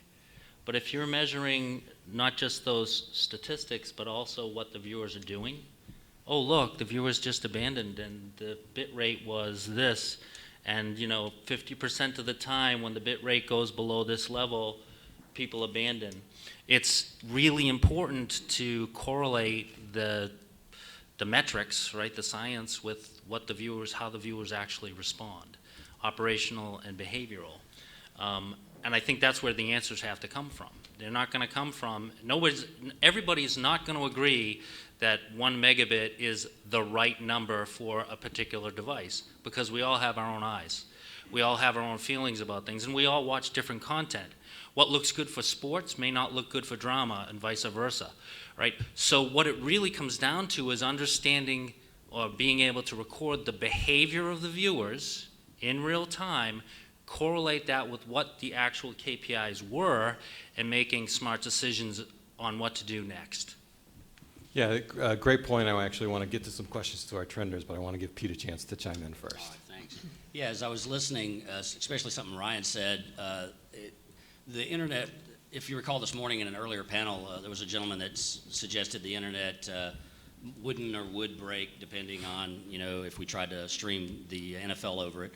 And we have in fact done that. The NFL did it last year with Yahoo, and I believe they used 5 CDNs. But the interesting point there isn't so much whether you can do it, it's the way in which the internet breaks. The internet breaks not like a wine glass, right? You don't just drop the internet and it shatters.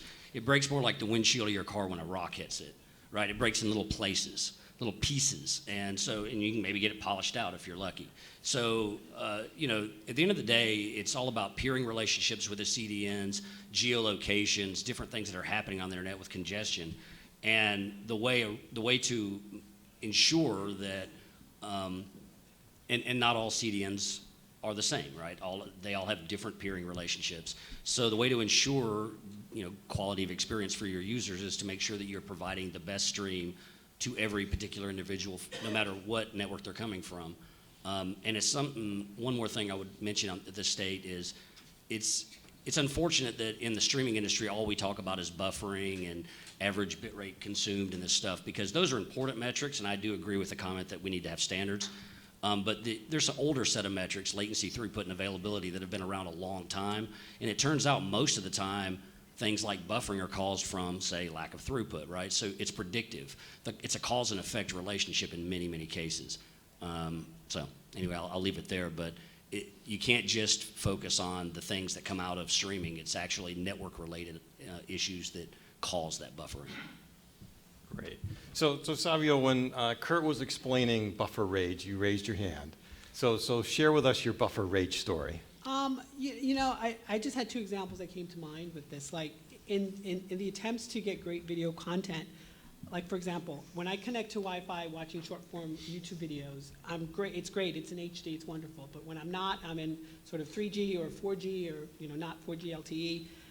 I'm okay with sacrificing video quality if I can actually watch the video without any interruptions. That's one case. Another thing I was thinking about is when I watch long form videos like TED Talks, I want that in high quality. So I like the fact that they offer options where you can place it in a repository and watch it at your leisure when you're connected to a higher grade. For me, my rage stories would be just about traveling. I travel often, and I'm in the airport, and I always get bad connections there. Also, I travel domestically as well. So those are just the fact that I'm sort of out of my comfort zone, and the fact that I cannot sort of view the content I want to view kind of takes me to that level. Right. So definitely. So it sounds like your expectations around quality of experience change based on the device, based on the network you're on, the content that you're watching, maybe even if you're paying for it or not. Right. So Andrea, you if I remember correctly, your family consumes video on a lot of different devices. So do you have similar expectations around quality of service? That it's going to be different depending on what device you're on or what network you're on. Yeah. Sorry. Yes, definitely. But like I said, in general, we really haven't had any issues that I know of, that at least that I'm aware of. When we made the change and we dropped our Comcast cable, they did make a suggestion that we increase our internet speed, or that we told them what we were doing, and they made that suggestion that we would need to do that to be able to stream in. And so I think that has made a difference. Our devices, I can't really speak for my kids. I don't hear any complaints. When I watch a video on my phone, I'm usually successful. It's not an issue. So I'm probably not the best person to speak on that, but we've had a really good experience. One thing I can say, I get my nails done every couple weeks, and I sit in the same nail salon, and whatever the streaming show or video that's on there is always constantly being interrupted, and so that's something I don't know how they can possibly enjoy watching, but it's something I've consistently noticed, and that is an area that I've seen a lot of interruption, but we haven't had that experience at our house. We've, I think, just been fortunate. Okay, great. So Sean, when I asked about rating quality of service, you gave us a 7 to 10 rating there, which I'm interpreting as you've had problems before in terms of watching videos. So when you have those problems, who do you blame? What do you do about it? Do you call anybody? Do you just move on to another service? Who do you think is at fault when those problems happen? No one. Normally I just wait till it stops buffering, or I just leave it and go do something else. So that's normally what I do. All right, and Savio, anybody in particular that you call or blame when you have a problem? Well, that's the difference between the fact that I do toe the line. With traditional cable, I'll call them. They're 24/7. I can actually get a physical person. With these other sort of options, I have to email them or tweet, which I do, or Facebook, which they kind of don't answer. And there's always a lag time with their response. It's never really fixed. Whereas, traditional cable, they'll say, I'll send a service person within 24 hours, and it gets fixed. Great. So panelists, you've heard different stories here in terms of where the problems might show up and who they blame and stuff like that. And as we've talked about already, there's a lot of different places where it might be happening. What are some of the things that and you talked about monitoring already and improving our monitoring and our standards. What are some other things that we should be doing there to help was it Comcast was your cable? Optimum, right? So Cablevision, right? So how do we help a Cablevision? They get a call, the consumer's having a problem. How do we help them figure out where it is? I think there's an interesting thing out there. There's some heuristics around a pretty simple app called Down Detector. I don't know if you guys have heard of that. but it measures the number of unique requests that have been gone against a certain service provider, whether you've tweeted it, whether you've put it on Facebook, whether you've called them, et cetera. There's this unique hits thing. It's kind of an interesting thing. That's the kind of stuff we need to bring into the heuristics and say, okay, we've got data that says the average bit rate in this market has dropped. Maybe it dropped to 0, that's pretty obvious, but maybe it dropped to 2 or 1 or whatever it might be, and 1 million people tweeted about it in the Northeast. That's great data. It tells a lot of people that we need to get some action going right now to go fix a problem in the Northeast on this provider, maybe affecting, you know, and there's so many things you can learn from it. I mean, if it's affecting Hulu, Netflix, you know, and every other streaming provider, whether VOD or live, we know it has a different pattern, and we can then go detect against it. If we know it's one certain particular player and maybe their VOD origin is having issues, we would know to go look at that. I mean, so much we can learn. So I would tell you as consumers, one, tweet, put it on Facebook, call your service provider, and then if you haven't checked it out, check out Down Detector. It's pretty interesting to kind of take a look at. And that's the kind of stuff that's outside of the CDN space, outside of the service provider space. We're trying to take all those things and say, okay, we never assume it's not our network. That's the first rule of the operations group. But if we can, you know, get some kind of other data that tells us, hey, it's not our network, and let's go help the provider do it, we're going to do that as well. Yeah, I mean, as the kind of direct-to-consumer model, we get a lot of customer complaints whenever there is an issue. And first thing that the customers are going to say is, what Netflix and YouTube are working, why aren't you guys working?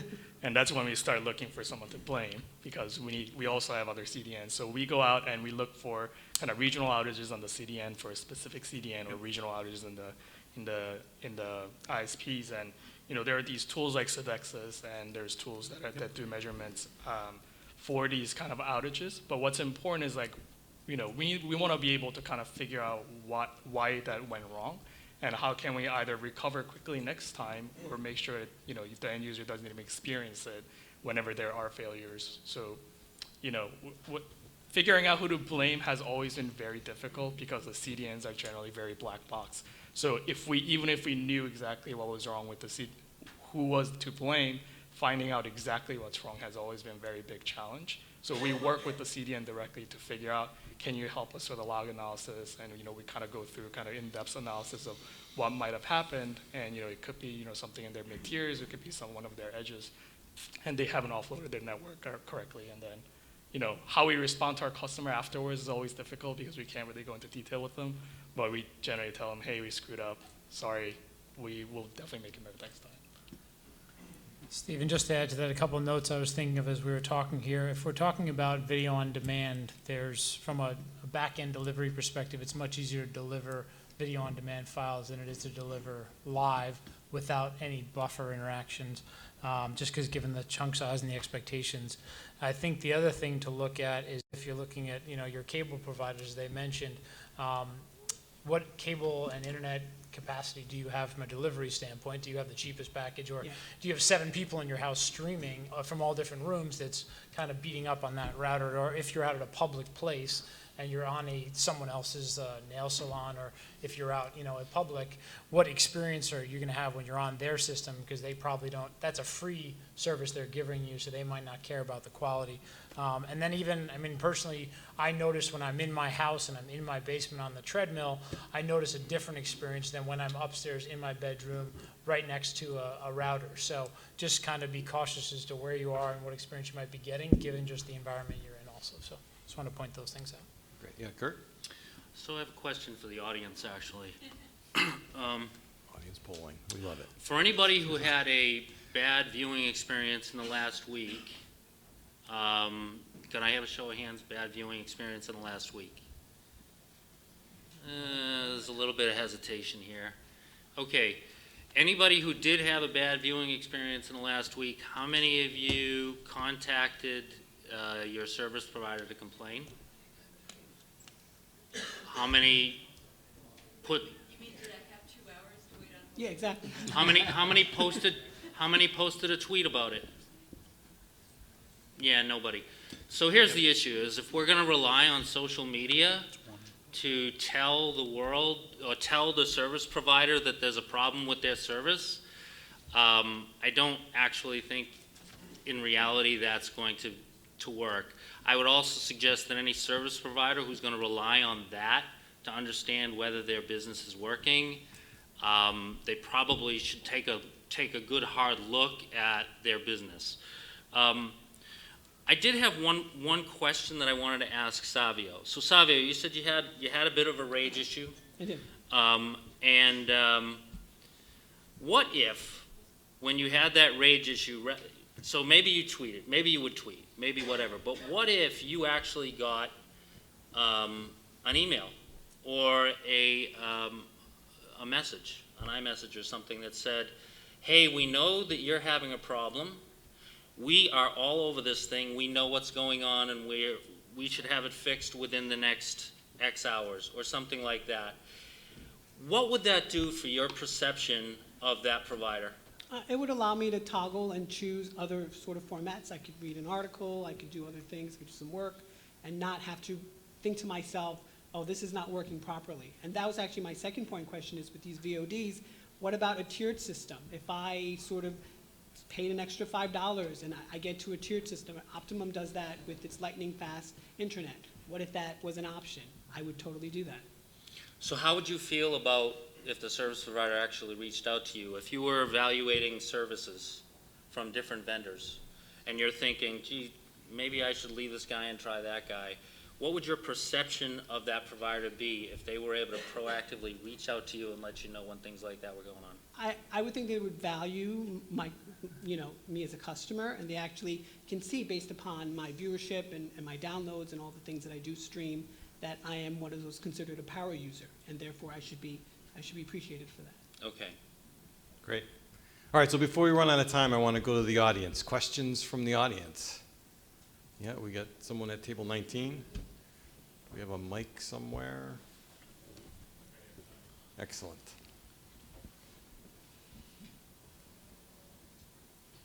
Oh, way up there, of course.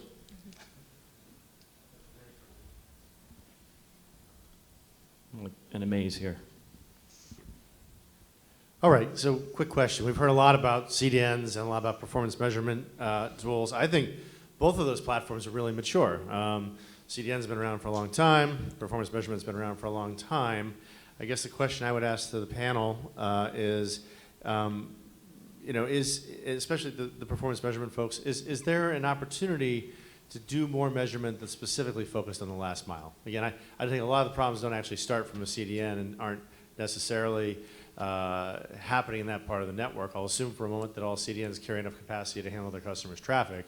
That doesn't usually seem to be where the issue is. So how do we get better insights into what's happening in the last mile and what's happening up into the player and the rest of the stack that's processing that experience for the customer? Yeah. So last mile in home and player.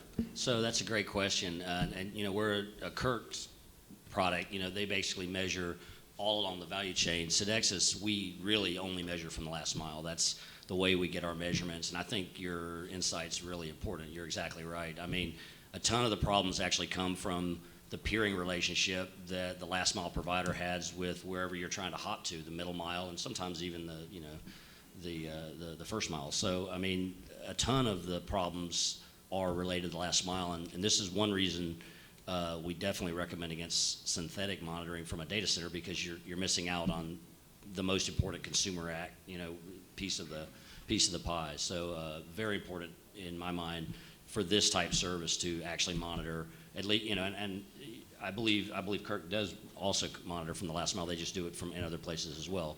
Our service is 100% from the last mile, but that's fine for what we do. Great. Other questions? I thought we had, table 21.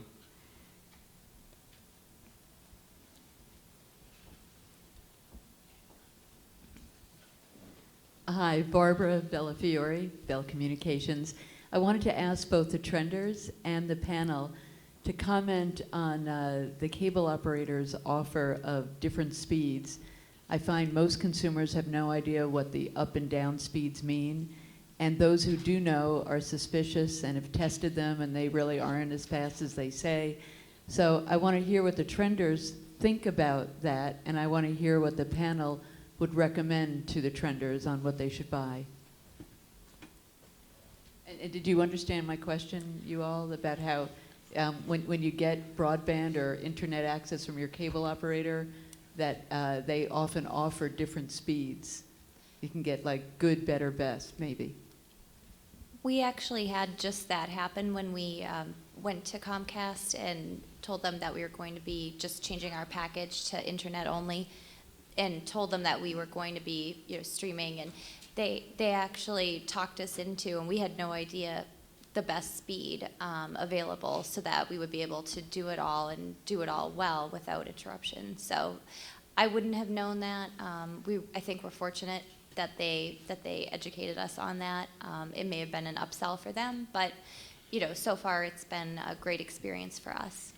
And how much is it? It's over $90 a month just for internet. Yeah, and it was significantly less than that before we upgraded. That's maybe why she's got a 10. Right. That's why her quality of experience was a 10. Yes, Sean? I have no clue. My mom takes care of that. I have a traditional package. I've never upgraded to the highest, but I wish I got some 2-week trial to see if it even made a difference. Right now, I don't have any sort of issues with that when I'm home, but I would love to see if it actually, in a real world sense, would make a difference. So, I mean, just to jump in from a service provider's perspective, right, we're one of the larger internet providers as well across with our global fiber assets and what we've got. And I think the first comment is that not all service providers on the last mile are equal. So you got to start with there. You might have a great experience because you've got one of the better providers in that area and they've got lots of bandwidth. They're not provided equal. In fact, our CTO did a presentation a few weeks ago at another conference, and we actually anonymized some of the data and showed the download and throughput speeds and the rebuffer and other things across different service providers in the same area. And there are dramatically different differences between who you select as your last mile provider. You can pay the minimum, you can get the lowest package and get great experience. You can pay a lot and get a great experience too. I'd actually tell you to work them all and figure out what the best value you can get for the right experience. Yeah, I think it's a little misleading whenever they're selling 100 down and you could really stream things well. But we're really kind of creating our videos so that you could have 10 and that should be good enough for your HD videos, and that's kind of the bit rates that we're targeting.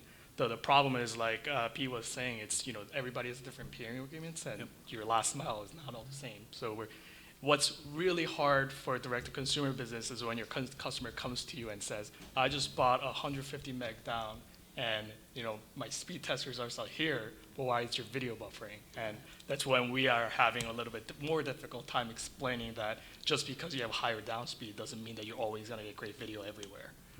Interesting that you mentioned speed test. People are of the impression that when they run a speed test, it tells them what their internet service can support for video.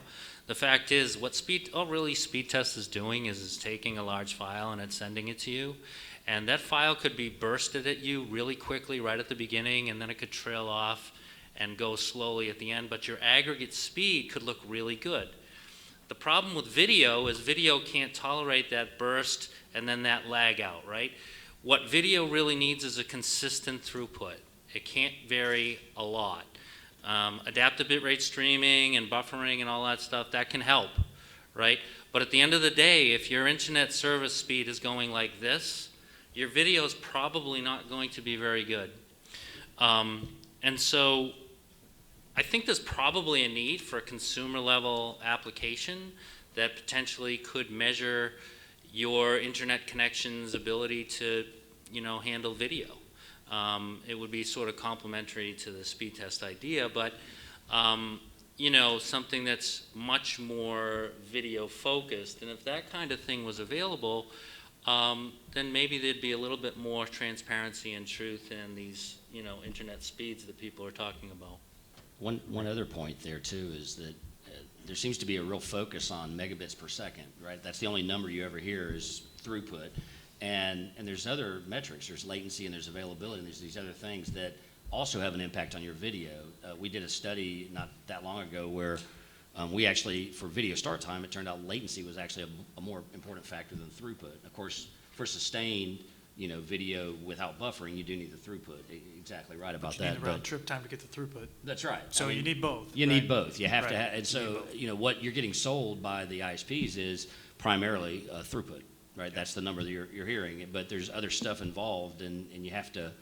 It takes a sophisticated consumer, I think, and that's why you only get one number. But that's part of the problem. Okay, we got time for one more question from the audience. Anybody? No? Okay, so I have a final question then. So for each of the panelists, you got 1 minute to answer.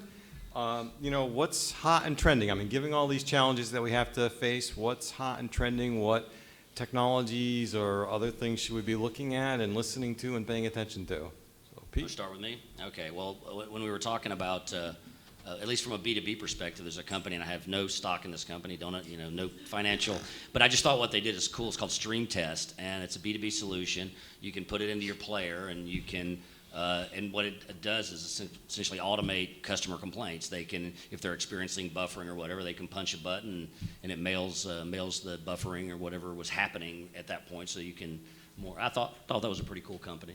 Again, no financial relationship with them.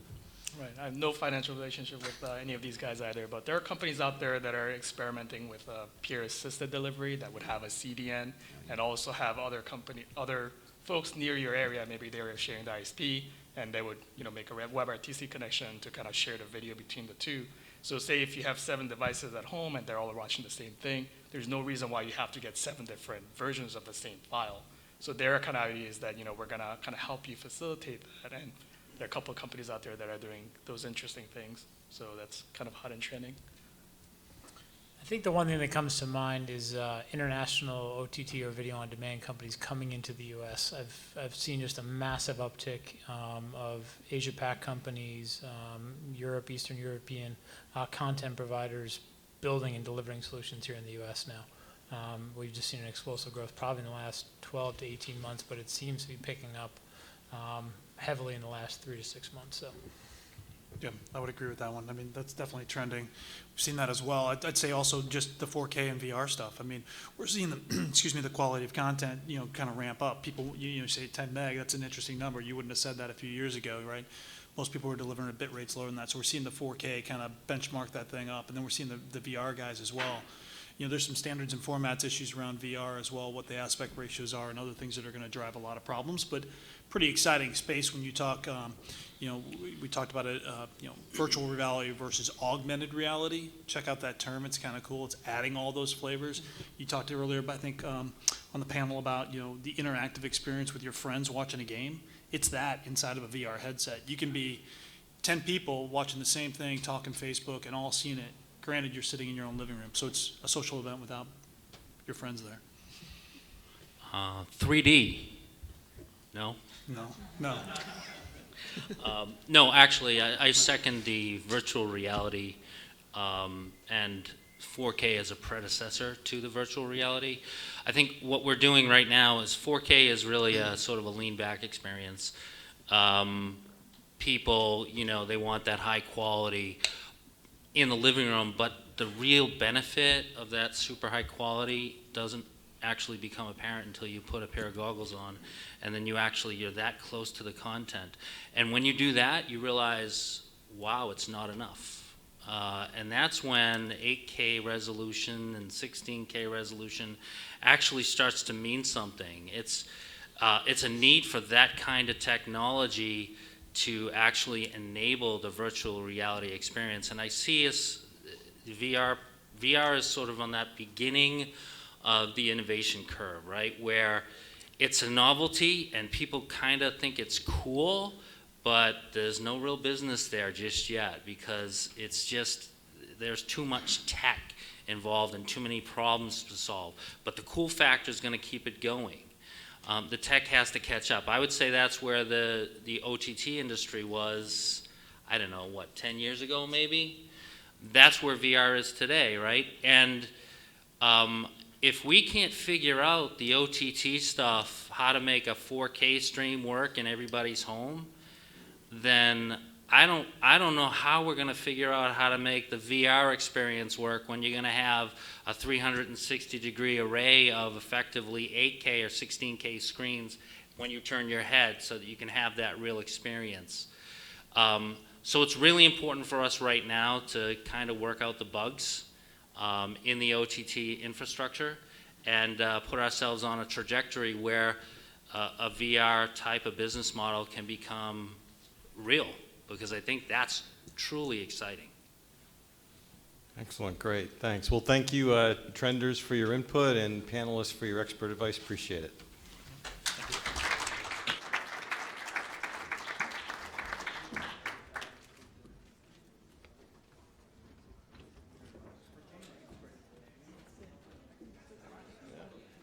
Good job, guys. Thank you. Thank you. Steve, always amazing. Good job. Thank you very much. Did you tap that bottle? Not yet. I thought I might violate some hotel rules by doing that. So. Don't get me in trouble. Okay, we're jumping right into our penultimate session here, session number 6. It's a big one. It's about the money. All want to learn how to make money on OTT. I'd ask our moderator, Jim Turner, to take the stage. He's sipping scotch somewhere, I think. And our speakers and trenders.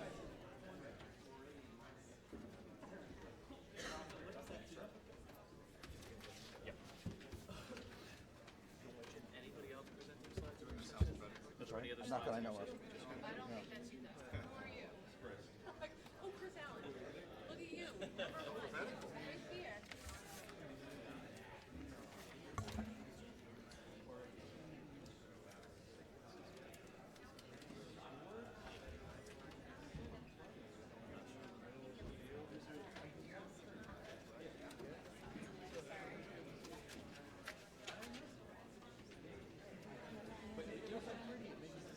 Can I squeeze underneath you for just a second?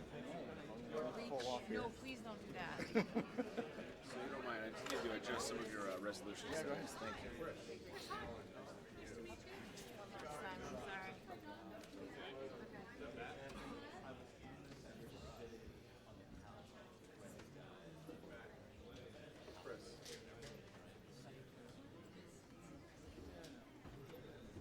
When you're ready, just make sure you speak into the microphone. Oh, hi, so nice to meet you. Yeah, this is great.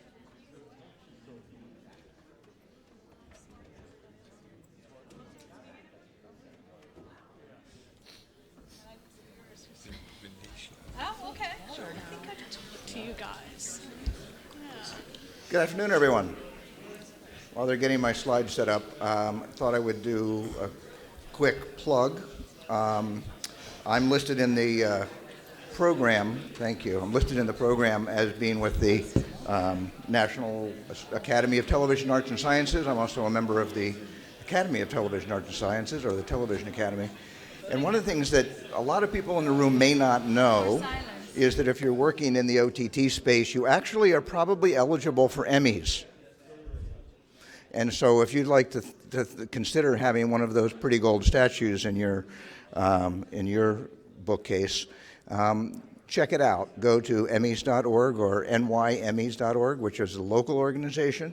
All of the stuff that we talk about here, just like Netflix has proven to us, is in fact television. And so there are award categories available now for things that look and feel like OTT. So please check it out. The benefits of being a member are terrific.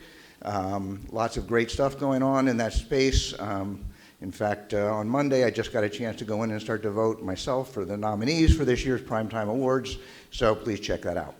And the other side of my life, I am a strategic advisor, and I get paid for helping people figure out what they're doing in the OTT and advertising space with my consulting company. So welcome this afternoon. And now it's time for us to get down to the bottom line, which is how you make money at all this stuff. All the other things that we've talked about today so far, whether it's user experience or quality of service or content or platform or anything else, ultimately, if it's not somehow or another contributing to how you make money, then it probably is something you shouldn't be doing. So when you boil it down, there's only two ways to make money, and that is you either pay for the content yourself or someone else pays for the content, which means you're writing a check or you're charging it to your credit card on a sponsorship or a subscription of some sort, or someone else is paying for it through ad dollars and through your attention, and so or through some sort of transaction. So what we're going to talk about today is whether the future and the current world of OTT is best paid for out of your pocket, personally, or out of someone else's pocket? And what's the best way to do that? And if you're getting ready to launch an OTT service, or you have one and you're thinking about it, somehow or another you need to think about who's paying for it. And that's what we're going to talk about here today. So just to set things up, I wanted to give a real quick rundown of a couple slides just to talk about where we are, and then I'm going to have the panel introduce themselves, and the trenders reintroduce themselves briefly, and then we'll dig into all of that. So just a sense of where we are with OTT in the United States today. There's lots of subscription services. In March of 2016, Parks found 101 OTT services that were out there. And that doesn't include things like YouTube, which some people consider to be an OTT service all by itself. That serves about 96.3 million broadband households. Pardon me. To give you a sense, Nielsen says there's 116 million television households this year. So that's about 83% of the television households are broadband households. And there's 101 services out there, now more. I mean, there was more announced even yesterday. More than 100 and some odd services serving that space. About 64% of U.S. broadband households subscribe to at least one, which is about 53% of the television households. 95% of those OTT subscriptions, however, go to the big three. Go to Netflix, Amazon, or Hulu, and you can see 52% to Netflix, Amazon, and Hulu. They don't quite add up because, in fact, there's people that have more than one, and 5% of the subscriptions go to the other 98. So there's a real interesting question there. Can you make money if you're in that lower 5%? We heard earlier that getting above 5% penetration is hard. And of that 5%, it's dominated by three networks, and that's the NFL, the WWE, and the MLB, not surprisingly. HBO and CBS and all those guys are doing great, but they're in the 1 or 2% range. And about 13% of broadband households have more than one subscription. There are very few services out there where someone else pays for you. Crackle at one end of the spectrum is ad-supported. Netflix is subscription-supported, and there's one in the middle that's well-known, which is Hulu, which has a dual revenue stream. So right now, the world seems to be subscription-driven. But a recent study that was just released a couple weeks ago by GfK said subscribers are starting to run out of money. And we'll ask our trenders about that in a little bit. How much, when you add it all up, are you willing to pay? Are you willing to pay the $90 for broadband, and how much more, rather than just pay for your pay TV subscription? And they're also getting overwhelmed. GfK also found that 45% of the people they polled said there are too many of these things already, and we're still getting warmed up. So what does that mean for getting into the marketplace? So if you look at how we're going to make monetization work, how many different ways are there to monetize? Well, you can have subscription, you can be ad-supported, you could be just on YouTube, you could do branded content, you could have authenticated like TV Everywhere, you could do commerce, and probably a lot more we haven't thought about yet. But they don't come without their issues. And the issues include how much of the consumer willing to spend, churn, and what Colin Dixon the other day called DDO, dig in, dig out, which is I'm going to sign up for a month, watch all the HBO I can, and then I'm going to bail out until the next show comes on I want to see. Marketing it, how you're going to get the people there, sharing your passwords, where the ad dollars are going to come from. If you're a small service, if you're in that less than 5%, can you attract ad dollars? We're going to talk about that. How do services get aggregated? What happens to bandwidth caps, distribution costs? Unlike TV or traditional TV, the incremental cost of adding a subscriber is not zero.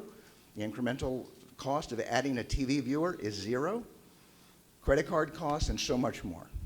So we got a lot to talk about, not a whole lot of time. So we're going to jump right in. I'm going to let the panelists introduce themselves, and then we'll get started. So let's start here. And Chris, why don't you introduce yourself? Great. Thanks, Jim. My name is Chris Allen, and I'm with Vindicia.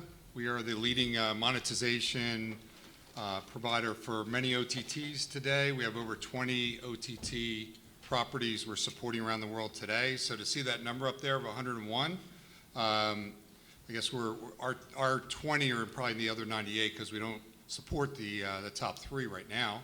But so we're providing the back-end billing and subscription management for any OTT provider out there today. We're plugged into all the payment networks that can cover the world for you as well. So happy to talk to any providers out there looking to expand into the OTT or SVOD space. Okay, thank you. Val? Hi, I'm Val Voci. I'm the Chief Marketing Officer of OwnZone's Media Network, And we're a 4-year-old, maybe that's really old in OTT time, company. And our kind of secret sauce is we're an end-to-end solution provider. We take content from creators both large and small. We work with a lot of studios, a lot of indies. We have a platform at ownzones.com that we use as an incubator, and we are subscription driven, although now we are adding some AVOD and TVOD for some of our clients, and we work globally. What we do that we think is really different and unique is we apply programming. So we have a team that comes to us from E-Entertainment that works with our clients, and then my team, besides kind of standard marketing, we also provide marketing services for our clients, so content, subscriber acquisition, syndication, affiliation, and things like that we'll talk about today. Okay, great. John? I'm John Thompson, president of FLX Systems. I've spent the last 15 or 20 years of my career studying consumers, how they interact, react to different types of advertising and branding technologies. Currently, FLX Systems focuses on developing unique advertising technologies for the OTT industry. We do this by integrating and working with systems that create great value to both the consumer and to the OTT platform, the advertisers. We do this by working with product placements inside the content, as well as working on integrating e-commerce into the OTT platforms. Thank you. Matt? Hi everybody, Matt Smith from Envato. I'm the Chief Evangelist. We are a signal-to-screen, TV everywhere and OTT platform. We power all of the NBC Universal Cable brands and their digital experiences, Fox Sports, Univision, and the Scripps Networks family of brands, HGTV, Travel Channel, Food Network. And for all those I've just mentioned, we do dynamic ad insertion. We've got about 50% of the 4-letter call sign television stations across the U.S. of varying affiliations. And as we're going to discuss here, dynamic ad insertion has become table stakes for them. These folks are now able to look at their streaming investment as a profit center, no longer a cost center. That's good news for the whole industry. Okay, thank you. Dennis? Dennis Nugent, and I'm with Vidillion. We provide TV everywhere, connected TV services for the TV broadcasters and OTT system operators. We also do dynamic ad insertion. We've been working with the OTT system operator since 2008. Great, thank you. Would you like to reintroduce yourselves? I think we've all seen you a number of times, Sure. but you're certainly welcome. Hi again, everyone. I'm Andrea Nelson. I'm here from Massachusetts, and our family recently went through the change from traditional cable to OTT. Hi, I'm Alicia. I'm representing the Hispanic market, and I've been a subscriber to Netflix since 2003, and Amazon Prime Video for 4 years now. I'm Ian Bonner. I'm new to New York, and I like sports. Keep it simple. So, first question to the entire panel, and I'll ask everyone to jump in. Subscriptions, ad-supported, what is monetization right now for OTT? What's the way to do it? If I were launching one today, where would you go? Everybody seems to be going subscriptions. Is that because we can't get advertising? Or is that because advertising hasn't matured? And then I'm going to follow up with a second question, which is the subscription services like Netflix, will they eventually also have to include ads? But let's start with subscriptions versus ad-supported versus anything else. What's your opinion? What's going on in the marketplace? Why don't we just go down the row real quick. Chris, why don't you start? Well, considering with Vindicia, we only support SVOD and TVOD, subscription and transactional video on demand, I would suggest subscription. But that's what we're driving today with our customers, or they've decided to go to market with subscription. We don't deal with any advertising video.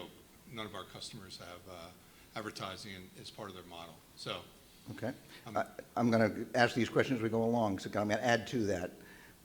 Why, right? Why subscriptions? Why is that where people are going right now? Yeah, it's obviously it's a way that they obviously can make money. It's a business model they decided to go with out of the gate. Many of these are large properties that are existing today that have a new product offering out there that they've seen that Netflix obviously is the leader out there with subscriptions and decided to go the same same route. I can't say definitively exactly, why they decided to do that, but, when they come to us, they've already made up their mind to go subscription. Okay, I'm going to jump to the other end. Dennis, you're at the ad-supported world. We're advertising only. 99% of our traffic is for linear broadcast TV or OTT, 1% VOD. Why? How can you support a service with advertising? They support it very well. One of our customers will do over $4 million in advertising revenue net this year. And one of your other surveys show that 68% of the viewers want ad-supported. They don't want to pay the subscription. Okay, we're going to be coming over to you guys for about that in just a minute. John, you're also in the ad world. Why don't you talk about that for a second, and then I'm going to come back to Matt.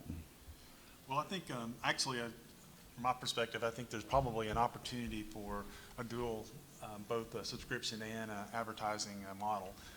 The reason for that is I think the consumers, if you provide quality content, especially to a niche user, which a lot of the smaller organizations are, I think the consumer's willing to pay to access that content. On the flip side of that, I think as the technologies continue to mature in the advertising technology, the ability to provide information that's relevant to the consumer, that's meaningful to them, I think that's going to allow the consumer to accept that and be willing to be open to a dual model. Okay, Matt, what do you think?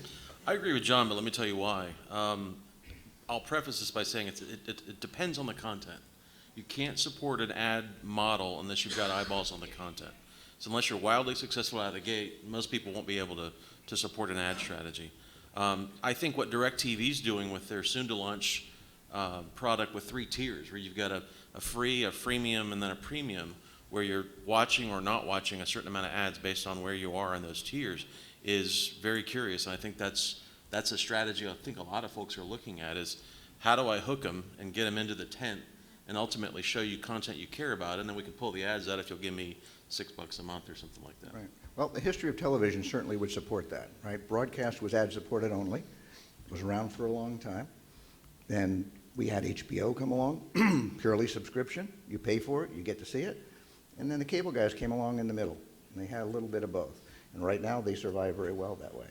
Can we do the same thing in OTT? Val, what do you think? What he said. Okay, thanks, Val. I appreciate that. No, go ahead. No, I've been in the subscription business since I started my career in publishing, so I'm a big believer in content. I published something a long time ago called the News Bites News Network. People said, "You're crazy, technology news, who's going to pay for it?" A lot of people. It's quality content, it's how you deliver it, it's being in the right place at the right time, it's understanding who the audience is and what they want. I think we'll talk a little bit later about this Netflix phenomena. I think right now we are starting to see that, people checking their pocketbook, right? If this is $2.99 and I'm paying $7.99 and this has X number of movies or fights or whatever, they're doing the cost-benefit analysis. So all of us in the subscription world are now starting to play with pricing, and I think that's been the toughest thing for us right now, to figure out the pricing. I've worked with advertising before. I was at The Economist and The Washington Post, and I think there's some interesting models. I like advertising. That's how we learn about a lot of things. So I think arrangements like this are where we're going to find some of the solutions, and we're just going to have to test them. Okay. So we touched on this a little bit as we went down there. What kind of content can you support with which kind of model, right? Netflix has been tremendously successful and was tremendously successful primarily because they were the first ones in. So they went out and they got a lot of movie deals, they got a lot of content, didn't do any originals. Now they're moving way into originals. And I think as we're going to see the next cycle or two, my opinion is we're going to see a lot less TV shows showing up on Netflix. It's already happening. Netflix content, in case you haven't noticed, is down by 30% in the last couple of years. So the amount of content that's showing up there is smaller and smaller. And it's moving more and more to original, as was famously said, they need to become HBO before HBO becomes Netflix, right? So that's the big model. Hulu was born on television. Amazon was born because they know what you like to buy when you buy shoes, and they can figure out how to do that. What kind of content, what kind of content do you need to be a good subscription service or to be a good advertising service? Because advertisers like mass, right? So what do you think? I'm going to, I guess, disagree with you a little bit about that. So, please. I think first of all, you have to have content that, and we're talking about a lot of the smaller players in the lower percentile. So we talked a little bit about the ability to provide content that provides a niche that people are passionate about. So whether I have a pastime, whether it's a hobby or a sport or whatever that is, something I'm truly passionate about, I'm willing to pay to access that content. On the flip side of that, you're providing a brand direct access to a consumer they can connect with that's absolutely all about the products they sell and present. So while the masses may not be available, I think that's you're going to see change, is that in the past it's always been about, I go and purchase at this network and I get 1 million impressions. I'm willing to pay X number of dollars to get that. I think what the advertisers are learning is that I can buy smarter and buy more direct. And yeah, I may have a smaller reach, but the reach I'm getting into is passionate about my brand, and my odds of converting that into revenue and a sales is a whole lot higher. So my cost of acquisition to a customer all of a sudden drops. But advertising then has to change some, right? Because right now, the way we buy advertising is we buy it on millions, right? How many millions we're going to see. So, and the OTT guys are going to have to think about this. In the early days of the Food Network, people who advertised on the Food Network typically didn't have video. So for the first several years of the Food Network, over 25% of the ads that ran on the Food Network produced for the advertiser, because the pot and pan guy had never been on TV before. So if you've got a niche, if you've got a dirt bike niche, how do you get to the dirt bike guys who don't have video ads? Well, I think the difference is, too, is we have to remember is that what's changing is the advertiser's mentality is changing because the OTT is forcing them to do that. I mean, you can't be a chief marketing officer or a VP of marketing at any organization without stepping back and taking notice of what's happening in the OTT industry. And so you look today, and every one of them, and you open any publication, and they're all trying to figure out, how do I tap into that segment and reach my consumer in that world? So, yeah, it's got to change. But I think it's changing very rapidly. And I think the way that the advertisers are going to reach their consumer, that's going to continue to evolve, and you're going to see a lot of neat things. A lot of things you see today at the show today are actually new ways to reach those consumers that they've never seen or experienced before. Sure. Anybody else have a thought about advertising? Because if not, then I want to go over here and start talking about wireless. Just a quick comment. I agree with what John's saying, and the technologist in me in this space wants to improve the way that we deliver ads, because we're not very effective at it today. With your handset, we know where you are, we know your location, we know a lot of data about you. So if an advertiser wants to buy 50,000 impressions between 9 and 10 a.m. in this zip code in Manhattan, the ability exists to do that. We just haven't connected all the tissue of the industry so that we're really delivering addressable ads. That'll come soon, though. Yep, all true. So I want to go over to the trenders. We're talking about subscriptions, and what we really need to understand is how much are you willing to spend every month, right? So if you've got $90 broadband costs, and you've got Netflix, and you've got Hulu, and you decide you do like dirt bikes, or you want a surfing network, or you love the WWE. I mean, that's 1.8 million people have signed up for the WWE. There's a demonstration of niche content, people that love that, or the NFL. How much are you willing to spend? Are you getting close to the end, or do you still have money to spend on TV? Anybody? I would say I like the savings that we're seeing now, where it's probably $50 to $75 easily of a savings from our cable bill. So it's good. Otherwise, why did we go through all of that? But on the other hand, we've already gone through all of the process of changing over. So I'm willing to add more if we're really interested in it. So I feel like we've done the grunt work, and we're here now, and so I like that we're saving that much money, but I would add a little bit more. I would feel like we have accomplish something if we're saving at least $50 a month. So is it driven by cost? Are you getting enough content for what you're paying now?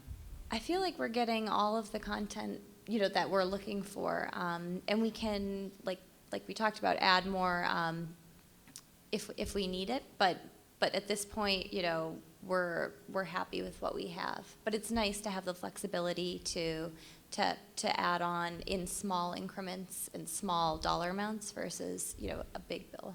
Okay. Okay. How about the rest of you? I'm happy with what I have today. I do not mind paying more, but I still find that I have an over $100 savings without cable. So I feel that I can still spend more money in other areas. Okay. Yep. I agree, actually, because like you guys said over and over, content is the biggest driver. And I'm not saying there can't be ads at all instead of subscription, but the ads have gotten to the point where it'll be 3 minutes in the middle of a show, and that seems like a very long time to be watching commercials and ads and things of that nature. But I absolutely would be paying extra for the special content that I want. But I would add $10 a month, maybe $15 if it's something really specific, but not much more than that. So help me remember, because I wasn't taking notes, which of you have Hulu subscriptions? I just started. You just started. And the full subscription without ads or with ads? With ads, $7.99. With ads. We have one ad that plays at the beginning of the show. It's like a 30-second ad. So I'm not sure You're which. paying $11.99 or I believe something? so. Yeah, Okay. I believe it's Okay. $11.99. So because Hulu believes $4 a month is what it's worth to get rid of ads. Does that feel right to you? Would you pay more than I that would to probably get rid of pay ads? more than that. One thing I was going to add was a lot of the, just on a perspective of ads versus no ads, a lot of the friends and family that we have that still have traditional cable have opted to have the DVR feature, and that's sort of their way of going around the ads. So I know a lot of people that pretty much DVR all of their shows and then just fast forward Skip the throughout the ads. ads. DVR still has ads. Yeah. But a lot less, I believe. I know that was what we did before we made the switch, and I know a lot of people will strictly only DVR their shows. So Dennis pointed out that recent survey said 68% of people would rather have the ads than pay for subscriptions, but other things say 80% or more of people hate ads and they'd rather pay more. Where do you fall? You'd rather pay more for ads I want or to say no ads? something that I don't find that it is that we hate ads. The problem with the ads is that the ads are not personalized. I do not drive, so I don't want to see car commercials. I don't drink coffee, I don't want to see coffee commercials. So things like that. If ads were personalized, I wouldn't mind watching them. Mhm. I've made purchases based on ads that I saw that caught my attention. Yeah, okay. I agree with that. I think it would be much more interesting if it were something, and I know that they do that on the internet for however they do it, but they can tell what you're looking at, so it immediately comes back on another like Facebook page, or and it's very strategic. I mean, it definitely works because that's what you've shown that you're interested in. So I think that if the TV ads were able to be individualized or personalized so that it was something that you're interested in, it would be a lot more appealing. Okay. All right, thank you. So let's go back to subscriptions for a minute. We've been talking about ads. So subscriptions are great because you know how much money you're going to make, but there's a number of issues, and I'd love to get your thoughts on those. One is churn, this idea of using subscriptions as transactions, right? So if you love Game of Thrones, you can sign up for HBO Now, binge yourself crazy for 2 months and cancel your subscription until the next thing you like comes along, right? So there's that, the dive in, the dig in, dig out kind of thing. And then there's just churn because of other reasons, right? So churn is an issue. Password sharing is an issue. It costs something to have one of these things. You have a set of fixed costs, right? You have to run this thing. You have to pay for bandwidth. So how do you overcome that? How do you build a successful and profitable service? How big does it have to be? What do you need? And of course, there's content costs, which if your Netflix is $6 billion. Well, for us, we really look at the programming. So to your point about HBO, I mean, they're the masters, right? So they've got it figured out just when they end Veep in Silicon Valley, and and where the overlap is and what's coming next. I think they've got that figured out. And if you're just a diehard and just there's a few people that will keep watching anything they put up, but I think we've become a very, there's so much available that this, and you called it DIDO or DIGO? DIDO, right, dig in, dig out. That's really interesting. I have to remember. I haven't heard that yet, but I think that that's what we're seeing. I have millennials, you know, a little older, and it's interesting to me. They use all my passwords. Yet my older daughter bought her own Hulu subscription, even though we have Amazon, we have Netflix, we have a huge cable selection because I'm in the business. And so I talk to her a lot about it, and it's for a lot of those reasons. There's things I want to see, I want on and off. I don't want to watch it when it's playing. I don't care that you DVR'd it. It's really interesting, and I think we're going to see more of that as this generation has some spending power, because they're just choosing more. So we just have to accept that. For us, I'm constantly looking at cost of acquisition and comparing different offers and promotions that we did and what was the churn rate, and trying to figure out why. Because churn, you know, retention, getting a new customer is so much more expensive than retaining them. So we built. You know, we've just taken traditional marketing tactics, right? Someone signs on for a free trial. We've got a nurturing campaign that starts immediately. We're constantly surfacing what's coming, what's new. We're using social influencers. There's a lot of tools in the proverbial, you know, marketing toolbox right now, but you know, you just have to keep looking at the data. And I don't have an answer yet. Although interesting, you talk about the cost of acquisition. One of the things I saw recently is that the cost of reacquisition is so low that that a lot of these services don't worry so much about that. So, Chris, what do you think? Yeah, from a billing perspective, we talk about churn. There's a term out there called passive churn, involuntary churn, where something happens to the subscriber's payment instrument in the background that he's unaware of. So most operators we deal with, they have about a 20 to 30% churn every time they go to bill their customers every single day. They're billing their customers every day, but of those customers, 20 to 30% have failed transactions. So how do you deal with that? So we help our customers deal with that, because we have the data to support the networks, the Visa, MasterCard networks out there. So they can send us the data, and we're able to recover about 20% of that 30% for them. So we're talking about reducing churn more from a billing perspective, but something operators and content owners need to think about, because keeping that subscriber on the service, as we said earlier, it's more expensive to acquire a new subscriber than to keep one you already have. So from a billing perspective, the people they're doing are very good at retry processes on credit cards, are probably getting to about 98% on churn, 98% success rate, and about 2% on churn is probably one of our largest customers as a number there. Okay. And the stat. Okay, good. Matt, how do you make a subscription service work? And is it adding ads or not adding ads? How do you make it work? Well, from a technology perspective, it's never been easier. I mean, the platforms like ours and others out there today exist to where you can stand one of these services up in a matter of a couple of weeks. I go back to what I said earlier, though. It's really about the content, right?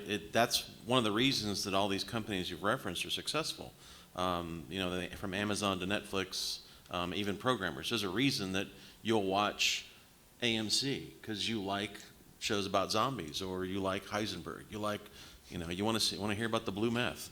In fact, I'd argue today that a lot of people who may be coming to that show for the first time think it's a Netflix show. But anyway, but it's all about the content. But the process of managing it, of flying the plane, if you will, has never been easier. I don't specialize in credit card processing, but I do know that the hooks into the APIs to Chase and Stripe and all these other services exist, and so you know it's even easier now than it was 2 years ago to stand up a service like this. But I go back to the content. It's about the content. If you don't have content that people want to connect with or have a compelling reason to connect with it, you're going to fail. I'm an Amazon Prime subscriber too, and some of their shows are hit, and some of them are really miss. Yeah. You're like, who greenlit this show, right? I mean. Yeah, it's true. John, to you and Dennis for a second on the advertising side. Other than traditional advertising, we touched on this earlier, you know, when you start going after niche audiences and endemics, you're going after very different things. Where does the role of branded content fit in, or, you know, brand-based networks, a Red Bull network, or you know, product placement? Where do some of these other things fit into the OTT world? Well, I think what's interesting is I think the numbers were, I thought, for 2014, brands spent approximately $20 billion, that being with a B, $20 billion to have products placed inside television shows and movies. So as the content becomes more specialized within these niches, the opportunities for the OTT networks to play on this, to go to these brands who are willing to invest big dollars and actually have products placed within those shows, I think there's huge potential for that. Mm-hmm. And I think the other things that we're just starting to see the technology come about and the ability to act on that is once they engage that consumer with that product placement, is to actually move forward and take that relationship along actually all the way through the transaction to even to the purchase of that product. So I think the technology is growing and getting better and better, but I think there's a lot of places that, once again, the people that control, especially these big brands, they spent a lot of money in the past. They see the growth taking place in the OTT. So I think understanding things with product placement and even the ability to deliver some unique things with the technologies available will really, you're going to gain access to dollars that weren't there in the past. Yeah. Dennis, do you see the same thing? I can't speak to branding, but I will speak to interactivity. We're all familiar with interactivity on mobile, and I think that's going to be happening soon with connected TV. You saw Colin with his Zumo remote control earlier today, and the obvious next step is to have that remote control be interactive so that if there's a call to action, such as a poll, or if there's a desire to purchase, that consumer can do so. Okay, great. Quick question for the trenders, and then I'm going to take questions from the audience. Just talked about two things here. One, product placement. Are you, just real quick, how aware are you of products that are placed? Is it register to you when they take that extra second and linger on the Ford, logo on the car, or, the red cups on American Idol, or how much of that is obvious to you? This is going to be kind of like a bad example, but in many TV shows, when someone orders a specific beer and they take the time to say the full name of the specific beer, I usually tend to notice that. Not so much the cars, but the beers. Okay, Yeah. That's good to know. Okay. Okay. Do you have any other thoughts? No? Okay. No, I don't know. How would you, oh, I'm sorry. That's okay. I was just going to say I'm somewhat aware as well, especially cars or something like that where it's a specific name brand. It's sort of obvious. Okay. Last piece. We talked about interactivity. How comfortable are you if you're watching a show, which is television? Now, we're not necessarily talking about watching a 3-minute clip of something, but something that you would consider to be television, of interacting with it, with something that goes on, or an ad shows up and says, click here and get something more. Would you do that? I've done it a few times in which I either see a commercial for something and they either provide a website, I may go, or maybe if it's in a show and they say hashtag, then I may go there. But sometimes, not always. Okay. Very good. That actually kind of bothers me. I don't like, especially if it's during a show, for something to pop up like that, or even if it's just kind of running on a bar underneath. I'd rather not have it at all. Okay. Okay, great. Questions from the audience? We have any questions, and someone with a mic? Anyone? Yes. Just one quick one. Just wait for the mic if you would, 1 second. Bonnie Opticman, Theater Streams. You've talked a lot about the annoyance of how long the commercials are becoming online, but nobody's mentioned how you can see the same spot 57 trillion times within the course of a half hour. I'm wondering, to whomever wants to jump in on the panel, how long do you think before there's enough advertisers and DAI is in enough places that goes away? We've implemented frequency capping on our platform now and have set frequency capping at 12 minutes. Otherwise, you would be seeing McDonald's ads all the time. John, did you have something you were going to say? No, Okay. I think that's where it's headed from the technology. I think that's one of the things we touched on a little bit earlier about the source of advertising. Big advertisers aren't still quite comfortable advertising in this other kinds of television yet. So you end up seeing the same ad over and over again. It's one of the things that drives people crazy on Hulu. Tim? Tim Ware, Tremor Video. Trenders, how do you deal with keeping up with sports? And I don't count ESPN as sports, your local sports, the Red Sox in Massachusetts or whatever here. How do you augment that if you cut the cord and you lose your Nessun or? Well, I usually turn to streams online. So I have several different apps on my phone for all the information and articles coming to me. Facebook, obviously, there are other fans from home that send out stuff like that. And I'll watch highlights. But for example, Reddit has a full section where they put up live streams that go through YouTube of games. The problem is, and we talked about this, is sometimes the quality isn't there. And of course, it's ad-free and things like that, but if all of a sudden it just pauses and then 2 minutes fast forward into it, it gets kind of frustrating. Okay. My husband has a subscription to something. I'm not sure what it is, but I know it's for the NFL. He does something for the NBA as well. While me, I'm not a very sports fan, but I do follow like the NFL on Facebook. And I have the app for NFL, NBA, just to see the highlights, learn about the team, what they're doing, follow some of the players that I like, and that's basically it. Okay. That was actually my husband's biggest concern when we were talking about making the change. And because it was right at the end of football season, he thought he would have some time to figure it out. That's his favorite sport. But he did recently mention that he was going to get Sling Network. I don't really know much about it, but I think he thought that would be a partial answer to some of the sports concern. Interesting that the reason he would get Sling is because ESPN is there. Yeah. Okay. Despite the fact that most people, when they buy skinny packages on places like Verizon, they don't take the sports package. Any other questions? Yes. David Weissenfeld from True Optic. A question for the experts. I guess part of frequency capping really comes back to cross-device reconciliation. So if I see an ad 5 times on my mobile phone, and you don't know that that's also me on that connected TV device, or that's also me at that IP address at my workplace, I might see that ad, 15 times, and you think you've capped the frequency at 5. I mean, can you talk a little about how you're progressing, or what the, I guess, status is of cross-device attribution, especially for frequency capping? There's a gentleman in the back by the name of Steve Popper, and up here in the front by the name of Tim Ware. If you have that type of technical level of questions, you probably want to address it to them. Yeah. Did you want to say something, Tim? Yeah, look, thank you. It's one of the, frankly, it's a challenge, but it's on a very short list on a roadmap, at the risk of giving you the roadmap answer, but we've talked to a lot of our sellers, and it's their priority, everyone from big names that we've mentioned to longer tail. One of the things that's come up in some conferences I've been doing lately is a really interesting balance, and this touches on it, and that is that the digital world, and particularly the walled gardens, Facebook and Google and so forth, are data rich and have data scale, but they don't have content scale. And television has content scale, but they don't necessarily have the data scale.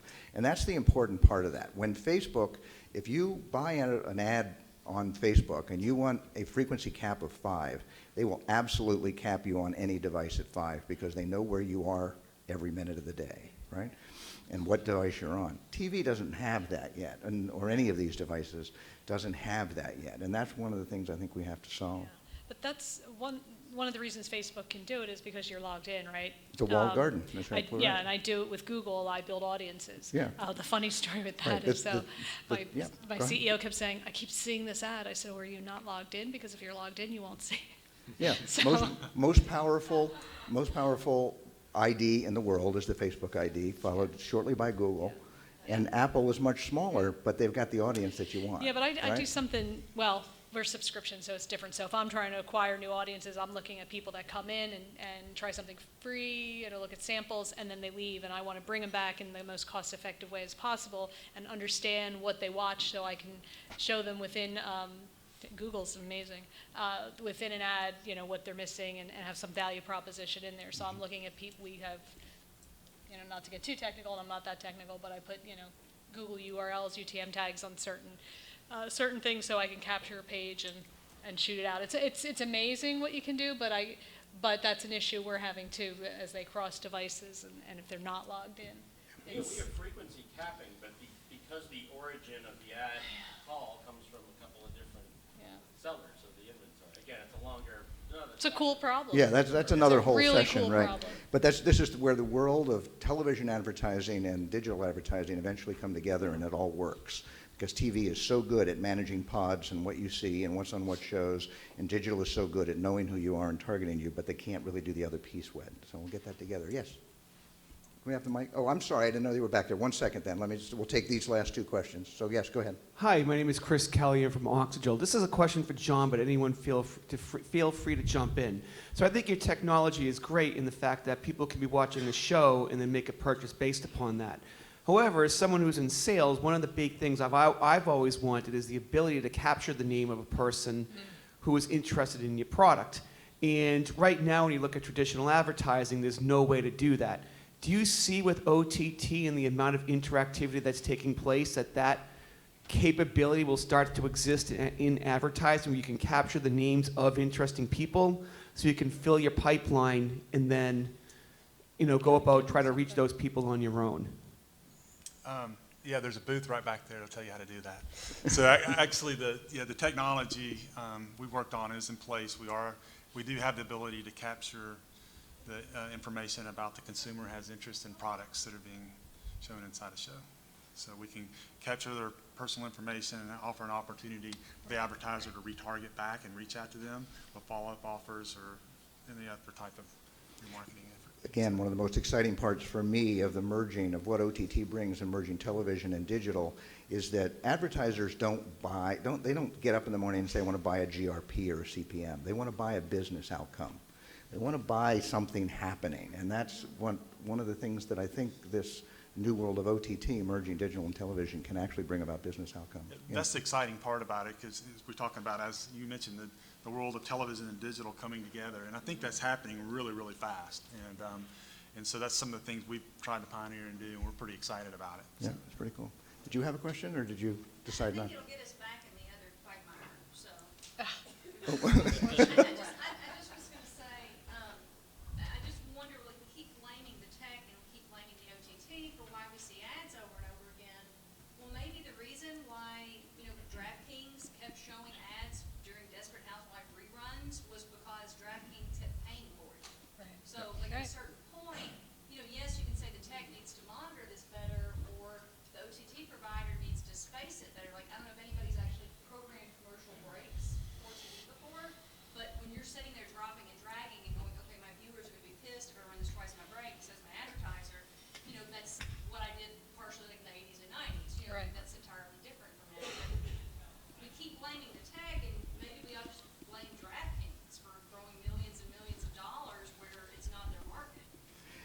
Yeah, and it comes back to the problem that there isn't enough advertisers to fill the time. And so they end up having to fill it with frequency rather than diversity of ads, yeah. And remember, it's all done by machine, right? All the ads in OTT supposedly or should be, dynamically inserted. So, any last questions? Otherwise, I think we're at the end of our time here. No? All right, well, thank you very much. Go out and buy more subscriptions and support all of these nice people. Thank you to the panel. Thank you to our trenders. Thank you, Jim. I'd ask for the trenders to join the stage. We're on our second trender chat.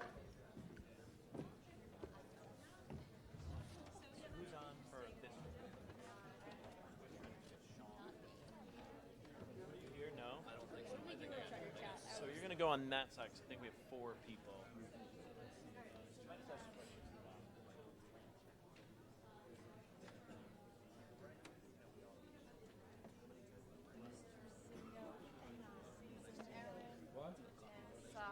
Aaron, we're missing Sab. Oh, here's Sabia. Okay,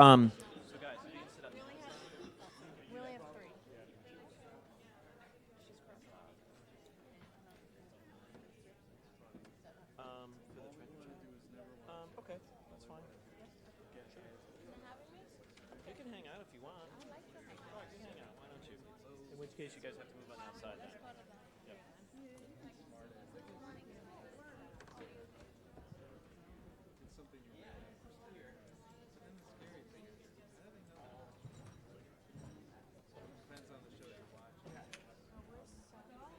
Val, thank you so much for coming. It was great. Yeah, this was fun. This was great. My head hurts.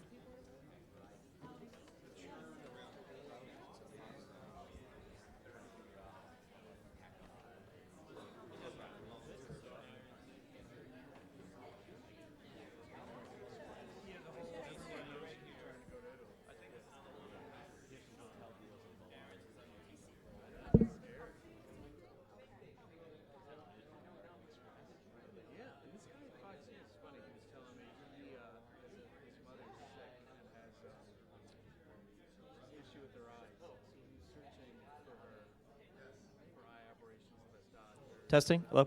Let's get started with our second and final Trender chat of the day.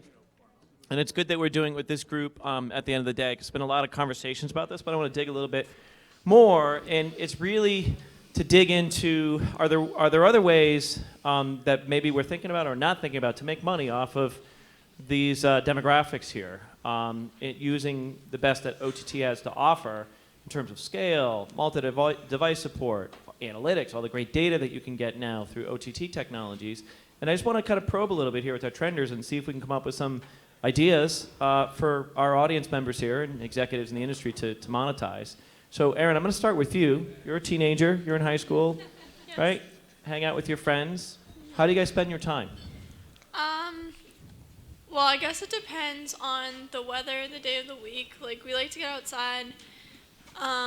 If it's during the weekday, we don't usually hang out, but if we do, it's to study or something for a test. But on the weekends, we like to watch TV. That's a big part of it. If we just want to hang out and chill at night, that's usually what we would do. If it's like a sleepover or getting late, we just turn on the TV and relax for a bit. But yeah, we just like to hang. Okay, and do you do any sports? Yep, I do field hockey. I coach basketball. I did a couple seasons of basketball and soccer before, but now I'm just focusing on field hockey. Okay, so if there was like content out there that could somehow fit into the life of you and your friends that you maybe be willing to pay for, what would that be? I mean, you mentioned sports. Do you ever go on like YouTube to look at videos on how to coach or be better at, whatever sport you're doing? You mentioned homework. Do you go on YouTube or any other sites to try to, learn some subjects, or is it really just pure entertainment for you? I mean, it's not really learning as much as it should be. It's mostly entertainment, yeah. Okay. All right, cool. So someone's going to sell you a new service like next week that's going to make you shell out $5 or ask your mom or dad to shell out $5. What would it be? A new service? Yeah, like a new content to watch, a new show. I always enjoy comedies. Something upbeat, happy, make me laugh. Something funny. Okay. Yeah. All right, that's good. Okay, I'm going to jump over to you, Sean. I'm going to kind of go a little bit younger. So what do you do with your friends? Normally we play outside, play sports, maybe watch a movie. Yep. Something like that. Do you guys have an Xbox or anything like that? Play video Yes, games? we Yep. do. Yeah. Now, do you have the version of Xbox where you can play online with other players, or does your mom not let you do that? We have it, but we don't use it. You don't use it. Okay. And you do sports too, right? Mm. Yeah. Yes. So now you did mention, do you go on YouTube for learning how to do things? I think you mentioned that earlier today. Yeah, for hockey drills and things like that. So like hockey drills, are there any dedicated hockey sites where you can go learn like how to do, I don't know, slap shot or be a goalie or different kinds of moves? Not that I know of. I just look up hockey drills on YouTube. Now what if there was a portal that showed you all the cool hockey drills from all the different sites, YouTube and everything else, but it was one place and it was marketed to, people your age, and, would that be interesting to you? It was all one place, or do you enjoy the adventure trying to go to find that content? I don't really care. You don't really care? Just wherever it is? Okay. All right, cool. And Alicia, we're going to jump over to you. So you're sort of like a power user. You know, you revealed yourself throughout the day here. You've really done your homework. You got a lot of different devices and different kinds of content. Is there anything missing that you would really kind of jump on if it was offered to you in a packaged way? I think that what I would really like is something that has more Spanish programming and music, something that has more Spanish soap operas from different countries. I miss seeing a lot of that. I just want diversity when it comes to Spanish Yep. content. Now, you mentioned earlier that you want diversity, you want Spanish content, but not necessarily Mexican Spanish content. No. You want, you know, Dominican Republic Spanish Or content. other countries like Colombia, even Brazil does a lot of great TV. So give me an example of some content or pastimes in Dominican Republic content that is different from in Mexico, for instance. In Dominican Republic, a lot of the shows are entertainment shows, which they have live music, where they have live comedy, like Saturday Night Live, but in Spanish. Yep. Like that they do. There's a lot of sketch comedy that happens all day, not just close to midnight. So there's none of that in Spanish television in the U.S. Now, when you go to Venezuela TV and Colombia, there's a lot of that type of programming, but I don't see that in Univision. So are there any services marketed to you where sort of they take the content from Dominican Republic and you can go over the top, and you show up with an app on your phone that you can sign up for, or is that being blocked? I had Canales Dominicanos, which had a lot of the programming from my country, but I don't know what happened to it. It's no longer active. Anybody know? Right now, there's nothing else that I found yet. Okay. So if it was more focused on your country, where you came from, and the types of content you're interested in, you might be willing to pay extra for that. Oh, definitely, but I don't want a price that will jump like it did with cable, that I think it was $5.99, something like that. Yeah. And it went to $12. So I don't want it to jump. I want a consistent price. Just like Netflix, I've been paying the same amount forever. I don't have to worry how much I'll be billed. Yeah. I know that they're billing me, and I'm happy to have that subscription. Yep. Now, Salvi, you said you were born in India. Yeah. Your parents, do they still live there? They retired. They lived in the U.S. They retired and moved back. Okay. And do they speak, what is it, Hindi? They speak a dialect called Konkani. They were born in Goa, so. Okay. And do they watch any of that content, here, and how do they get that content? That content is only available there. But Okay. when they're here visiting me, they watch like ZTV and Zup. So are we hearing a theme here? Is there low-hanging fruit, just taking content and streaming it from other countries and sort of for the expat market? And how well is the industry doing that? Anybody want? Not so well? No? So is that part of the, Jonathan, you wanted to jump in on that? No? Or you're just getting up to scratch? Specific to actually Yelp TV, about 6 months ago, we started streaming 220 Indian channels globally. Origin was in Atlanta, but we stream that content globally. Australia was a big main point for the expats there from India. But yeah, that content is available. So why aren't we doing a better job at that as an industry? Right, so we've got all this great content. It's packaged. You can go negotiate the rights. You can use OTT to stream it. Is there geo-blocking? Are there rights issues? Is it just finding the demographic, finding the Alicias of the world? What's the roadblock? Access? Rights. They have licensed content for India. They don't have worldwide streaming rights. It's all cut to pieces. So is it just hard work to do that, or you just can't get the rights? You can't. The rights deals are 5 years and longer, and so they're all chopped up by territory. So it's very difficult to break and get a whole piece of library worldwide. So, okay. So it's really not an OTT issue. It's a sort of entertainment industry issue that needs to be resolved. Oh, exactly my point. So the feedback was, well, that's for legacy content, but what about brand new content, right? Does it still have the same kind of rights baggage? It shouldn't, but it does. Yeah, I think it still does, because the big guys are paying the big money. The powers that be and the linear and the networks, OTT still has a much smaller check. Where the bigger check is, it pays for the content. So what are the rights restrictions to trick shots? trick shot video content. That was pretty cool. There aren't any, right? Sort of fresh, new content. Yes? That was Whistle, right? Are they still here? No. No? Okay. So is that what we have to do with OTT? Is we have to dream up brand new kind of content that doesn't have this baggage and then find the demographics for it? No? Anyone? I think YouTube retains the rights of your YouTube videos. So Okay. That was the Whistle Sports example that's taking YouTube videos. Right, and then repackaging it, basically. Okay. All right, and then just final question for our trenders. Is it the way, forget about the content, is there any missing device that you'd like to be able to have that you would pay for? I mean, you might have seen the demo from like virtual reality. Let's just use that as an example. Is that something you'd pay for if it was cool? I think I was going to purchase the Google Glass, but I didn't. I think something that sort of gives me more discovery options and sort of curates that for me on a day-to-day basis. Like I'm also at a different life stage as well, and my interests are very varied now. I travel. So something that sort of allows and pushes information to me would be interesting. Okay, great. Anybody else? Sean? Okay, good. That concludes our Trender Chat. I'd like to thank our panelists. So this is session 7. Oh, this is our last session, and then we go to cocktails. So got to stay for that.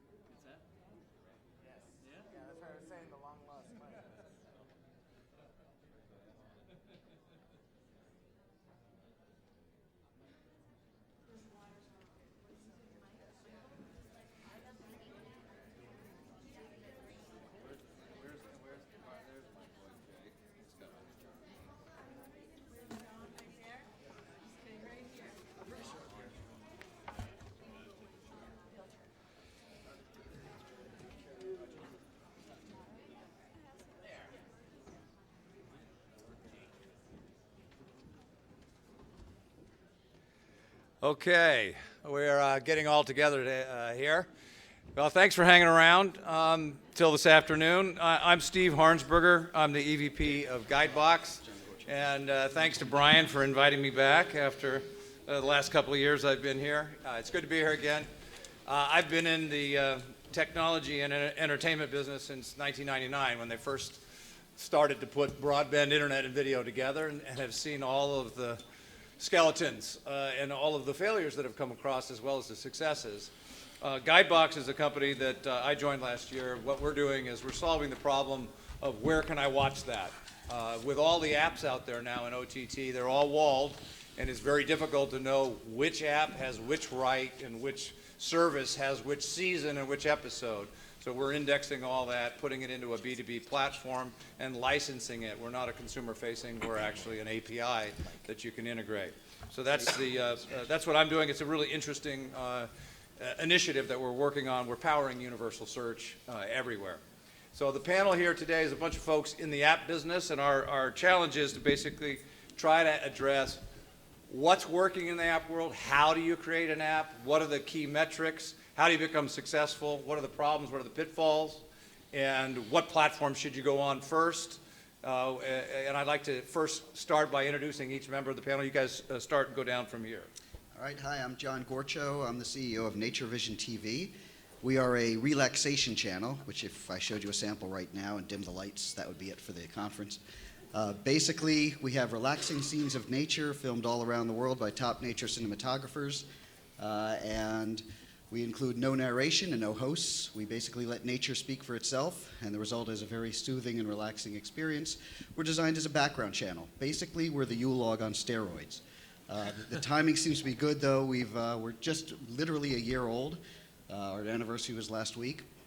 We've got agreements with about 25 platforms already. We've launched on about 7. We make our programming available any way you want it, 24/7 linear, basic and premium, SVOD, VOD, and third-party licensing to airlines and hotels and spas and resorts and medical facilities, et cetera. Anywhere you'd want to keep people calm and relaxed, that's kind of where we go. And we're in HD and 4K, especially our kind of content seems to work well in the 4K environment. So we've got an equal number of hours of both on our channels, and we're off to a great start. I'm David Weisenfeld. I'm the Chief Strategist at TrueOptic. And what we do is we measure OTT viewing at a census level on both commercial and open OTT platforms.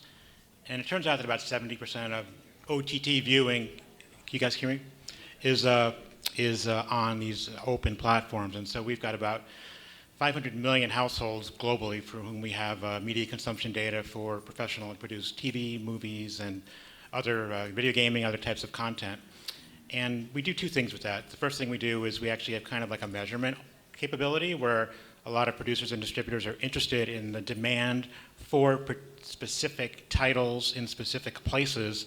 We're able to provide that and kind of almost provide kind of that glimpse behind the walled garden of the Netflix and those guys, because what we are collecting is OTT data. We've done some work that shows it is consistent with Netflix ratings, Netflix consumption. So we've got a lot of players on both sides of kind of this $15 billion professional content licensing market who want to know, what is the demand for something before I sell it or pay for it. The other thing that we do is we actually can retarget these consumers directly at scale. So, we're kind of like the media DMP. So if you want big data on media consumption and want to do, as you heard some of the things this morning, at scale targeting for niche content to get the right viewers into your niche OTT platform. It works for more mainstream stuff too. We provide that service as well. My name is Jason Lee Richwagon, and I'm the Chief Financial Officer for Spincast TV. Spincast is a brand new niche TV network viewable through an app on any mobile device, smart TV, or web browser. We were founded on the back of a paper napkin several years ago, and today we finally can be able to say that we've launched the first version of our network on an app within the past year.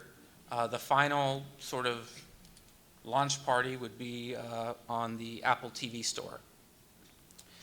You can find us on a variety of TVs, smart TVs, along with Apple and Android devices. We are at the stage now where we are currently seeking investments, and we are looking to build out our library and to add the necessary bells and whistles for user experience differences. Just as a side note, the niche that we're kind of starting out with would be in the sports world, whether that's fishing, hunting, but also sort of extreme sports that are all sort of outdoor type sports as well. Michael? My name is Michael Doobie. I am the head of streaming media for NPR, which includes anything that's not traditional radio. So that's our apps, connected cars, gaming consoles, OTT environments. And for those of you that might not know of NPR, we're arguably one of the most trusted brands of journalism in the world. We have the largest podcast property, premium podcast property in the world, and that's just domestically. Some interesting stuff that maybe I can get into later, but China is the 3rd largest consumer of our content, and we don't make a dime off of that. So we're doing some really cool stuff, but we also have some interesting problems ahead of us. Jake? Hi there, Jake Goodrich. I head up the audience development team at Roku. So really, I don't know if I have to explain what Roku is in here. And so just long story short, what my team does is We own the day-to-day business relationship with all of our content partners, your Netflixes, your Hulus of the world, and we work with them to build their Roku audience. Okay, thank you. So my first question has to do with OTT platforms. Right now, there's 37 million Apple TVs out there. There's 27 million Chromecasts.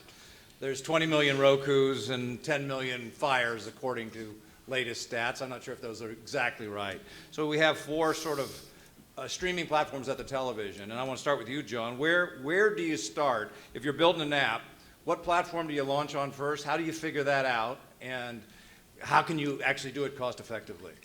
First of all, where to launch, the answer is all of the above, because that gives you great volume right off the bat. And we've been fortunate in that we've cut those kind of deals and launched those platforms. But basically, it's a distribution game. Ask any network, and they'll tell you the same thing. You're not going to do very well if you reach one household, and if you reach 100 million households, you got a pretty good chance of success. Did you do one first? Did you pick, I'm going to prioritize? We did Roku first. And why was that?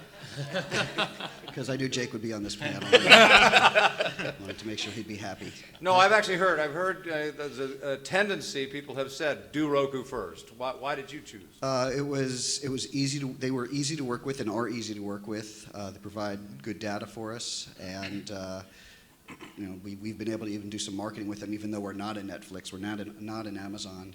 We're a small player comparatively, but we've done some marketing with Roku and seen some decent results from that. So they've been a good partner. Mike, what about NPR? Have you launched on multiple of the OTT boxes? We have. I think Roku was the first. We're available through Apple TV, though not yet as an actual app icon. What I would say, and by the way, Roku probably is by far the easiest to integrate with. I mean, I remember doing a side project 2 years ago where I was making my own Roku app just as a proof of concept. What I would say though is in my opinion, where you want to build your apps first is wherever it still resides within your engagement footprint. And the reason for that is that you can actually not only measure everyone, but you can sort of keep them within your per diem. I think that there is an interesting problem sometimes, and perhaps Roku is more kinder and gentler than, let's say, an Apple TV. But there is a disintermediation of data as soon as you start to send your content outside of your engagement footprint. So regardless of the kind of metrics that you're getting, you're probably never going to get the same metrics that you would if it's in your own footprint or your own per diem. Now that said, I think that the bigger fish that you are out in the market, the more likely it is that you can negotiate for the kind of data that you really need. But for a lot of smaller providers, they're never going to get that, and especially, let's say, from an Apple TV. You're always going to get very paltry data from Apple. God bless them, they're great, but and necessary. But from a sort of big data standpoint, what you get back from a lot of OTT environments is often just a subset of what you would get if you're building out your own stuff. So just in terms of what I would hit first where I can actually measure, I can have a lot more control, but it's absolutely necessary. And I think that, to your point, I think, people say content is king, distribution is king, content is queen. You can make the most amazing content in the world, and if you're not getting it out there and in front of the most eyeballs, it doesn't matter. And there were actually a few folks making some comments during the last panel where we were asking, we were talking about this like amazing content, international content, and where can we find it? And it's great that that's available, but I've never, and granted, and maybe I'm not an Indian expat, so I'm not looking for Indian content, but I've never heard of those folks. And so how am I supposed to even get exposed to that if I have an interest, or if I'm not really realizing I have an interest in content from Brazil? How am I supposed to actually find that content? Well, that's the next topic, which is discovery. I want to ask the Trender panel, you guys have different access devices, Apple TVs, Roku, Amazon Fire, or smart TVs. And I'll start with you, Adrian, do you have a preference, or is there one you always use? Do you have multiple platforms that you are frequenting? I mean, to view shows and everything? Yeah. Mm-hmm. So we'll use the TV, and then there's also, you can use your phones and your laptops or iPads. We don't have an iPad at the house, but I have a laptop at home and my phone that I use too, besides the TV. Okay. And Ian, what about you? I'll use the Xbox or I'll use my laptop most of the time. Just so you don't have a Roku? Okay, you better. I've actually never heard of Roku before this. You're kidding. So, yeah, sorry. Well, we'll tell you what it is later. No, it's easy to use, small. We call it what? Do we call it an OTT box? What do you call it, Jake? Now? Well, so it's a streaming media player. It's a streaming media player, but we're also, I don't want to get too into what our business is, but we're more of a platform at the end of the day. We do produce hardware, but that's one of them. Is we have streaming boxes that you can find at Target, Walmart, anywhere from $50 to $140. About over 3,000 channels on them, and all the ones that you would want. And then we're also found in television, so we're licensing our platform onto TVs, Insignia, Haier, TCL. You can find those in Target, Best Buy, and then to the cable operators. So we're also doing. We're the box for Telstra in Australia. We're the box for Sky in the UK, the actual cable box. That's where people view their cables. Those are thanks. pillars. Alicia, how about you? Do you have I think you said you have a Roku and a Fire? I do. I have a Roku TV at home, and I think it's my best purchase after an Amazon Echo. Oh, now you say it's a Roku TV. It's not a Roku box. TV, Okay. yes. It's very easy to use. I love to watch Netflix on it. I have also Amazon Prime Video on there and YouTube. I love watching videos on there, on the Roku TV. But second, I use Kindle Fire most as well to watch any content. Okay, very good. Well, I think you point out it's the Roku bundled television versus, say, a Vizio or a Samsung has been emerging as one of the easiest ways to consume OTT content because it's already built in, and the interface has been very simple. So the user experience on the app always being crucial to building an audience. Stephen, I just had one thing to add to that. Go ahead, please. Some research that I've done, and I don't have the exact percentages, but when we started building out our app for the different devices, we found that we wanted to focus on the smart TVs, the Roku boxes, anything for the larger set-top box, because studies has shown that if the program is 20 minutes or higher, consumers really want to see it on a larger TV set. And as far as for the small handheld devices, people would gravitate towards those for any program or something they were going to watch that was 9 minutes or less. So that's kind of how we made the decision of what we were going to target. Now, no matter how we targeted Apple TV and doing the Apple system for the handhelds, it was just cumbersome and it just took a lot longer than we projected. But we kind of had some parameters that we built just through some research that I've done. Well, thank you.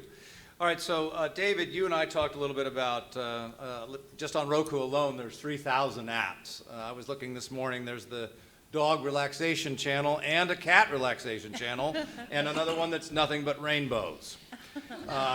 And so we are, we're from a skinny bundle to an obese oversupply.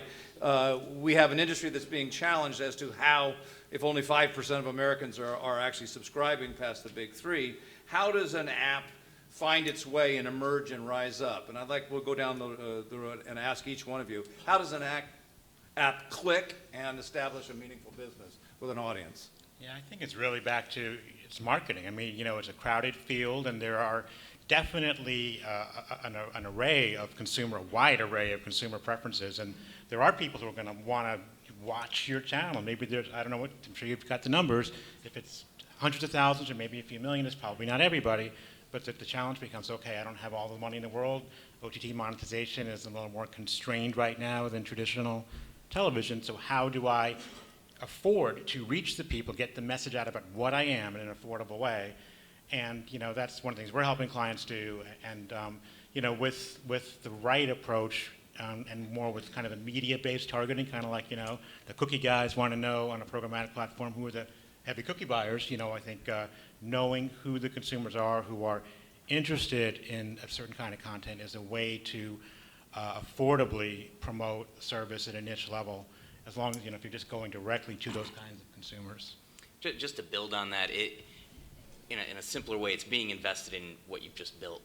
If you build something and then you don't invest in it, marketing, you're not going to reach the people that you're trying to reach, and you need to be smart about you don't want to just blanket everybody with the marketing. You need to understand your audience right off the bat, and then work with the platforms to actually target that audience. These platforms, us included, have tons of first-party data to find your audience, and we have many use cases and success stories of these smaller channels, the Acorns of the world, Acorn TV. Well, give us a few examples of success stories. Oh, Acorn TV. So they, a lot of people probably haven't even heard of them, but they specialize in British television, everything but Downton Abbey.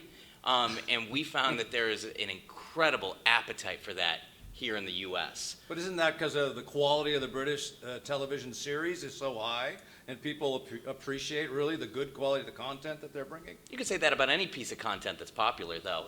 It's about getting that in front of people's eyeballs so they know that it exists, right? Somebody who's really, somebody who's sitting there who may not know that they're into British television, don't know the quality of it, you need to target that person so they can actually figure out if they want to watch it. Right. Give them the value prop. Speaking about Acorn TV, that's Acorn. RLJ Entertainment. They also have, I think, the Urban Channel, and they've been experimenting with building audiences with Roku and other apps, right? I think they have, the word was a few 100,000 subscribers. I don't know whether they were into the six figures. They were into six figures, a couple 100,000 subscribers. UMC is, we're working with them on some targeting, Urban Movie Channel on their particular targets as well. They know the user that they want to go for, and so we're actually, instead of blanketing, the Roku universe with those ads, we're targeting that user base. Great. John, what about your channel? For a newer network, again, we're just a year old. Our focus financially has been on creating the content and the distribution, so we haven't spent really anything yet on marketing. We've been fortunate in that we've been successful in the theory of if you build it, they will come. And on Roku, without really any marketing yet, between our free view channel and our subscription channel, we have over 100,000 subscribers. We launched our first 27 linear ad-supported, which flies in the face of a relaxation channel, so I changed the brand name on it. But we were placed on channel 610 on this particular platform as a 24/7. First month had over 60,000 unique viewers watching over an hour at a time, and with all those ads, the money was quite nice, and so we changed our model and said, yeah, we'll do an ad-supported channel. But we've just been very lucky. Wherever we've put it on the air without any marketing, people have, I think the timing seems to be right for this kind of content, and so people have found it. Jason? Yeah, I mean, I would look at this, and I think it first starts off with like niche level content. So it kind of has a specific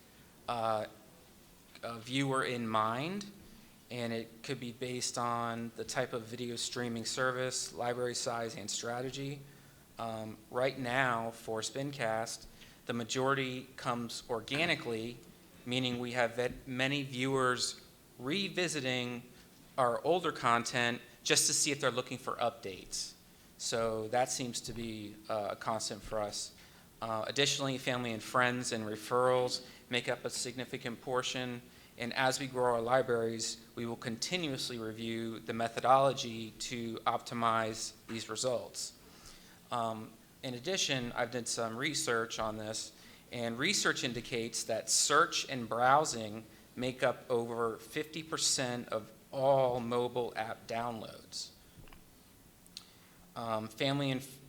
Families and friend referrals make up nearly 40% of browsing, and top-rated or most popular lists apps in the respective stores make up almost 30% of downloads. So our current and long-term discovery strategy will continuously improve and evolve as we grow into the future, and as new tools develop, we will make sure that we make use of those and maximize viewership the best we can. Okay, Michael, NPR is a radio network, and we're in the video business here. So I wasn't familiar with the NPR video apps. You have some desktop concert series. So what have you done to try to create awareness and an audience for NPR in the OTT app world? Sure. So in addition to the Tiny Desk concert, which has been this ongoing series, it's sort of shorter form content, usually 15 to 20 minutes in length.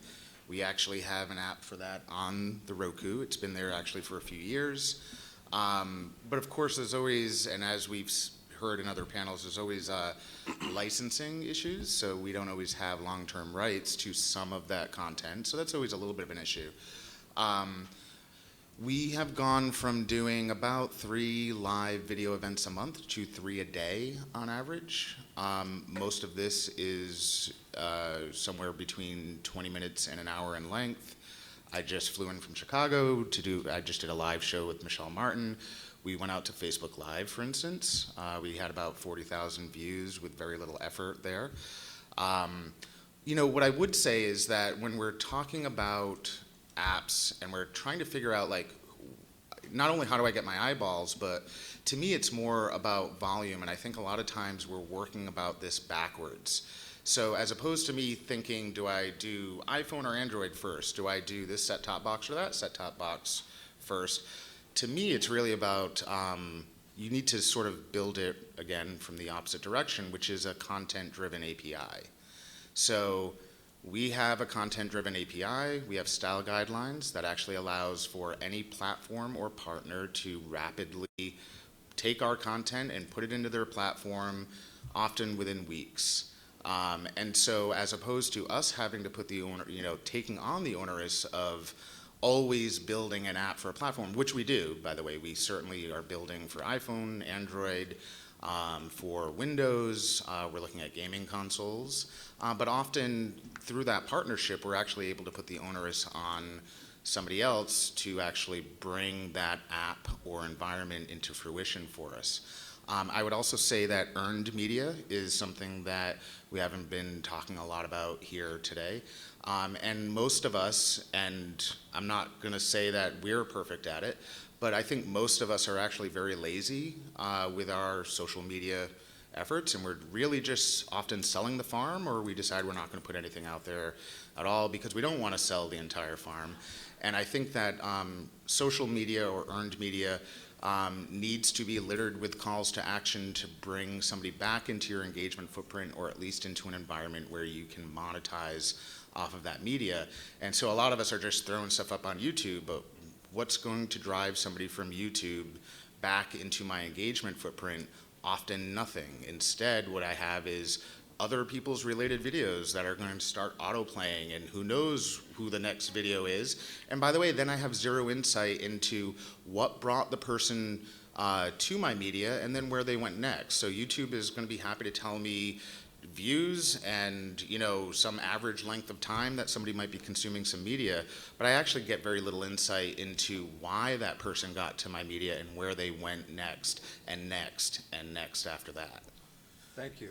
So Jake, obviously I'm in the discovery business. On Roku, how are apps discovered, and what is the most successful technique for an app to get discovered? Are people finding an app through the universal search box on Roku? How heavily is that used, or is it through the promotion outside that people come and know about one of those 3,000 apps? So it's a number of different ways. One is the universal search. So we're expanding that beyond. There's about 50 channels in universal search. So if you search for something, a piece of content, Roku being content agnostic, we're able to search across all of these channels and find the piece of content for you and the price associated if it's free with subscription across. That's one way to find it. It's used very heavily. One of our more successful product features.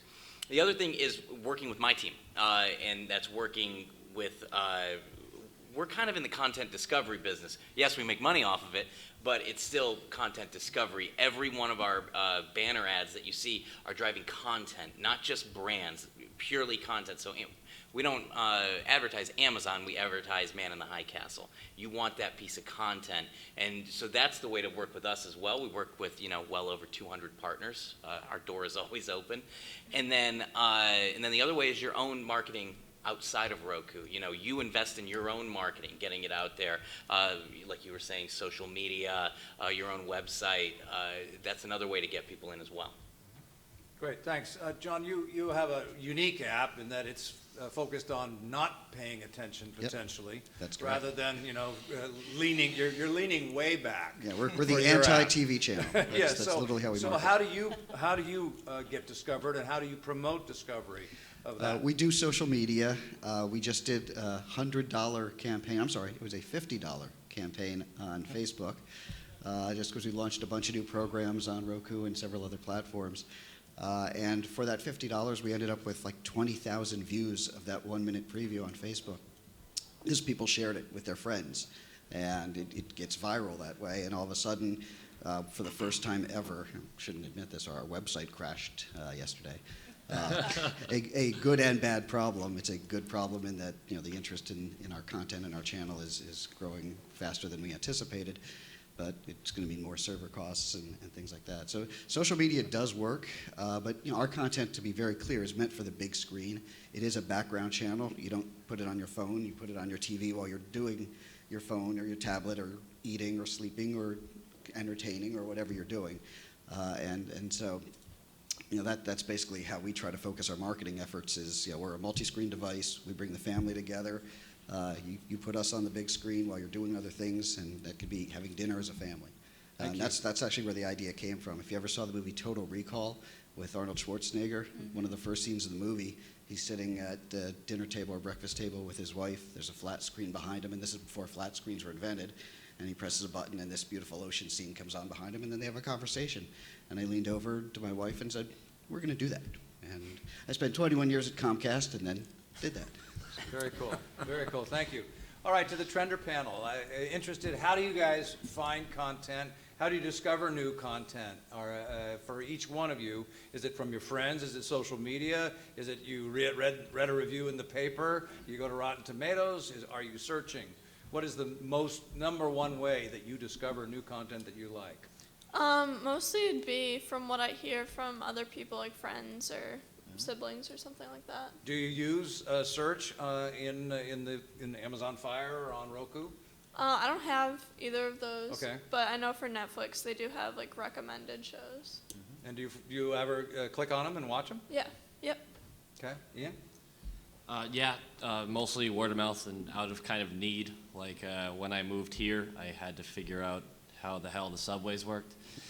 So I downloaded an app for that.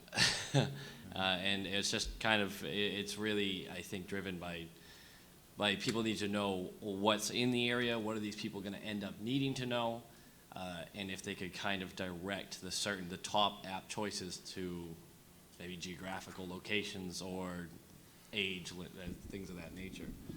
That would help with searching. Okay. Alicia, it looks like you have done actually searching yourself to find content. How have you found discovery to be the best experience? I have done searches, but for me, searches are very limited. I look forward to recommendations because I feel that a lot of the content is already curated, so I want to see what they're recommending to me as a viewer. The other thing that I like using are newsletters. I get a newsletter from Roku on what's new or what apps have been added. So I read those and I go through those and find the ones I'm interested in if they appeal to me. Also Amazon, their recommendations and their newsletter. Okay, thank you. All right, the next question for the panel before we go to the audience is, I'm curious if people can highlight a non-top 5 app that is doing things right that you like, that you can give an example of. Start back with you, Jake. You probably have the most experience. The one that I would come up with is Pluto TV is doing something very, very cool in that, they've kind of created this odd cable channel through aggregated content. They've licensed a lot of content from, places like Young Hollywood, big brands like that. They've aggregated the content, and then they've basically, each channel is a playlist 24/7. So you can tune into these different channels. And what they're doing is right when you get into Pluto, they get you into content immediately. And that, if there's anybody building an app out here, don't stop the user from getting into the content. A lot of apps actually do that. They put up walls, and you have to do a lot of things. Get them into the content, show them the value prop as immediately as possible, and you'll have the users. So Pluto does that very well, and I recommend checking it out. Are they streaming right when you land on the app? Right when you land on the There's app. stuff streaming immediately. Mm-hmm. Yeah, it autoplays. So we're big proponents of autoplay at Roku, and in some way, shape, or form, get video playing immediately, get their eyeballs to it. Don't make them do a whole lot of stuff to try and figure out what's going on, how to get in there. Show them the value prop immediately. Cool, and that's ad supported, isn't it? It is. Yeah, okay. How about you, Mike? So I suppose in this case, I'll have to toot our own horn, but with good reason. So we have an app called NPR One ONE. It's actually the discovery push of NPR content out to end users. We ask that folks localize, which gives us logins that can then transcend across platforms.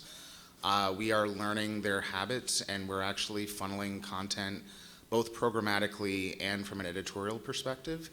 Our unique time per session is over 40 minutes, and when you're talking about short form content, that's astounding. I know probably a lot of folks in here deal with a little bit longer form content, so 40 minutes doesn't seem like a big deal, but I'll tell you that Major League Baseball and ESPN's jaws drop when they hear about our engagement time per unique. That's 40 minutes per unique. So you can just imagine when we start funneling in stuff like podcasts, which are a half an hour in length, when we start to do a bit more for offline caching, which we're already sort of doing a little bit behind the scenes, we actually listen to our users, and so when they complain about stuff like battery life or about data usage, we are pushing, especially for us, we're pushing a bleeding edge, and so a lot of our stuff is already being offered in MPEG Dash and HLS under the hood, yeah, just 40 minutes per unique. Like, let that sink in when you realize that the average length of our content is somewhere between like 2 to 5 minutes per piece, because we segment it that way, and this way we can actually give end users over time exactly what they want across multiple platforms. And again, we're using a content-driven API with style guidelines, which allows us to transcend that experience across endless platforms. It also helps, once we ask folks to sort of log in, that actually helps to satisfy part of our mission, which is to support hundreds and hundreds of member stations around the country, so that we can actually help to push donations into those member stations. And so, our mission's a little bit different. We do monetize, but we also ideally hope that when folks enjoy our brand, that they eventually donate to a local member station, which means that we're beholden to them. We're not just an entity that can operate ad hoc, because I'll tell you, if we could, we'd be far huger than we are. We're actually, when you think about it, we actually have to tread very carefully and cautiously, because we do have hundreds of member stations that can actually hire and fire our CEO if they're not happy with the effects of what folks like me at NPR are doing across that whole ecosystem. Thanks, Mike. Jason? Yeah, there's a company that I admire. It's Tubi TV, and they TUBI? Yeah, TUBI. They're doing such a great job. I think it was 4 years ago they got an investment of about $4 million. In 2015, they got another $6 million from MGM, Lionsgate, and some others that produced a lot of content. Now, and they're completely, there's no subscription costs. It's all ad supported. The ads are very smooth when it's playing. It's very easy to find things on there. And they're not trying to be the next Netflix or Amazon. It's interesting, when you go down the list of topics, there's a whole row of movies that says not on Netflix. And so they're trying to differentiate themselves that way. And they have the largest catalog for any non-subscription based platform with over 20,000 titles of TV shows and movies. Cool. David? And one that I like, and I think there's a lot of interesting ones out there that was just announced in the last couple of days. Actually read Samantha's article about this. Was Elation Media, which is a sort of division of AT&T or partially owned by them. But their best known property is Crunchyroll, which is a Japanese anime app channel. And what they're doing is really smart. They're trying to become kind of a multi-channel network that appeals to the people who like Japanese anime. So What was the name of that app? The new channel is going to be called VRV. It's not available yet, but it's owned by this company called division of AT&T called Elation. Elation. And so what they've done though is they're saying we're not going to your point, we're not going to give up on differentiation. We're going to be unique, but we're going to find stuff that uniquely appeals to people who like our core content, and we're going to go out and figure out what other kinds of content they like, and acquire that content, whether it's short form, long form, professional, user generated. They're just trying to become a destination. They're trying to get over that issue of, how do I stand out from the crowd, get enough mass, but not try to be the next Netflix because I'm not going to win that. And I think what they're doing is an interesting approach to that. Aggregate, but don't give up what it is that differentiates you.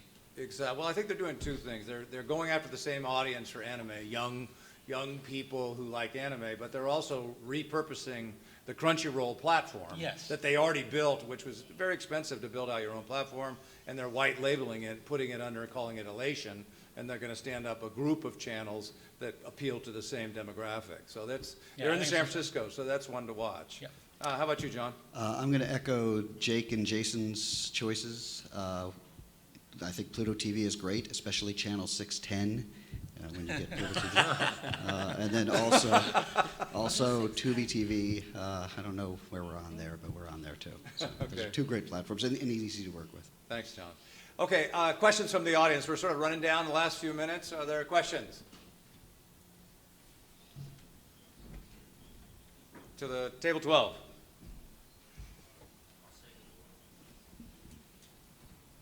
So I'm curious about customer feedback, direct customer feedback on the video content that they watch. I know back in the beginning of Netflix, they had the stars, and you could always go into the library and you set the stars, and they really used that to try to profile you. I'm curious if there's an opportunity with all of this very targeted content for the viewer after they watch to actually write a nice little concise review. Whether that would be useful, do you think that could potentially drive people to the content based on the number of reviews, positive reviews? And I guess for the trenders, would you actually write a review on something? Like, would you care enough to do that? I'm curious if there's a role for that. I was going to say no, but... Yeah, I think people only write reviews when they're angry. I agree with that. And so I don't want anyone to... But I'll tell you, Twitter is actually where we get the bulk of our feedback, and it's completely out of our control. We wish people would actually be more willing to reach out to us directly, and our apps and our environments generally are providing a vehicle for them to communicate feedback to us, and yet people are still going out to Twitter. So often...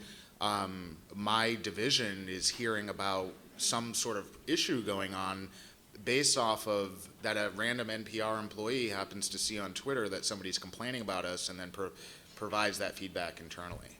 Also, just from a pure product perspective, typing on an OTT device is a huge pain. Just putting in your email address is a pain. So actually writing a review, it would take you hours. I would think so. I think that's one of the big limitations as well, to ask them to do that.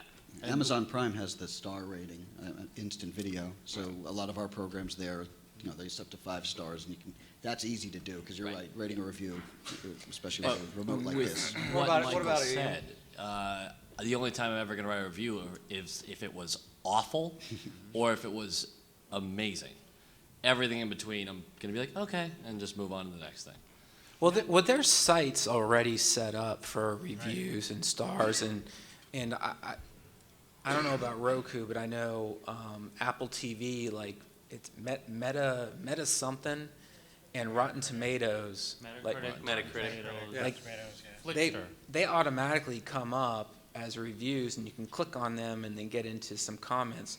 On Apple TV, it's a little different because they have if you have an Apple, an iMac or whatever, you can go in and review it much easier on the keyboard and type it in. So I do see those in there. I don't make decisions off those at all. I read to see, is this something I would like, not like? And if Rotten Tomatoes says 0, then I probably won't look at it. So. Exactly. All right, well, I think that's a wrap for this panel. Thank you to the panel members and to the Trender panel. Thank you very much. Brian, it's all yours.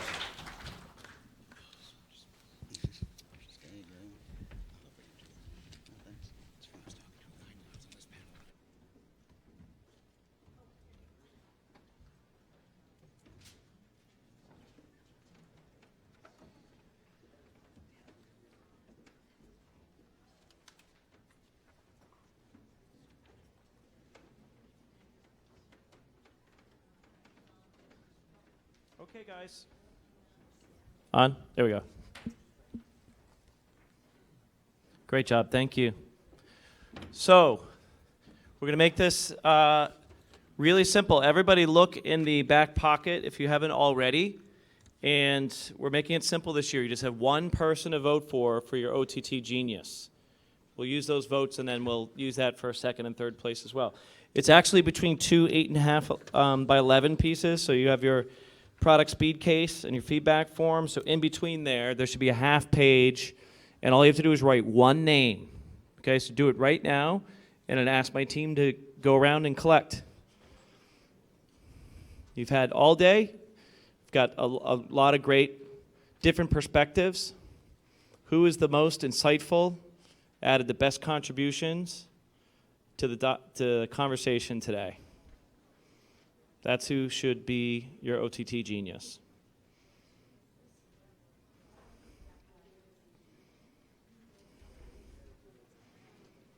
Hopefully it doesn't take a lot of thought. The person that just jumped out at you is being the most insightful. Cannot be me, my team, a moderator, a keynoter. Those are the only restrictions. Can be somebody in the audience.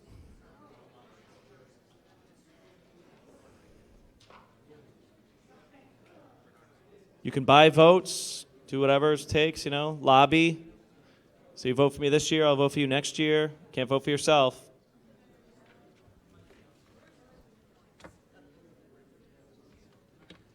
And while we're doing that, and we'll gear up for the Product Showcase Awards, I just want to thank you all for staying to the end of the day. I know you're all executives. Your opportunity cost is very high to be here today. That's why we keep it to one-day format. So I'm very grateful for all of you. I think hopefully you'd all agree that we had a really good group of not only speakers, I think even better than last year, but the quality of the attendees. Any one of you really could be up here on stage providing your perspective. So I'm grateful for that. You all have jobs to go back to and teams to manage. Hopefully you're better off for being here today. And some of the things you learned here will change some of your priorities when you go back to the office, and hopefully lead to better business, and hopefully as an industry help all of us turn this thing we call OTT into something that's valuable to consumers and valuable to all of us. So thank you, attendees. Also for our live streamers, I think we got up to 54. Thank you, everybody, for tuning in globally. Really appreciate it. And especially for some of the dead spots during our breaks in the product speed case. Thank you for sticking with us. I want to say a final thank you to our gold sponsors, Endavo, SeaChange, Vindicia, FLX Systems, Vidillion, Viaxis Orca, Limelight Networks, Level 3, AneoQuest, and Absent Live. Hat tip to Absent Live for doing all of our streaming here today. Very grateful for that. Thank you, guys. Let's hear it for our gold sponsors. I'd also like to thank our silver sponsors, Zumo, Envato, Guidebox, Sodexis, and True Optic. Also great speakers. Thank you for your contribution. Silver sponsors. And I hope, excuse me. So I'm also very grateful for all of you being here. Another just kudos out to Steve and Jim for for being here 4 times in a row. Drink that scotch. Don't break it open now because we're about to get some open bar here, so you don't have to save that for later for a special time. So maybe I'll come to visit. I don't know. So without further ado, we're going to go. We already have the ballots for the product speed case. We're going to jump right into that. One final chance on OTT Genius. Raise your hand if you have a ballot. Hasn't been collected yet. Everybody contributed. It should be pretty easy to add up these numbers. So Ann, I'm going to get started here. Whenever you get it, just bring me the slip. Where are the trophies? Can you bring them up? The best of show ones. Well, the three company trophies.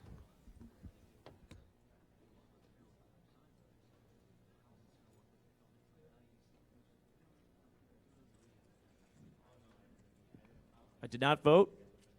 Neither did my team, so this is really just based on the votes from the product speed case. We changed the name of the Best Fit Award, if anybody was wondering. We kind of thought about really what that means. It used to mean the product or service that could most easily fit into your workflow, into your team, your process. And at the end of the day, that's really best ROI. Also sounds better from a marketing perspective. So you'll notice if you won Best Fit last year, we changed it to Best ROI. We're going to start with that award. Without further ado, Best ROI goes to Aneo Quest. Kurt, are you here? And Nicole, you're going to get a picture here? Brief words, Kurt? I just want to thank you. I was in Boston for the first of these events, and I found it to be a refreshing way of learning about the industry from multiple directions, and I still find it refreshing. So thank you, Brian. Awesome. Thank you.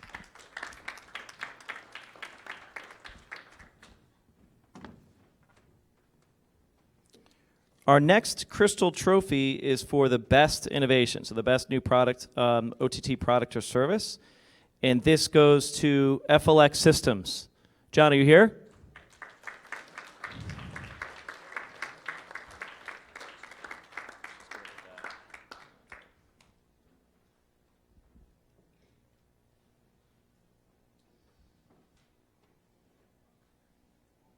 Yep, and John is a new sponsor this year, so we're thrilled to have you. Few words? Oh, thank you. Brian, thanks for having us. It's an honor, and thank you all for recognizing our technology. We're really excited to be part of this group, and I look forward to being back next year and seeing everyone again. Great event, and thank you, everyone. Awesome. There you go.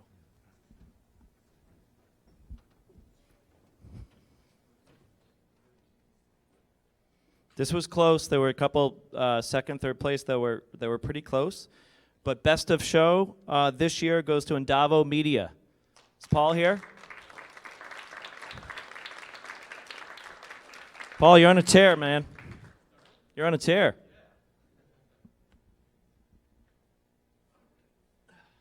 Thank you. We're marketers, you know. You got to get the photo. So thanks a lot for your vote of confidence. It's great to see this show evolve. I think it's a great reflection of the industry overall. We're so proud to be a part of it, and certainly look forward to an even bigger and better show and industry next year. Thank you. Congrats. Yeah, thanks. We'll do a little press release on that. Do we have our tally? Uh-oh. That's never good.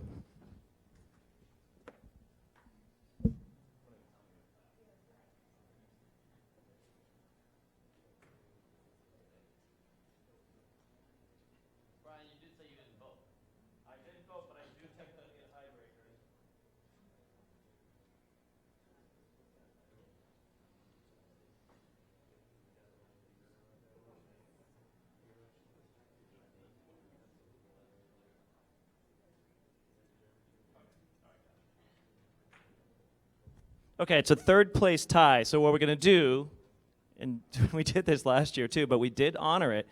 we're going to ship off, we only have 3 trophies. So for the third place tie, which is, we'll start with, which is OTT Guru. So it's 2 people. One will get the trophy. We can do a coin toss. The other one will ship the second trophy for you. Right? Yes, we will do that. So those go to Roger Keating and Pete Maston. OTT Guru. I think is Pete still here? I think Roger.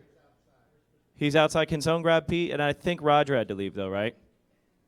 So guess who gets the trophy? Right, the guy that stayed. Okay, so we're going to move right around here because we're between cocktails. So the second place is called the OTT Hero, and that goes to Don Wilcox. Is Don still here? Nope. Okay, so we'll have to ship that to him. No? Is he in the hallway too? No. And I got to get this trophy out.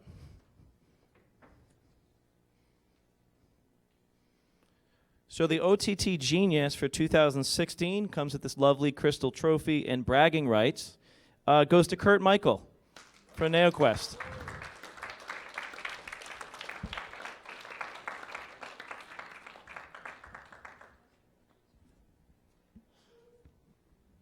You're cleaning it up. Thank you, sir. Okay, it's not all about 3D. Will the No. internet break or not? The internet won't break. One of the things that I may not have mentioned before, so I learned a great deal when I worked at Akamai for about 3 years in product marketing. And I learned a lot about what was really good in OTT, and I learned a lot about what was really needed in OTT. And I found myself a new home in AOQuest more recently in the last year. And I am there because, well, I think we can fix some things. And hopefully you recognize my passion for that up here.